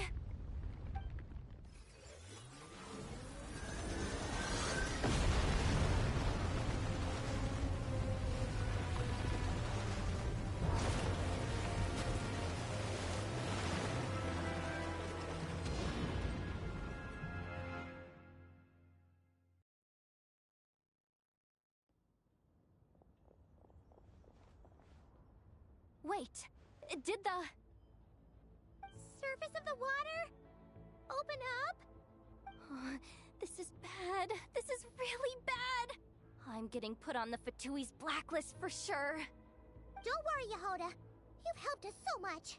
If they try anything, we'll protect you. Aww. Come on, I was just kidding. I'm tough, okay? Just haven't had the chance to show off my fighting skills yet. Me, afraid of the Fatui? Ugh, Not a chance. I suspect the relic is hidden down below. Yehoda, your commission ends here. I am truly grateful for everything you've done for us. You don't need to put yourself in any further danger. I'm coming with you. This has nothing to do with the commission, or the danger, or whatever. This has already gotten way out of hand, so I'm coming too. End of story. Aw, she's blushing. Hey! Zip it! Why'd you keep staring? Are you looking for a knuckle sandwich or what? Oh, come on, move it already!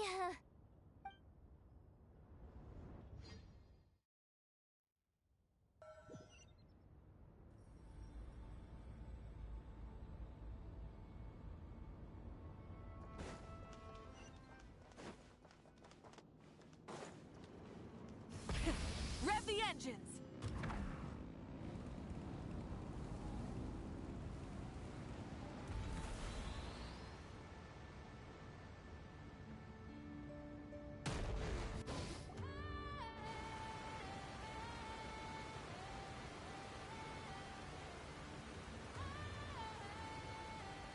Whew. It's really deep down here. What is this place? We're standing on another fragment of the ancient... So this was the source of the Kuvaki I sensed earlier. Wait, what? So the Fatui had it hidden underwater this whole time? This gigantic thing?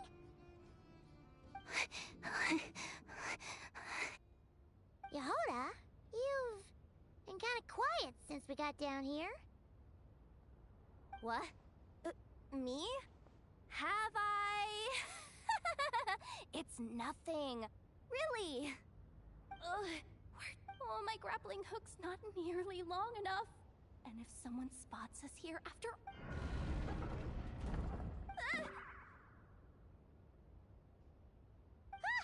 no! That door's opening! Please don't say it's the Fatui! No, please, no! We finally made it here, and we're so close to getting the job done! I didn't risk my neck just to die before I've even had a chance to spend my reward!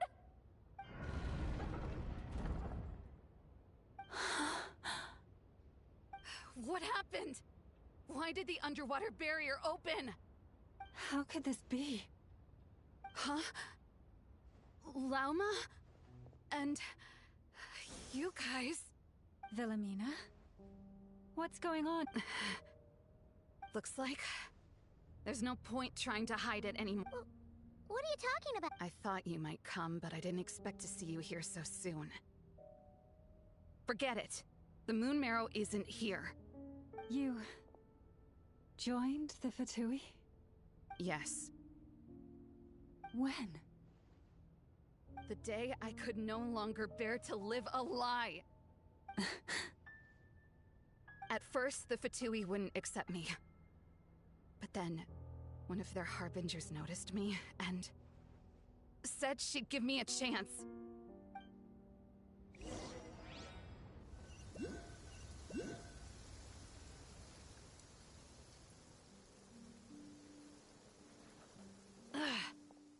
Lost them again. That harbinger told me to follow the blonde traveler who might visit the Frostmoon Scions.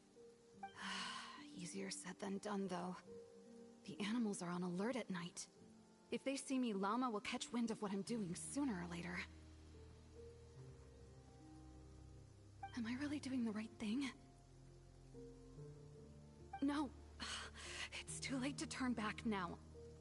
The empty prayers, the stubborn displays of faith like Cappy's today.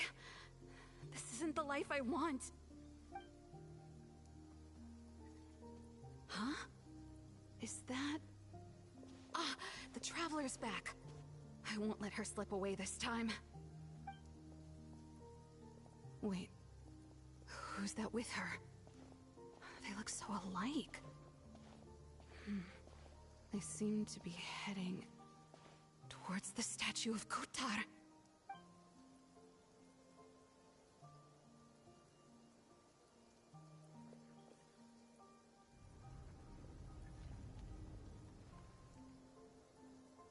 They've opened the secret chamber? But wasn't it meant to be sealed? Wait a second. The moon marrow!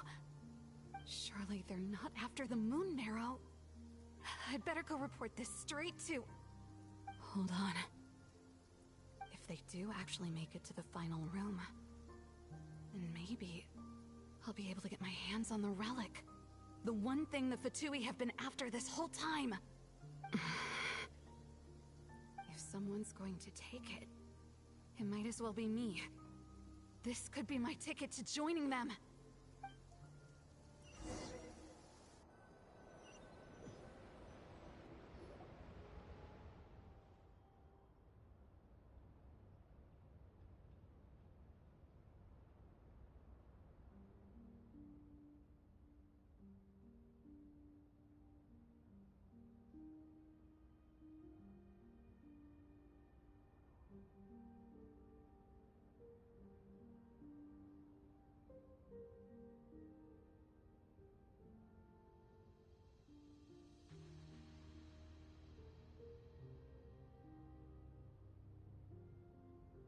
Yes. And in your final moment of hesitation, I took the chance. And then you gave it to the Fatui? But when we talked to you before, you seemed so genuinely worried about Lauma. Because I thought she was as fed up with the Frost Moon Scions as I was. We grew up together, Llama. I know you were chosen to be the next Moon Chanter when you were just a child. They never gave you a choice in that. I saw the look in your eyes when you were treating that child. That sense of helplessness. Surely you too must see that this blind, inherited faith of ours is simply holding us back. If our prayers are never answered, then why keep praying? Do they really deserve all of your devotion? Or are you trapped by the responsibilities they imposed on you? So those are your reasons for wanting to leave the Frost Moon Scions? Isn't that reason enough? When we pray to the moon, we do so to show our gratitude for the life it granted us long ago. It reminds us to strive for something higher within ourselves. But I know that's not what you want to hear. You're right, Philomena. I have indeed kept secrets from you.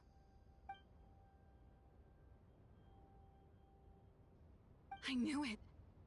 You don't want to be the Moon Chanter, do you? No, that's not it. I'm talking about the fact that the moon in the sky isn't real.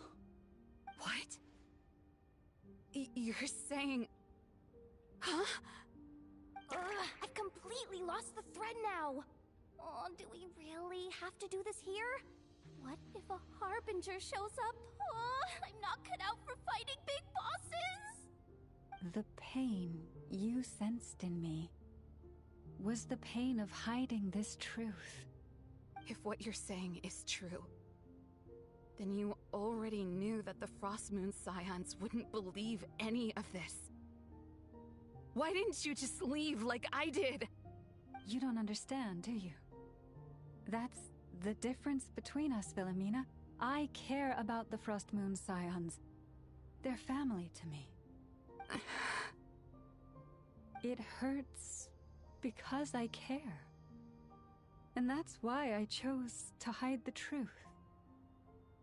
But now I understand that was a mistake.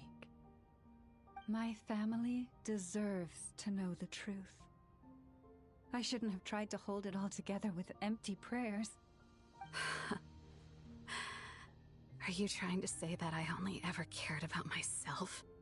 There's nothing wrong with that in itself. No one would have tried to stop you from leaving.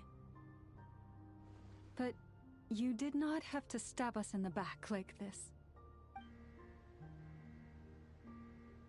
We've been spotted! I knew it. I just knew it. Oh, what now? If a Harbinger shows up, I'm out of here. No darned relic is worth dying over. Looks like I misjudged you, Llama. I didn't think you had it in you to stand up to your fate. Turns out, you are a great moon chanter after all. But you were right about one thing. I haven't considered Hisi Island my home for a long, long time now. Bosses, time to go. I will change the Frost Moon Scions, Wilhelmina, as soon as the new moon rises. Then I guess I won't be around to see it. Say, Lauma, what happens to those who betray the Frost Moon Scions? May their antlers be shorn with silver blades, and let them be cast into the long night of unknowing.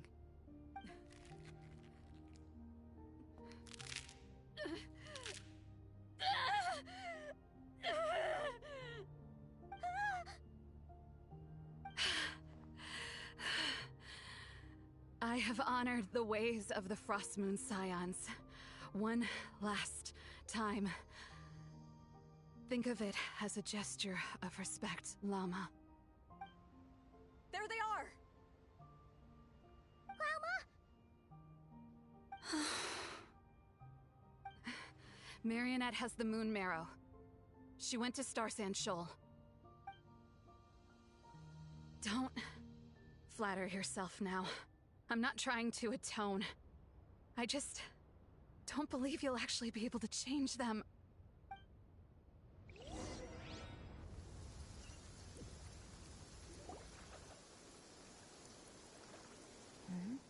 An alarm coming from the Experimental Design Bureau. Interesting. Hey, wrap things up and get yourselves ready. Looks like we might be having some guests. Yes, milady. Perfect timing.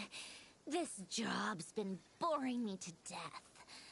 Time to test some hypotheses.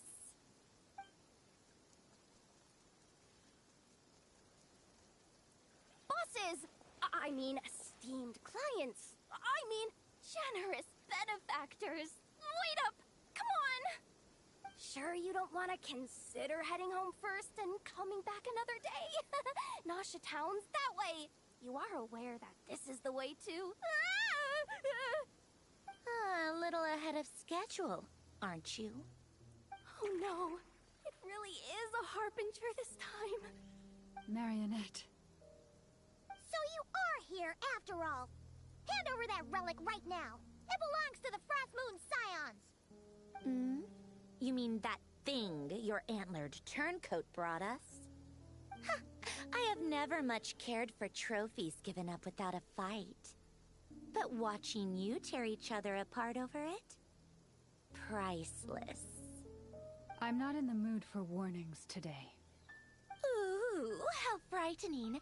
Had I a Trimble function, I'd have rattled off at least a dozen screws by now. Or perhaps I've just set my sense of humor parameter too high. Were you trying to be funny just now? You don't honestly believe you're a match for me, do you? Go on then. Let's serve our guests a little appetizer.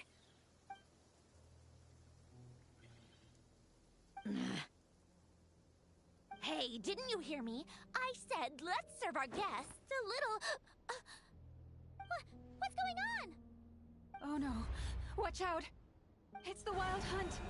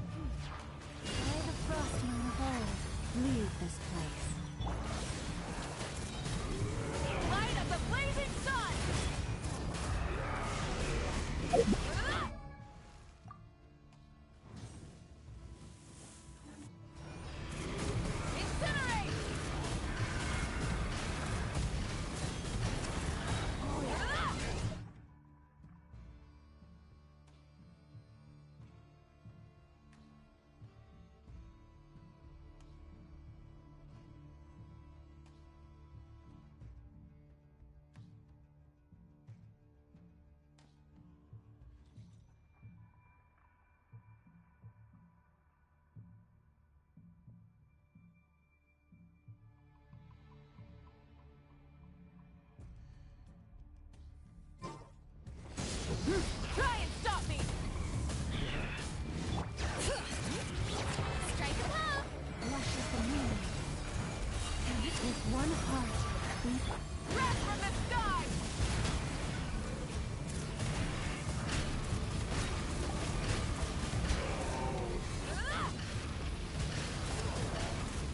Incinerate! you paralyzed. Full throttle! Incinerate! Use that device to seal them away!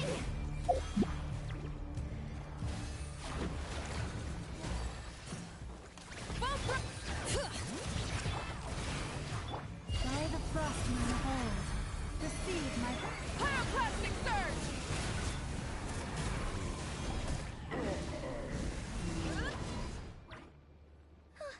Is that it? At least that's what the Lightkeeper's handbook says. Careful! It's not over yet!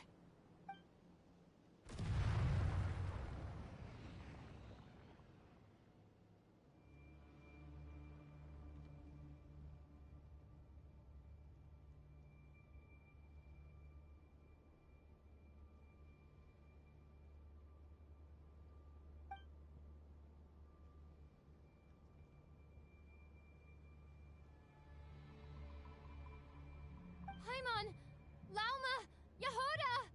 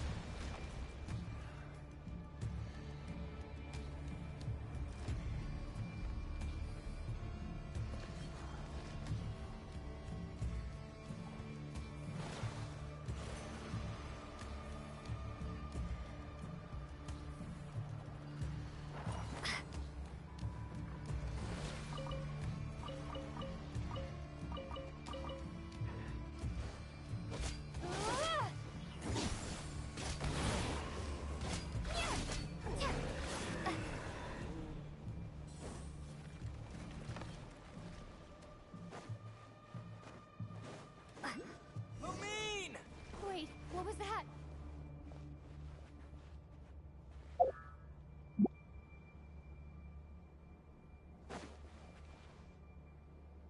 Lumine, over here! Ether! Quick, grab my hand!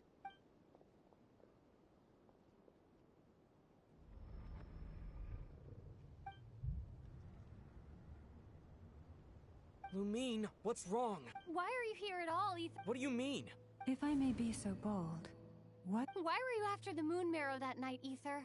Among those who entered the final chamber, there was either someone with impure intent, Or else, an abyssal presence. We can talk about that later. Tell me why,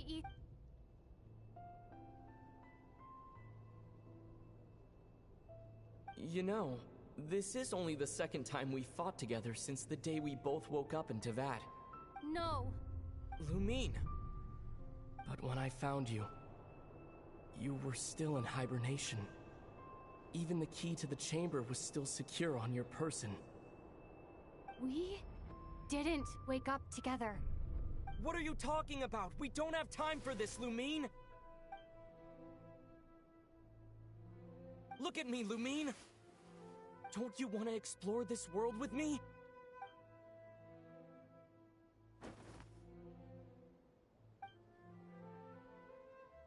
You think I'd lie to my little sis?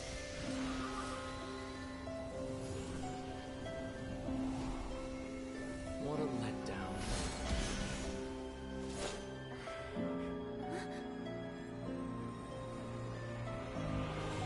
Go get it from me, Lumine.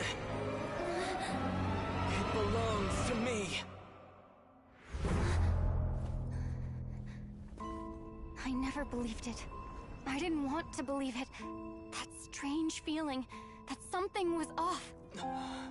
I wanted it to be real so badly. Even if it only lasted a moment.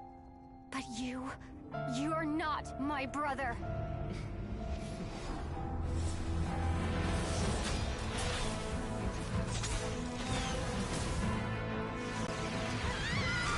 Moon goddess, please save us! Why is this happening to us? Has been abandoned?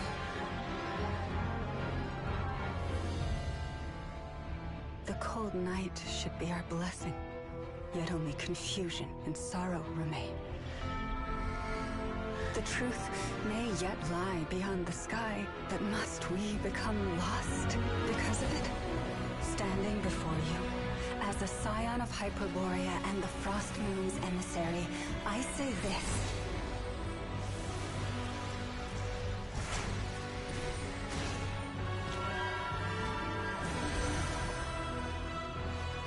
Should the false sky above dim the light of the moon, then from silver blood that flows as rivers, let us weave moonlight anew.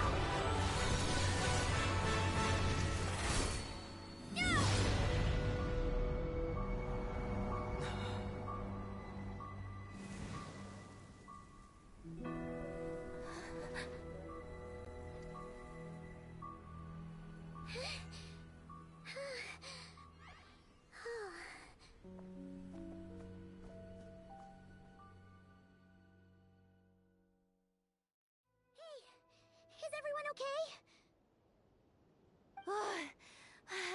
Think I saw my life flash before my eyes there. Oh, good thing Laumado was there to save the day. Are you all right, Traveler?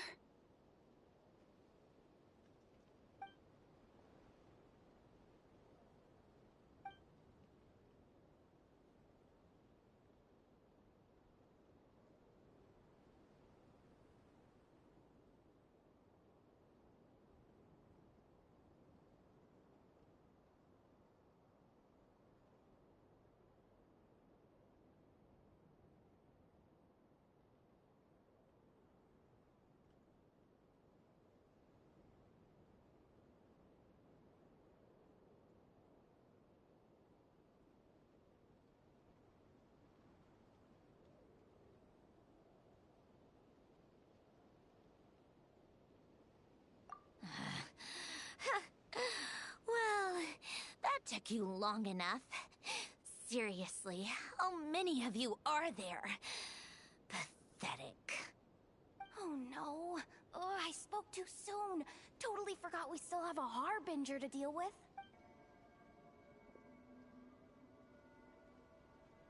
Hey, is that the moon marrow? It was hidden inside that big robot of hers all along. But that robot...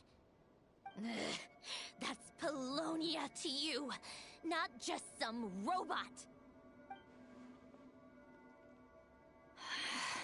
Take it and get lost.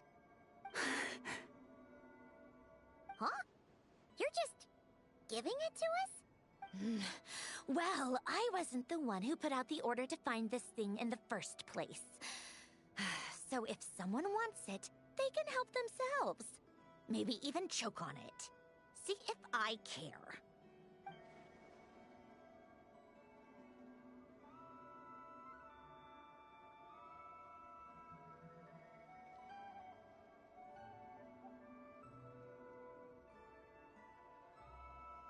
So, are you waiting for me to change my mind or what? I'd be more than happy to pick up where we just left off. But I should warn you, I'm in a bad mood right now. Let's go. Fine by me. Totally, completely, absolutely on board with that.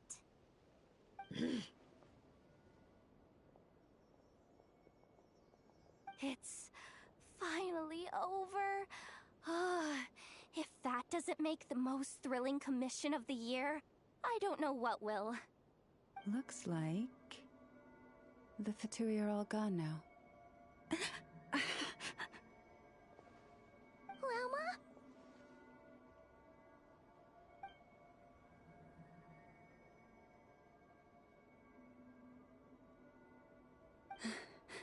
I'm all right. It's just been so long since I truly felt the power of the moon. I thought I sensed the wild hunt nearby. Don't tell me you've already taken care of it. Hey, it's Flint's!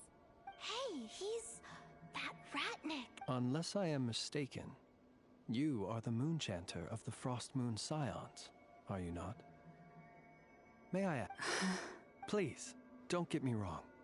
I've been tracking the wild hunt lately, and I've come to suspect that its actions aren't as aimless as they might seem.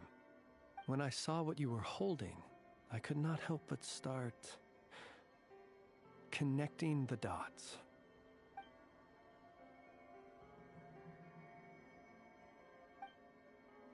You better be extra careful, Flint. It seems like the Wild Hunt is capable of impersonating people now. Oh, is that so? Funny that. I just showed up completely out of the blue, yet you seem to have no problems trusting me. I apologize. I shouldn't be making jokes like that right now. Anyway, I understand. Thank you for the tip-off. It seems that the Wild Hunt has somehow changed in nature. I'll have to report this to HQ right away. For now, let us part ways here.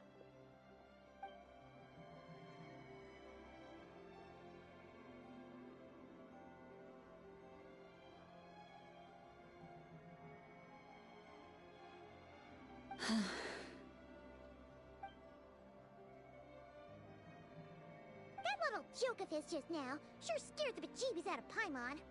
Are all the Ratniki and Nokrai like that? They're usually stationed in remote areas and tend to keep to themselves. So, it's not surprising they end up a little eccentric? No, he's different. Really? How so? The animals. They've told me they're afraid to even go near him.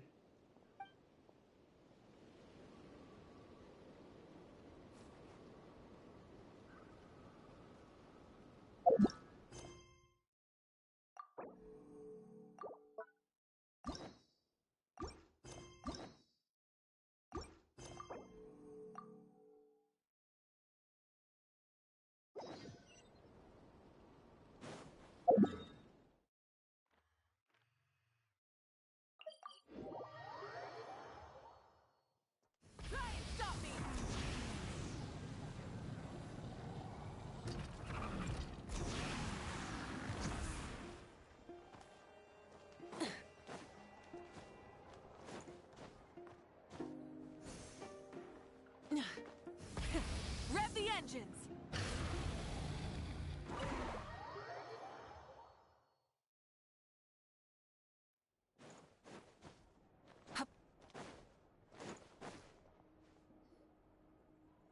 Oh, you're back. I just made you all a pot of tea. Better drink it while it's hot. Boss Neff. You wouldn't believe how scary our day has been. Seriously, I am never, ever taking random jobs like that ever again. You hear me? Oh, come on now. You even faced the wild hunt and lived to tell the tale. What's left to be afraid of? Wait a sec, how did you? Oh, right. Like you told us before, your business is dealing in information.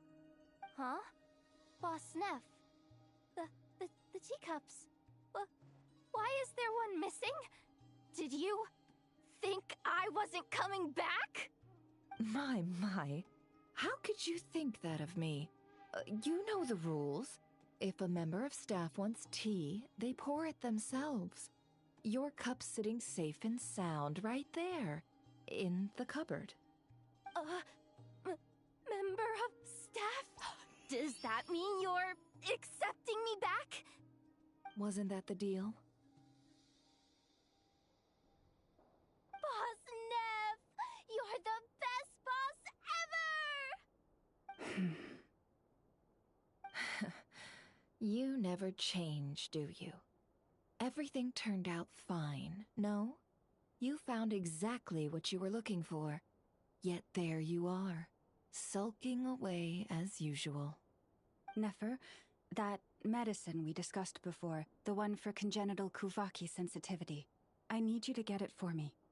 And how do you expect me to find something like that for you in the middle of the night? You'll have to wait till morning, at the very least. I need it right now. All right.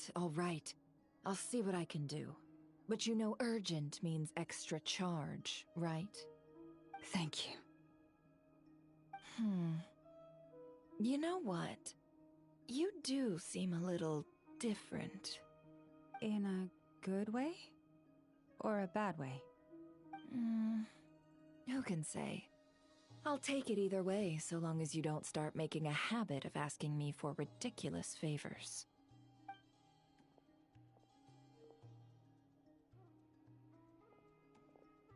Traveler, Paimon, a lot has happened these past few days. I don't know what I would have done without you. Hey, don't mention it.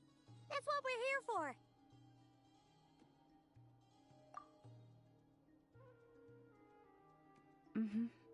You're right. And tonight, I'm planning on telling them everything. Tonight? The moon shines brightly this night.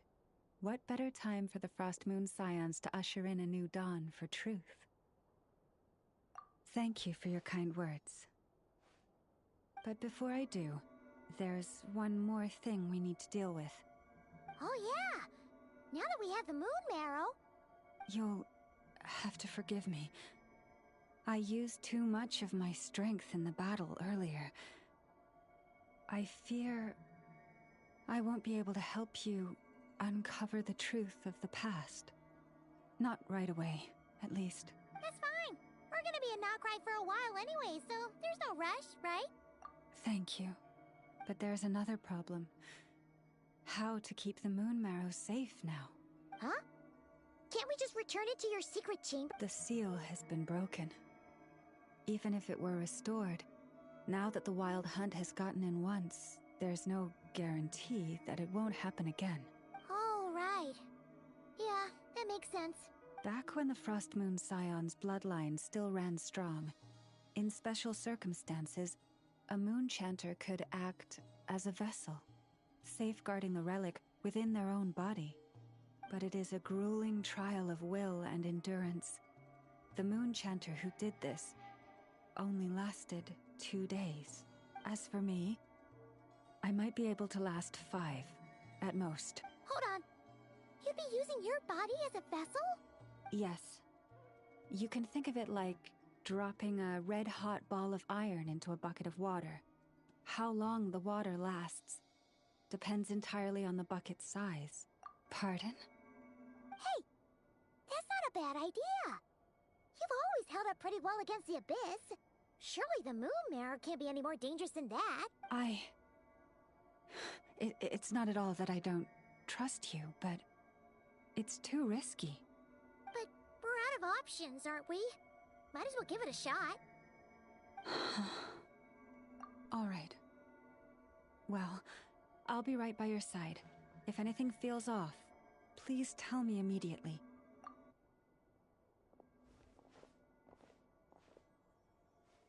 Here, hold it in your hands.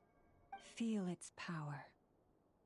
Imagine you're a lake, a cluster of stars. Let the moon become a part of you. Whoa! It went into your body! How is that? Are you feeling any discomfort?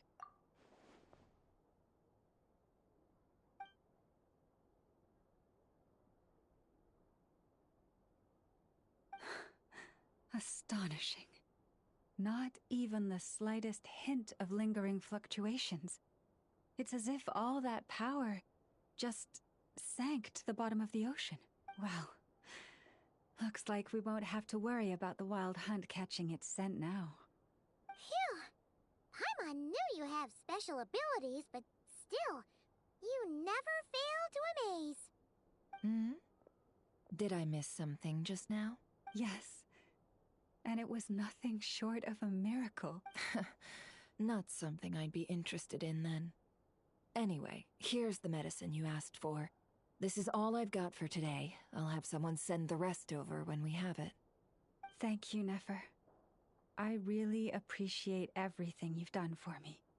Please stop being so nauseatingly friendly. It's creeping me out. So, what exactly did you all go through during that wild hunt attack? I'd prefer to hear it straight from you.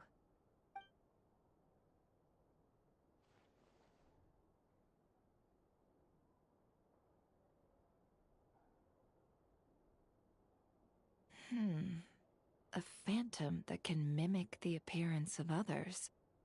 Quite different from what we've seen before. Yeah, and both times it appeared, its goal was pretty clear. It seems like it was after the moon marrow. And on both occasions, it was accompanied by the wild hunt, too. It appears there must be some close connection between the two. I must say, I don't often see you look this serious, Nefer. Too late in the day for thinking, that's all. We'll pick this up again later. You all feel free to keep chatting, though. Just don't forget to lock up when you leave. On that note, Traveler, please keep the moon marrow stored within your body for the time being. We'll take it back off your hands as soon as the wild hunt's been taken care of. Once and for all. Of course. Anyway, if the two of you will excuse me, I'm heading back to Hisi Island now. It's time I came clean with the Frost Moon Scions. Hey, we're coming with you! Though, guess we won't be able to do much more than cheer you on from the sidelines. That alone means more to me than you could ever know.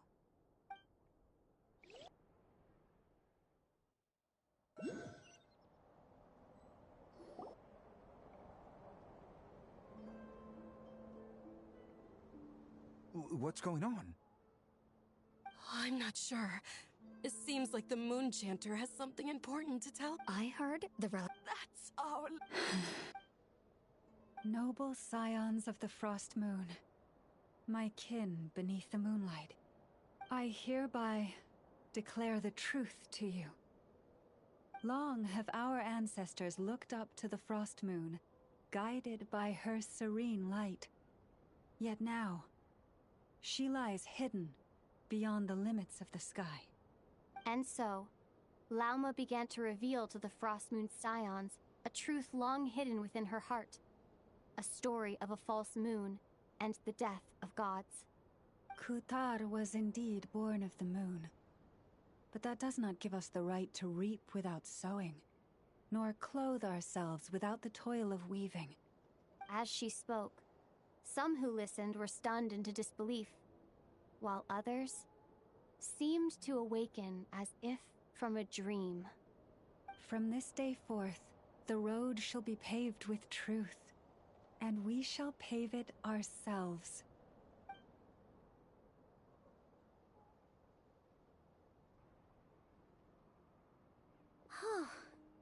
After everything Lauma said last night, Paimon wonders how everyone's adjusting. Still, judging by their reactions at the time, it didn't seem as intense as Paimon might have imagined. Says a lot about how much trust she commands, huh? Hey look! It's Lauma! Welcome, both of you. The animals were most lively this morning. They told me of your coming. Nothing too dramatic happened, did it? No one took it so hard that they went on a binge-eating rampage and ended up cleaning up the whole pantry? Or something? Hey! Paimon's just trying to lighten the mood. Thank you for your concern. Change doesn't happen overnight, and new ideas need time to take root. But nothing as extreme as that has happened, no. Although... although what? Well, just as I thought might happen, some have chosen to leave the Frost Moon Scions for good. For them, losing their faith was like losing their home. Confusion, frustration, helplessness. I saw it all, reflected in their eyes. Oh. I respect their choice. May they carry the Frost Moon Scion's blessings far and wide, should they be willing to do so. If we meet again someday, perhaps we will be able to sit together and share stories once more. Others sought me out afterward, though, and thanked me profusely for sharing the truth with our people. They said they used to see me as distant, even somewhat unapproachable, whereas now I seemed much closer to them. Like a friend, or even a family member. Sounds like a win overall! Paimon thinks you did the right thing, Lauma! Thank you. Though, I wanted to ask, do I really come across as distant? Well, maybe just a little. To people who don't know you, you are kind of tall, especially if you consider the antlers. I see. That's a bit of a hard one. It brings me comfort to hear you say that. By the way, how has your body been adjusting to the moon marrow?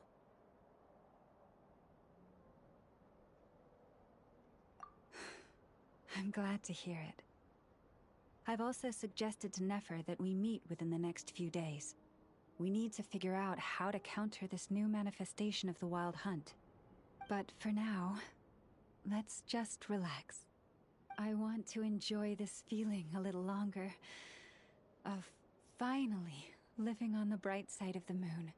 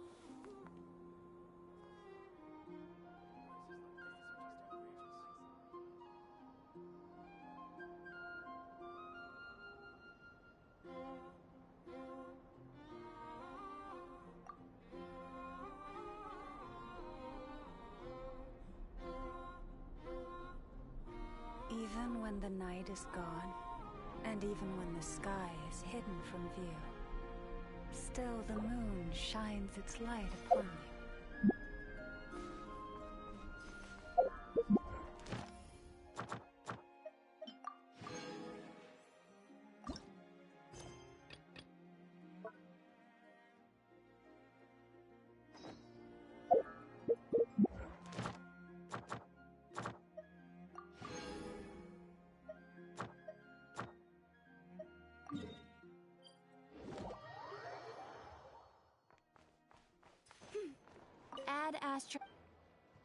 Thank you for